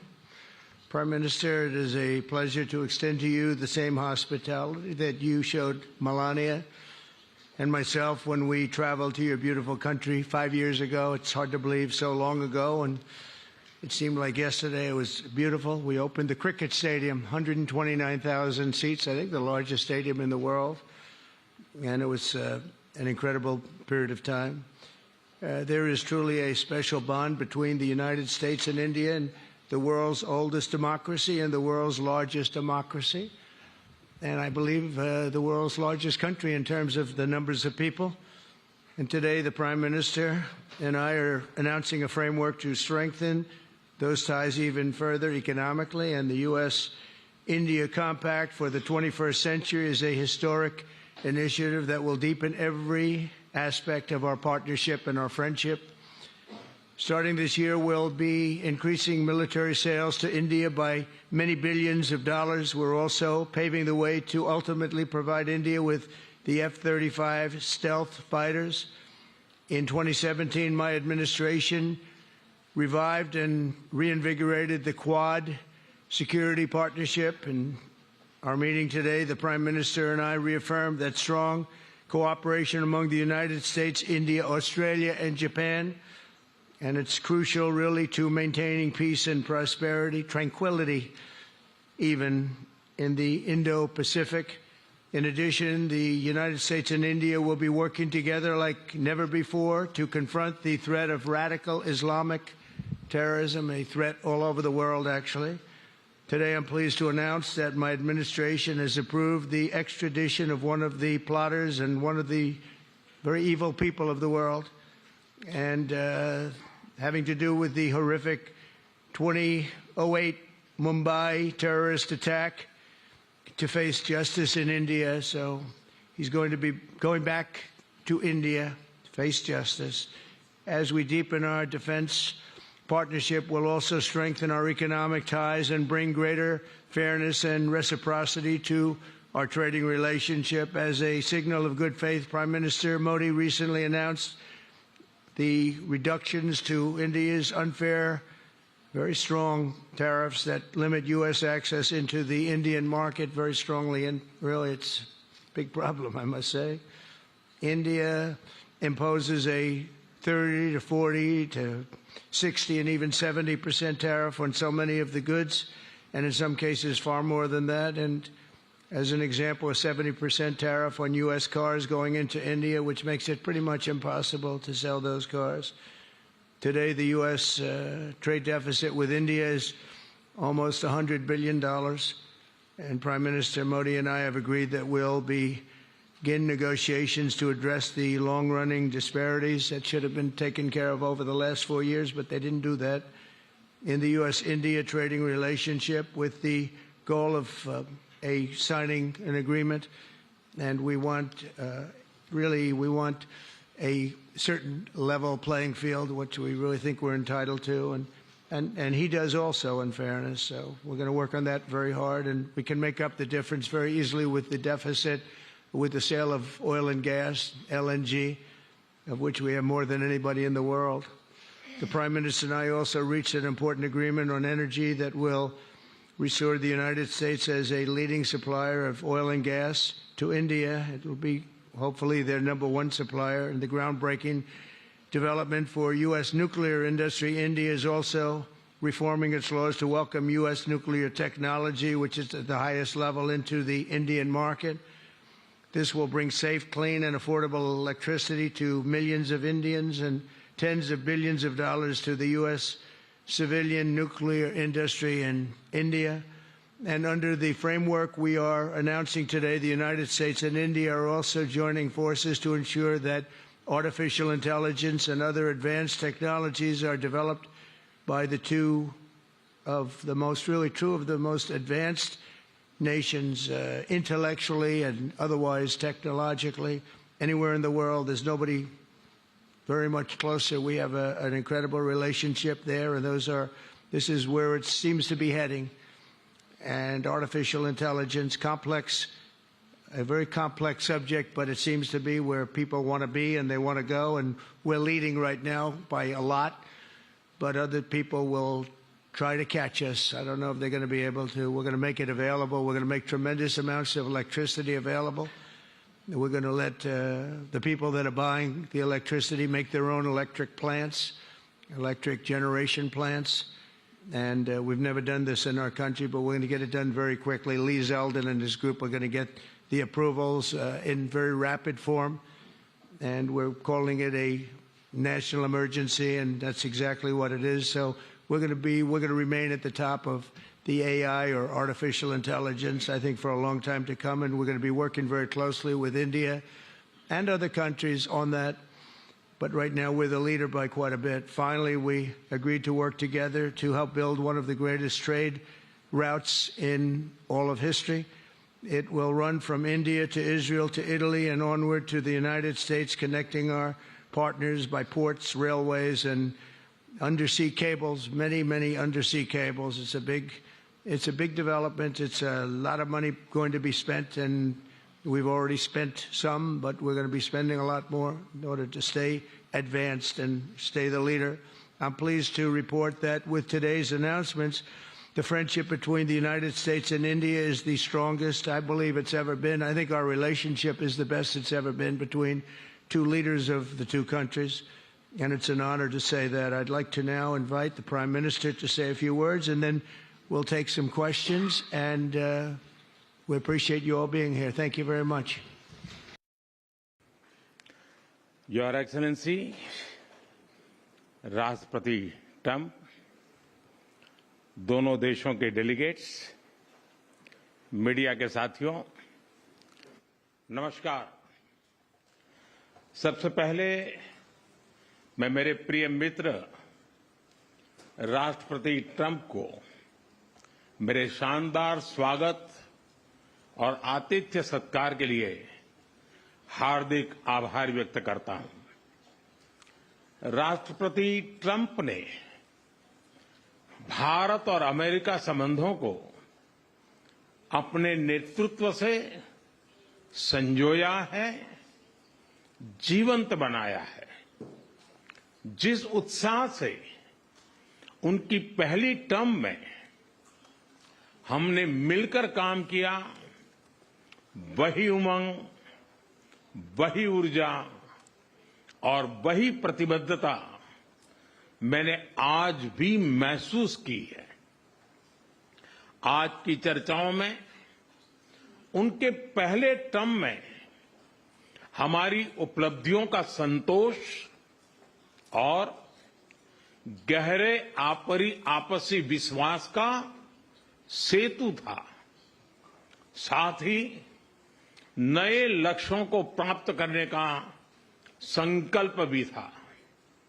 हम मानते हैं कि भारत और America का साथ और सहयोग एक बेहतर विश्व को शेप कर सकता है।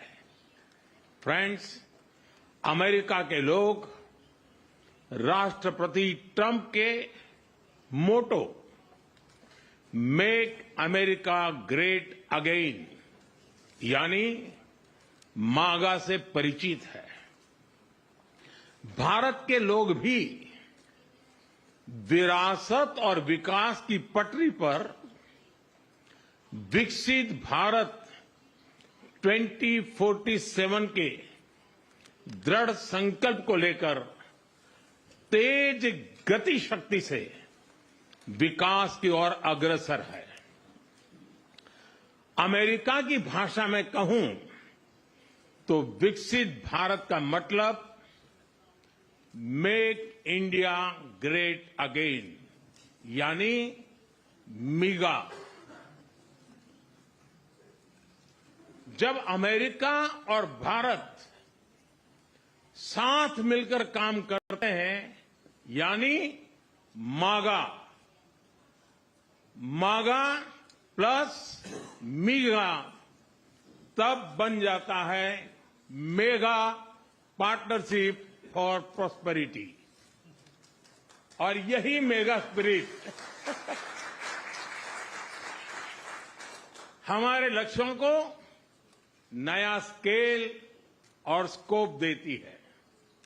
फ्रेंड्स, आज हमने द्विपक्षीय व्यापार को 2030 तक 2 गुना से भी अधिक बढ़ाकर $500 बिलियन तक पहुंचाने का लक्ष्य निर्धारित किया है। हमारी टीमें एक पारस्परिक लाभकारी ट्रेड एग्रीमेंट को शीघ्र संपन्न करने पर काम करेगी। भारत की ऊर्जा सुरक्षा सुनिश्चित करने में हम ऑयल तथा गैस ट्रेड को बल देंगे। ऊर्जा इंफ्रास्ट्रक्चर में निवेश भी बढ़ेगा। न्यूक्लियर एनर्जी क्षेत्र में हमने स्मॉल मॉड्यूलर रिएक्टर्स की दिशा में सहयोग बढ़ाने पर भी बात की। फ्रेंड्स, भारत की डिफेंस प्रिपेयर्डनेस में अमेरिका की महत्वपूर्ण भूमिका है। स्ट्रैटेजिक और ट्रस्टेड पार्टनर के नाते हम जॉइंट डेवलपमेंट, जॉइंट प्रोडक्शन और ट्रांसफर ऑफ टेक्नोलॉजी की दिशा में सक्रिय रूप से आगे बढ़ रहे हैं। आने वाले समय में भी नई टेक्नोलॉजी और इक्विपमेंट हमारी क्षमता बढ़ाएंगे। हमने autonomous systems industry alliance launch करने का निर्णय लिया है। अगले दशक के लिए डिफेंस कोऑपरेशन फ्रेमवर्क बनाया जाएगा। डिफेंस इंटरऑपरेबिलिटी, लॉजिस्टिक्स, रिपेयर और मेंटेनेंस भी इसके मुख्य भाग होंगे। फ्रेंड्स, 21वीं सदी टेक्नोलॉजी ड्रिवन सेंचुरी है। लोकतांत्रिक मूल्यों में विश्वास रखने वाले देशों के बीच टेक्नोलॉजी क्षेत्र में करीबी सहयोग पूरी मानवता को नई दिशा, शक्ति और अवसर दे सकता है। भारत और America artificial intelligence, semiconductors, quantum, biotechnology तथा टेक्नोलॉजीज में मिलकर काम करेंगे। आज हमने ट्रस्ट यानी transforming relationship utilising strategic technology, उस पर सहमति बनाई है। इसके अंतर्गत क्रिटिकल मिनरल, एडवांस मटेरियल और फार्मास्यूटिकल की मजबूत सप्लाई चेन्स बनाने पर बल दिया जाएगा। लिथियम और रेयर अर्थ जैसे स्ट्रेटेजिक मिनरल के लिए रिकवरी और प्रोसेसिंग इनिशिएटिव्स लॉन्च करने का भी निर्णय लिया है। स्पेस के क्षेत्र में अमेरिका से हमारा करीबी सहयोग रहा है। इसरो और नासा के आपसी सहयोग से बनाई निसार सैटेलाइट शीघ्र ही भारतीय लॉन्च व्हीकल पर अंतरिक्ष की उड़ान भरेगी। फ्रेंड्स, भारत और अमेरिका की साझेदारी लोकतंत्र और लोकतांत्रिक मूल्यों तथा व्यवस्थाओं को सशक्त बनाती है। इंडो पैसिफिक में शांति, स्थिरता और समृद्धि को बढ़ाने के लिए हम मिलकर काम करेंगे। इसमें क्वाड की विशेष भूमिका होगी। इस वक्त भारत में होने जा रही क्वाड समिट में हम पार्टनर देशों के साथ नए क्षेत्रों में सहयोग बढ़ाएंगे। आईमेक और I2U2 के तहत हम इकोनॉमिक कॉरिडोर और कनेक्टिविटी इंफ्रास्ट्रक्चर पर मिलकर काम करेंगे। आतंकवाद के खिलाफ लड़ाई में भारत और अमेरिका दृढ़ता से साथ खड़े रहे हैं। हम सहमत हैं कि सीमा पार आतंकवाद के उन्मूलन के लिए ठोस कार्रवाई आवश्यक है। और मैं राष्ट्रपति जी का आभारी हूं, उन्होंने 2008 के जिसने भारत में नरसंहार किया था, उस मुजरिम को अब भारत के हवाले करने का निर्णय किया है। भारत की अदालतें उचित कार्यवाही करेंगी। फ्रेंड्स, अमेरिका में रहने वाला भारतीय समुदाय हमारे संबंधों की महत्वपूर्ण कड़ी है। हमारे पीपल टू पीपल टाइज को और गहरा करने के लिए हम शीघ्र ही लॉस एंजलिस और बोस्टन में भारत के नए कॉन्सुलेट खोलेंगे। हमने अमेरिका की यूनिवर्सिटी और शिक्षा संस्थानों को भारत में ऑफशोर कैंपस खोलने के लिए निमंत्रण दिया है। राष्ट्रपति ट्रंप, आपकी मित्रता और भारत के लिए दृढ़ प्रतिबद्धता के लिए मैं आपका आभार व्यक्त करता हूं। भारत के लोग तो 2020 की आपकी यात्रा को आज भी याद करते हैं और उम्मीद करते हैं कि राष्ट्रपति ट्रंप एक बार फिर उनके पास आएंगे। 140 करोड़ भारतवासियों की ओर से मैं आपको भारत आने के लिए आमंत्रित करता हूं। बहुत बहुत धन्यवाद।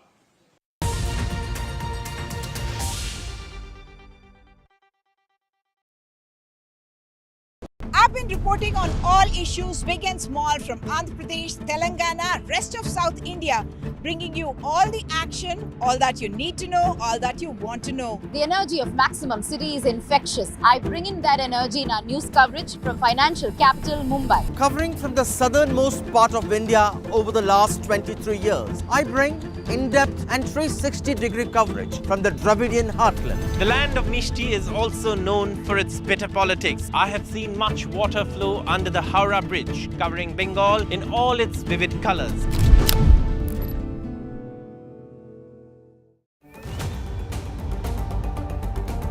This week on India Ascends, We decode the ins and outs of the historic PM Modi-President Trump meet. Mumbai to Marseille, why IMEC is poised to bring the global north and south together, and how BrahMos missile is pushing India to the forefront of military innovation and reshaping global defense dynamics. all this and more only on India Ascends with me, Gauri Dwivedi, at these timings on the NDTV network. Big budget day. Big newsmakers on NDTV. Top ministers and opposition leaders. ये by the people, of the people and for the people budget. It is a fulfilling budget. This is a development budget. It's one of the finest budgets I've ever seen. More than a bold move, it is a clever move. NDTV, always the first choice of newsmakers. NDTV keeps you ahead.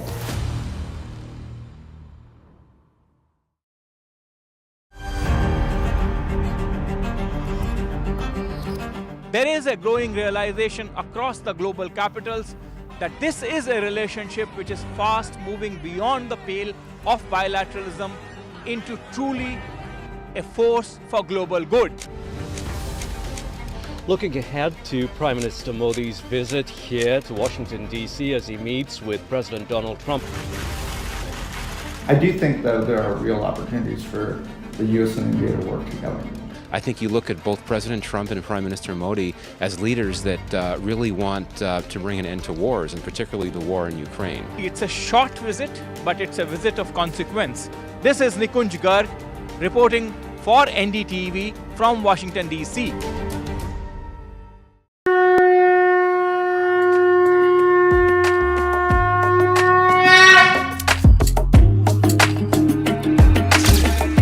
Mahakumbh, the festival of faith, the world's biggest spiritual festival.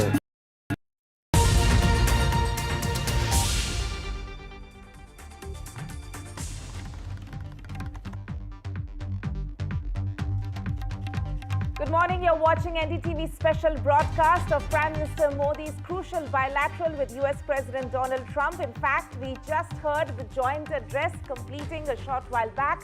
There are lots of talking points, several key takeaways. We'll get you all those updates with our ground reporters in the United States, as well as a special panel of experts that we have lined up. But first, let's take a look at headlines at top of 6 a.m. PM Modi at White House. There's Dosti on display. Modi 3.0 and Trump 2.0 equals to India-US ties hitting the top gear. President Trump says ties with India and the Prime Minister have never been better. He also goes on to add that Prime Minister Modi is a great leader. A really fantastic job. A great leader. Great leader.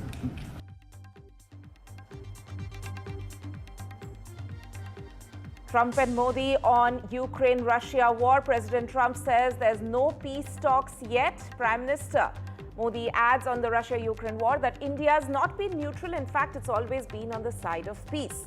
Prime Minister Modi also appreciates President Trump's peace efforts.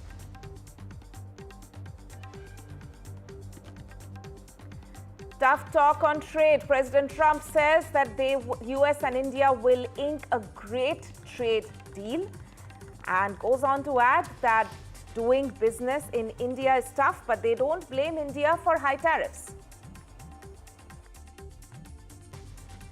Oh, he's a much tougher negotiator than me, and he's a much better negotiator than me. There's not even a contest. Another big one. President Trump clears Thakur Rana's extradition. Prime Minister Modi says he's grateful to Trump for extradition of the 2611 plotter.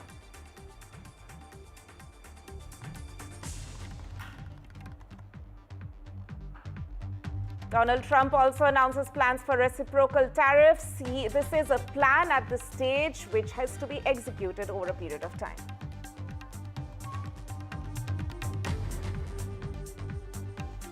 US pushes for more defense deals with India. Donald Trump offers F-35 fighter jets to India.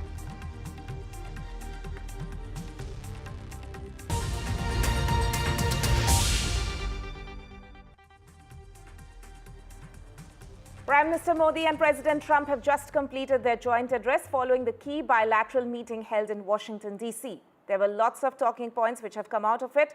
On a question about tariffs and possible trade deals between India and the US, President Trump said that Prime Minister Modi is a great leader, adding that we are going to make some wonderful trade deals for India and the US. Crucially, President Trump has also hinted at potential deals with India in terms of India buying crude oil and LNG from the US.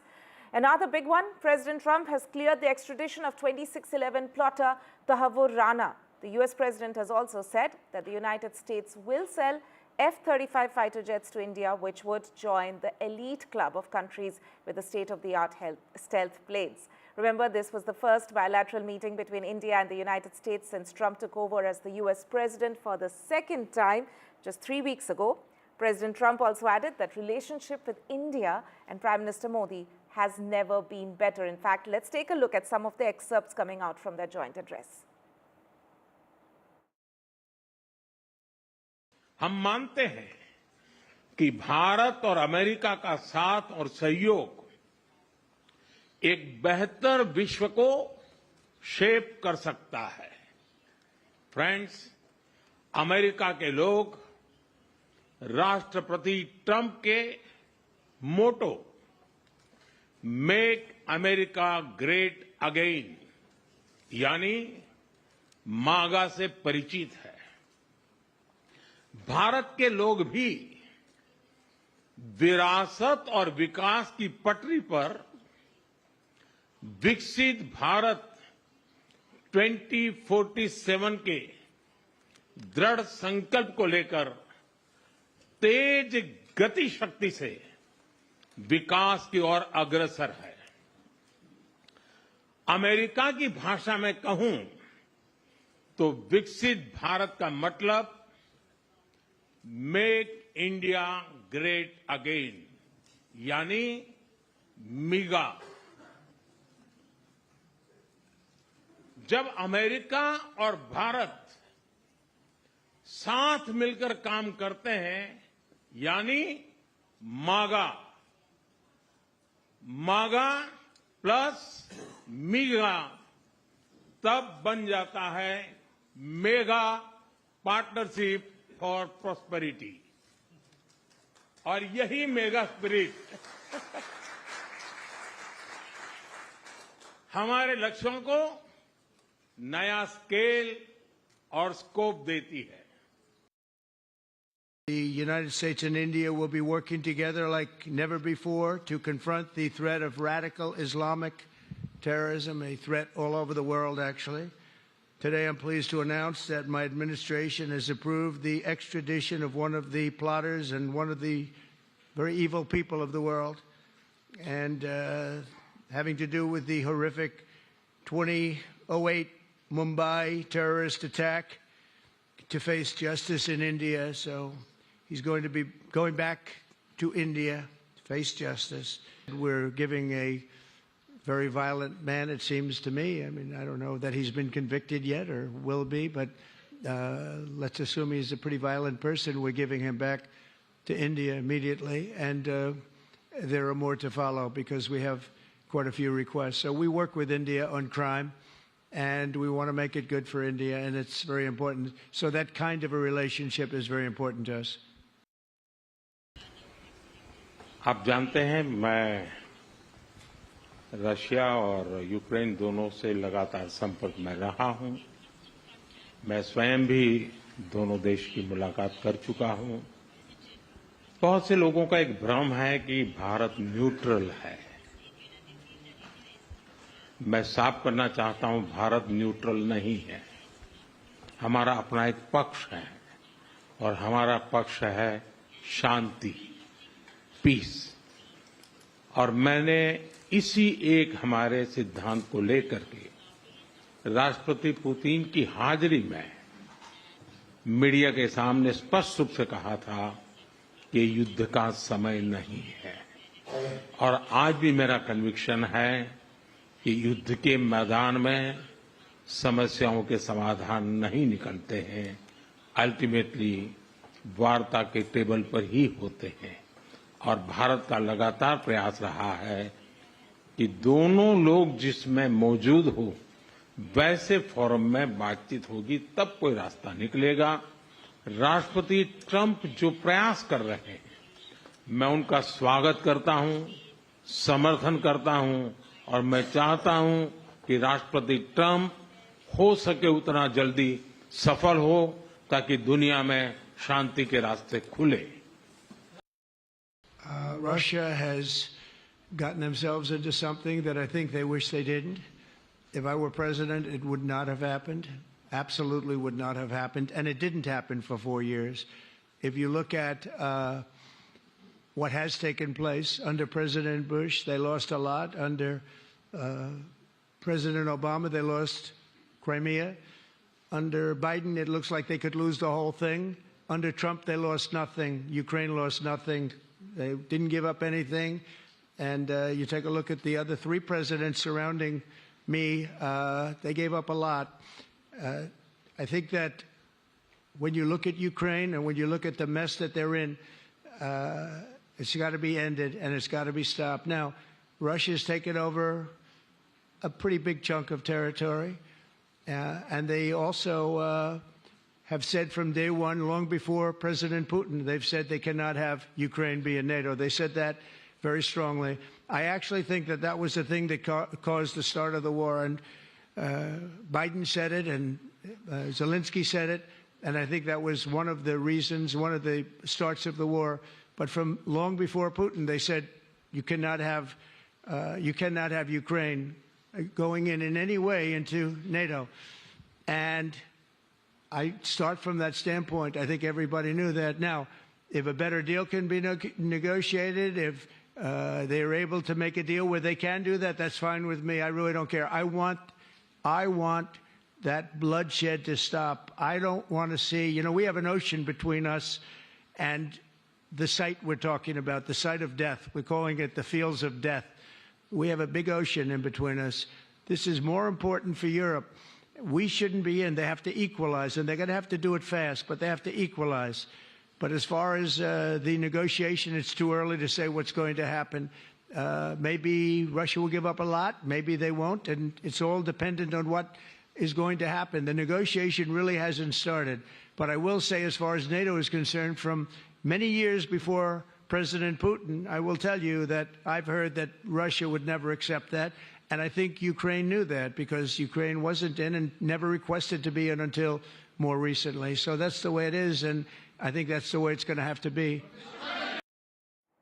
President Trump, they're talking about the Russia-Ukraine war, discussing all the key takeaways and what we saw over the past few hours playing out in Washington, D.C. I am being joined on the show now by Angela Chitkara, founder and CEO of US-India Corridor, and also Major General Sanjay Soy, Defense and International Affairs expert. Thank you to both of you for joining me so early this morning.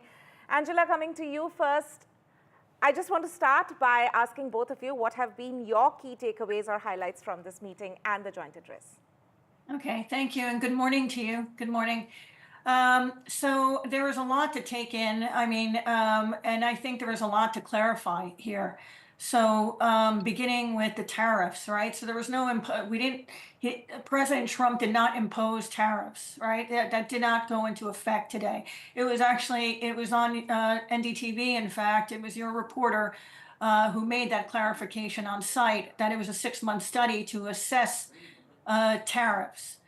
That's one. The increased military sales, fine. But this world has become interdependent. The relationship between US and India is an interdependent one. That means that whatever happens in the US will affect India. Whatever happens in India will affect the US and the rest of the world. Think about even this week, we had, you'd be hard pressed not to hear about India or not to come across a multinational that hasn't has no exposure to India. India has been mentioned at the AI summit. They were, sponsoring it, co-sponsoring.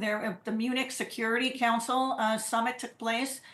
There was concern there.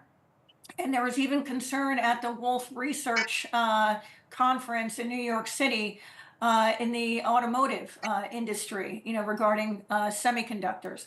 So, I think we can't assess tariffs on their own. We have to actually assess them, each and every one carefully. But what we have to recognize is that the services industry is a concern.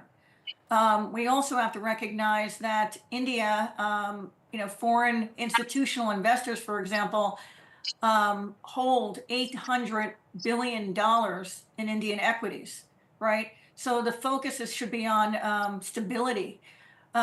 We've entered the fourth industrial revolution, so it's not just about the military, but it's interdependence.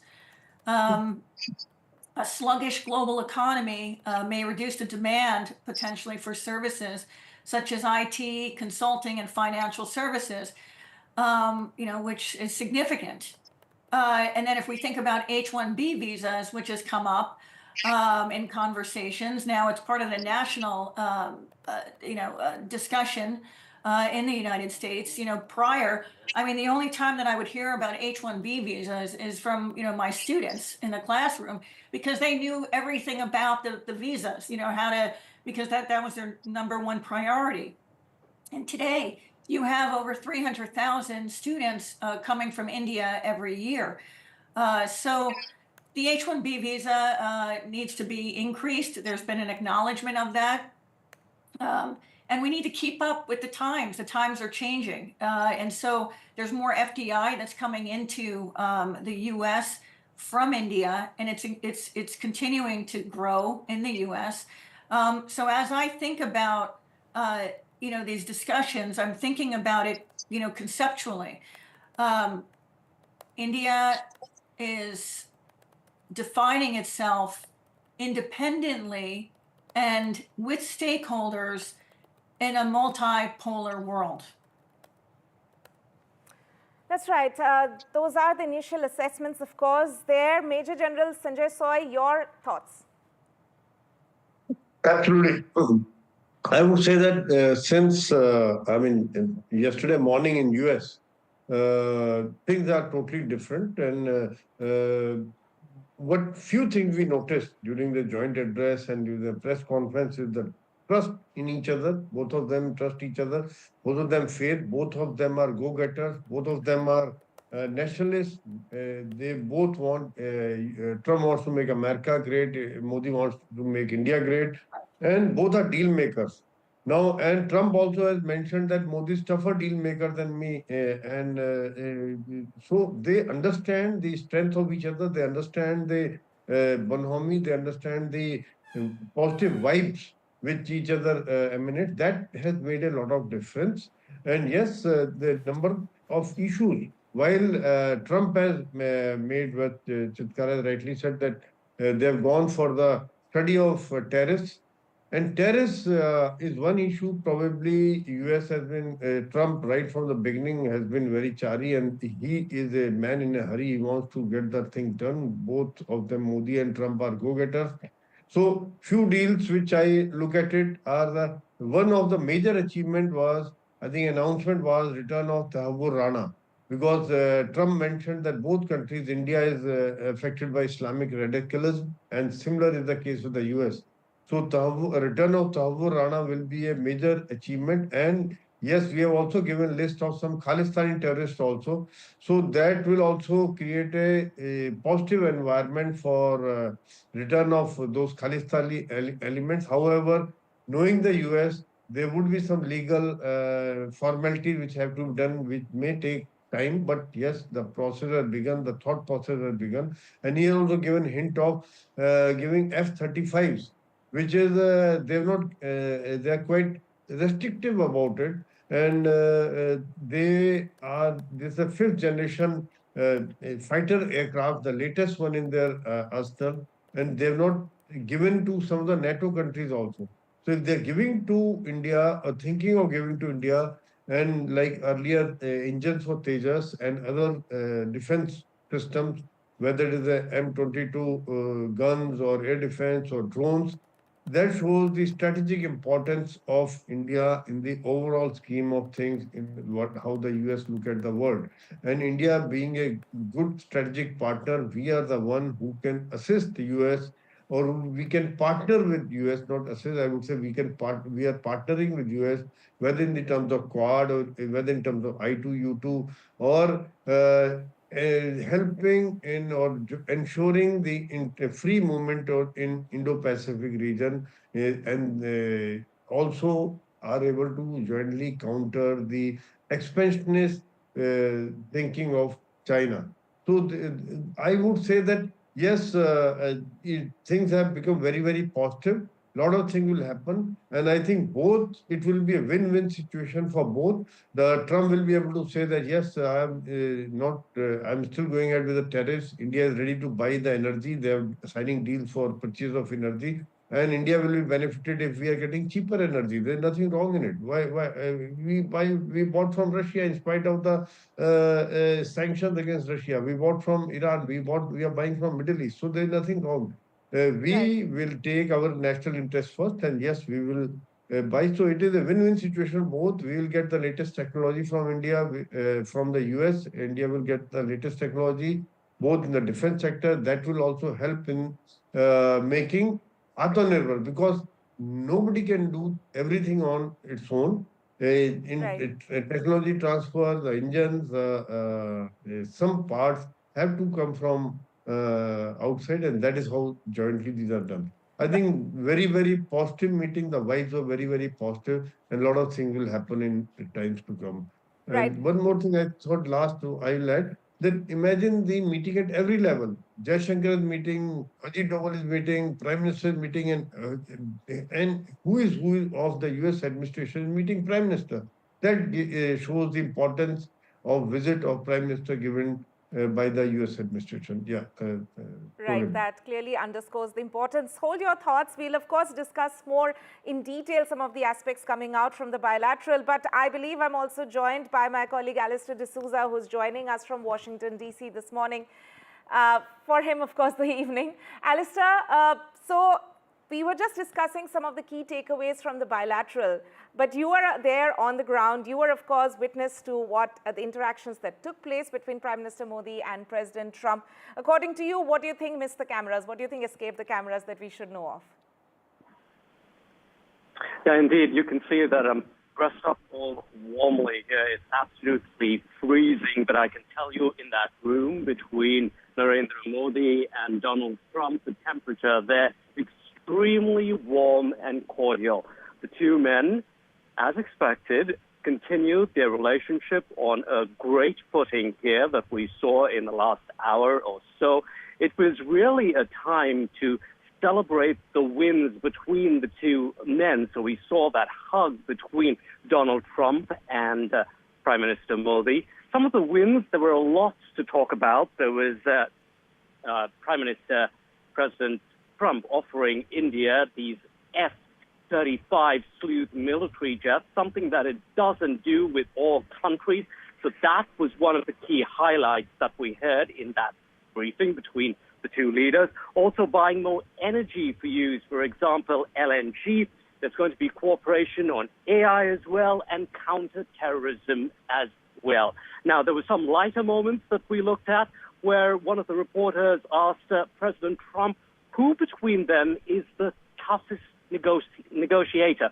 Which one is tougher? And you could see a smile come onto Donald Trump's face, and he turns around and says that it's Narendra Modi who's the tougher negotiator. Now, that said, there are certain issues that have been left unresolved, and one of them is tariffs. Big question still on how this is going to play out, because earlier in the day, Donald Trump talked about these tit-for-tat reciprocal tariffs. So if one country had a tariff of, say, 5% on a good, well, America would go ahead and slap the same amount on that country as well. So what's going to happen to that front as far as America and India goes? So that remains to be seen if we're going to see any kind of bilateral arrangement between the two sides. That was one of the unresolved issues that was not entirely addressed. Now, the other thing was the illegal deportees or illegal migrants who've been deported to India from the United States, those undocumented migrants. We've seen in India those pictures that came through of many of them sent on an aircraft, 104 of them shackled, their hands and their legs. Well, that was one of the questions that was put to Prime Minister Narendra Modi. That was brought up, and Narendra Modi really decided to talk about how one should be clamping down on the root cause of this problem, which is also tackling with America the problem of what he called the ecosystem of human traffickers. So clearly no mention of whether we're going to continue to see those military planes bringing more Indians shackled and tied, or shackled with chains as far as their hands and their feet are concerned. So, of course, India not disputing the fact that these individuals who've broken American law by coming here illegally should be sent back. The question, though, is the outrage over how they've been sent back. So one must wait and see how in the coming months or weeks, how that would potentially play out. Right. Alistair, quickly before we let you go, what are the next steps now for both nations following this bilateral? We also saw Prime Minister having some key meetings ahead of this bilateral with Elon Musk specifically. So what do you think are the next steps now which could emanate from these meetings? Right, indeed, with any of these meetings, you have the high-ranking officials coming together, as we've seen, lots of broad statements issued. We'll get to more detail in the next coming days, but then really begins the hard work, doesn't it, for officials at the lower rung to make sure that they are able to progress in order to deliver on all those things that have been talked about, whether it's LNG or AI or those defense deals. How do you go ahead and make sure all of that comes together cohesively? So that's going to be how things play out in the next couple of weeks and months. Right, Alistair D'Souza there joining us from Washington, D.C. Thank you so much for joining us on the broadcast at the moment. Going back to my guest now, Angela, as Alistair there was also referring to it, that, there are some bits, of course, which still remain in the grey area. As far as reciprocal tariffs are concerned, President Trump has announced a study, a 6-month study to look into it, how to execute it, implement it. He's, of course, very bullish on that front. But at the moment, do you feel that India has dodged a bullet in a sense? I don't want to comment on that. I mean, I just for now, let's just enjoy the moment. Let's just enjoy it and do our due diligence in ensuring that that whatever the outcome is, that it's a fair and equitable one. I think that we are again global cooperation is needed. There's an interdependence There's, increasing FDI by Indian, companies here in the U.S. And at the end of the day, it affects, people, everyday people in our respective countries and around the world. And we're tackling problems like, establishing, so it's cybersecurity. And at the AI summit, for example, India was laying the groundwork for AI governance.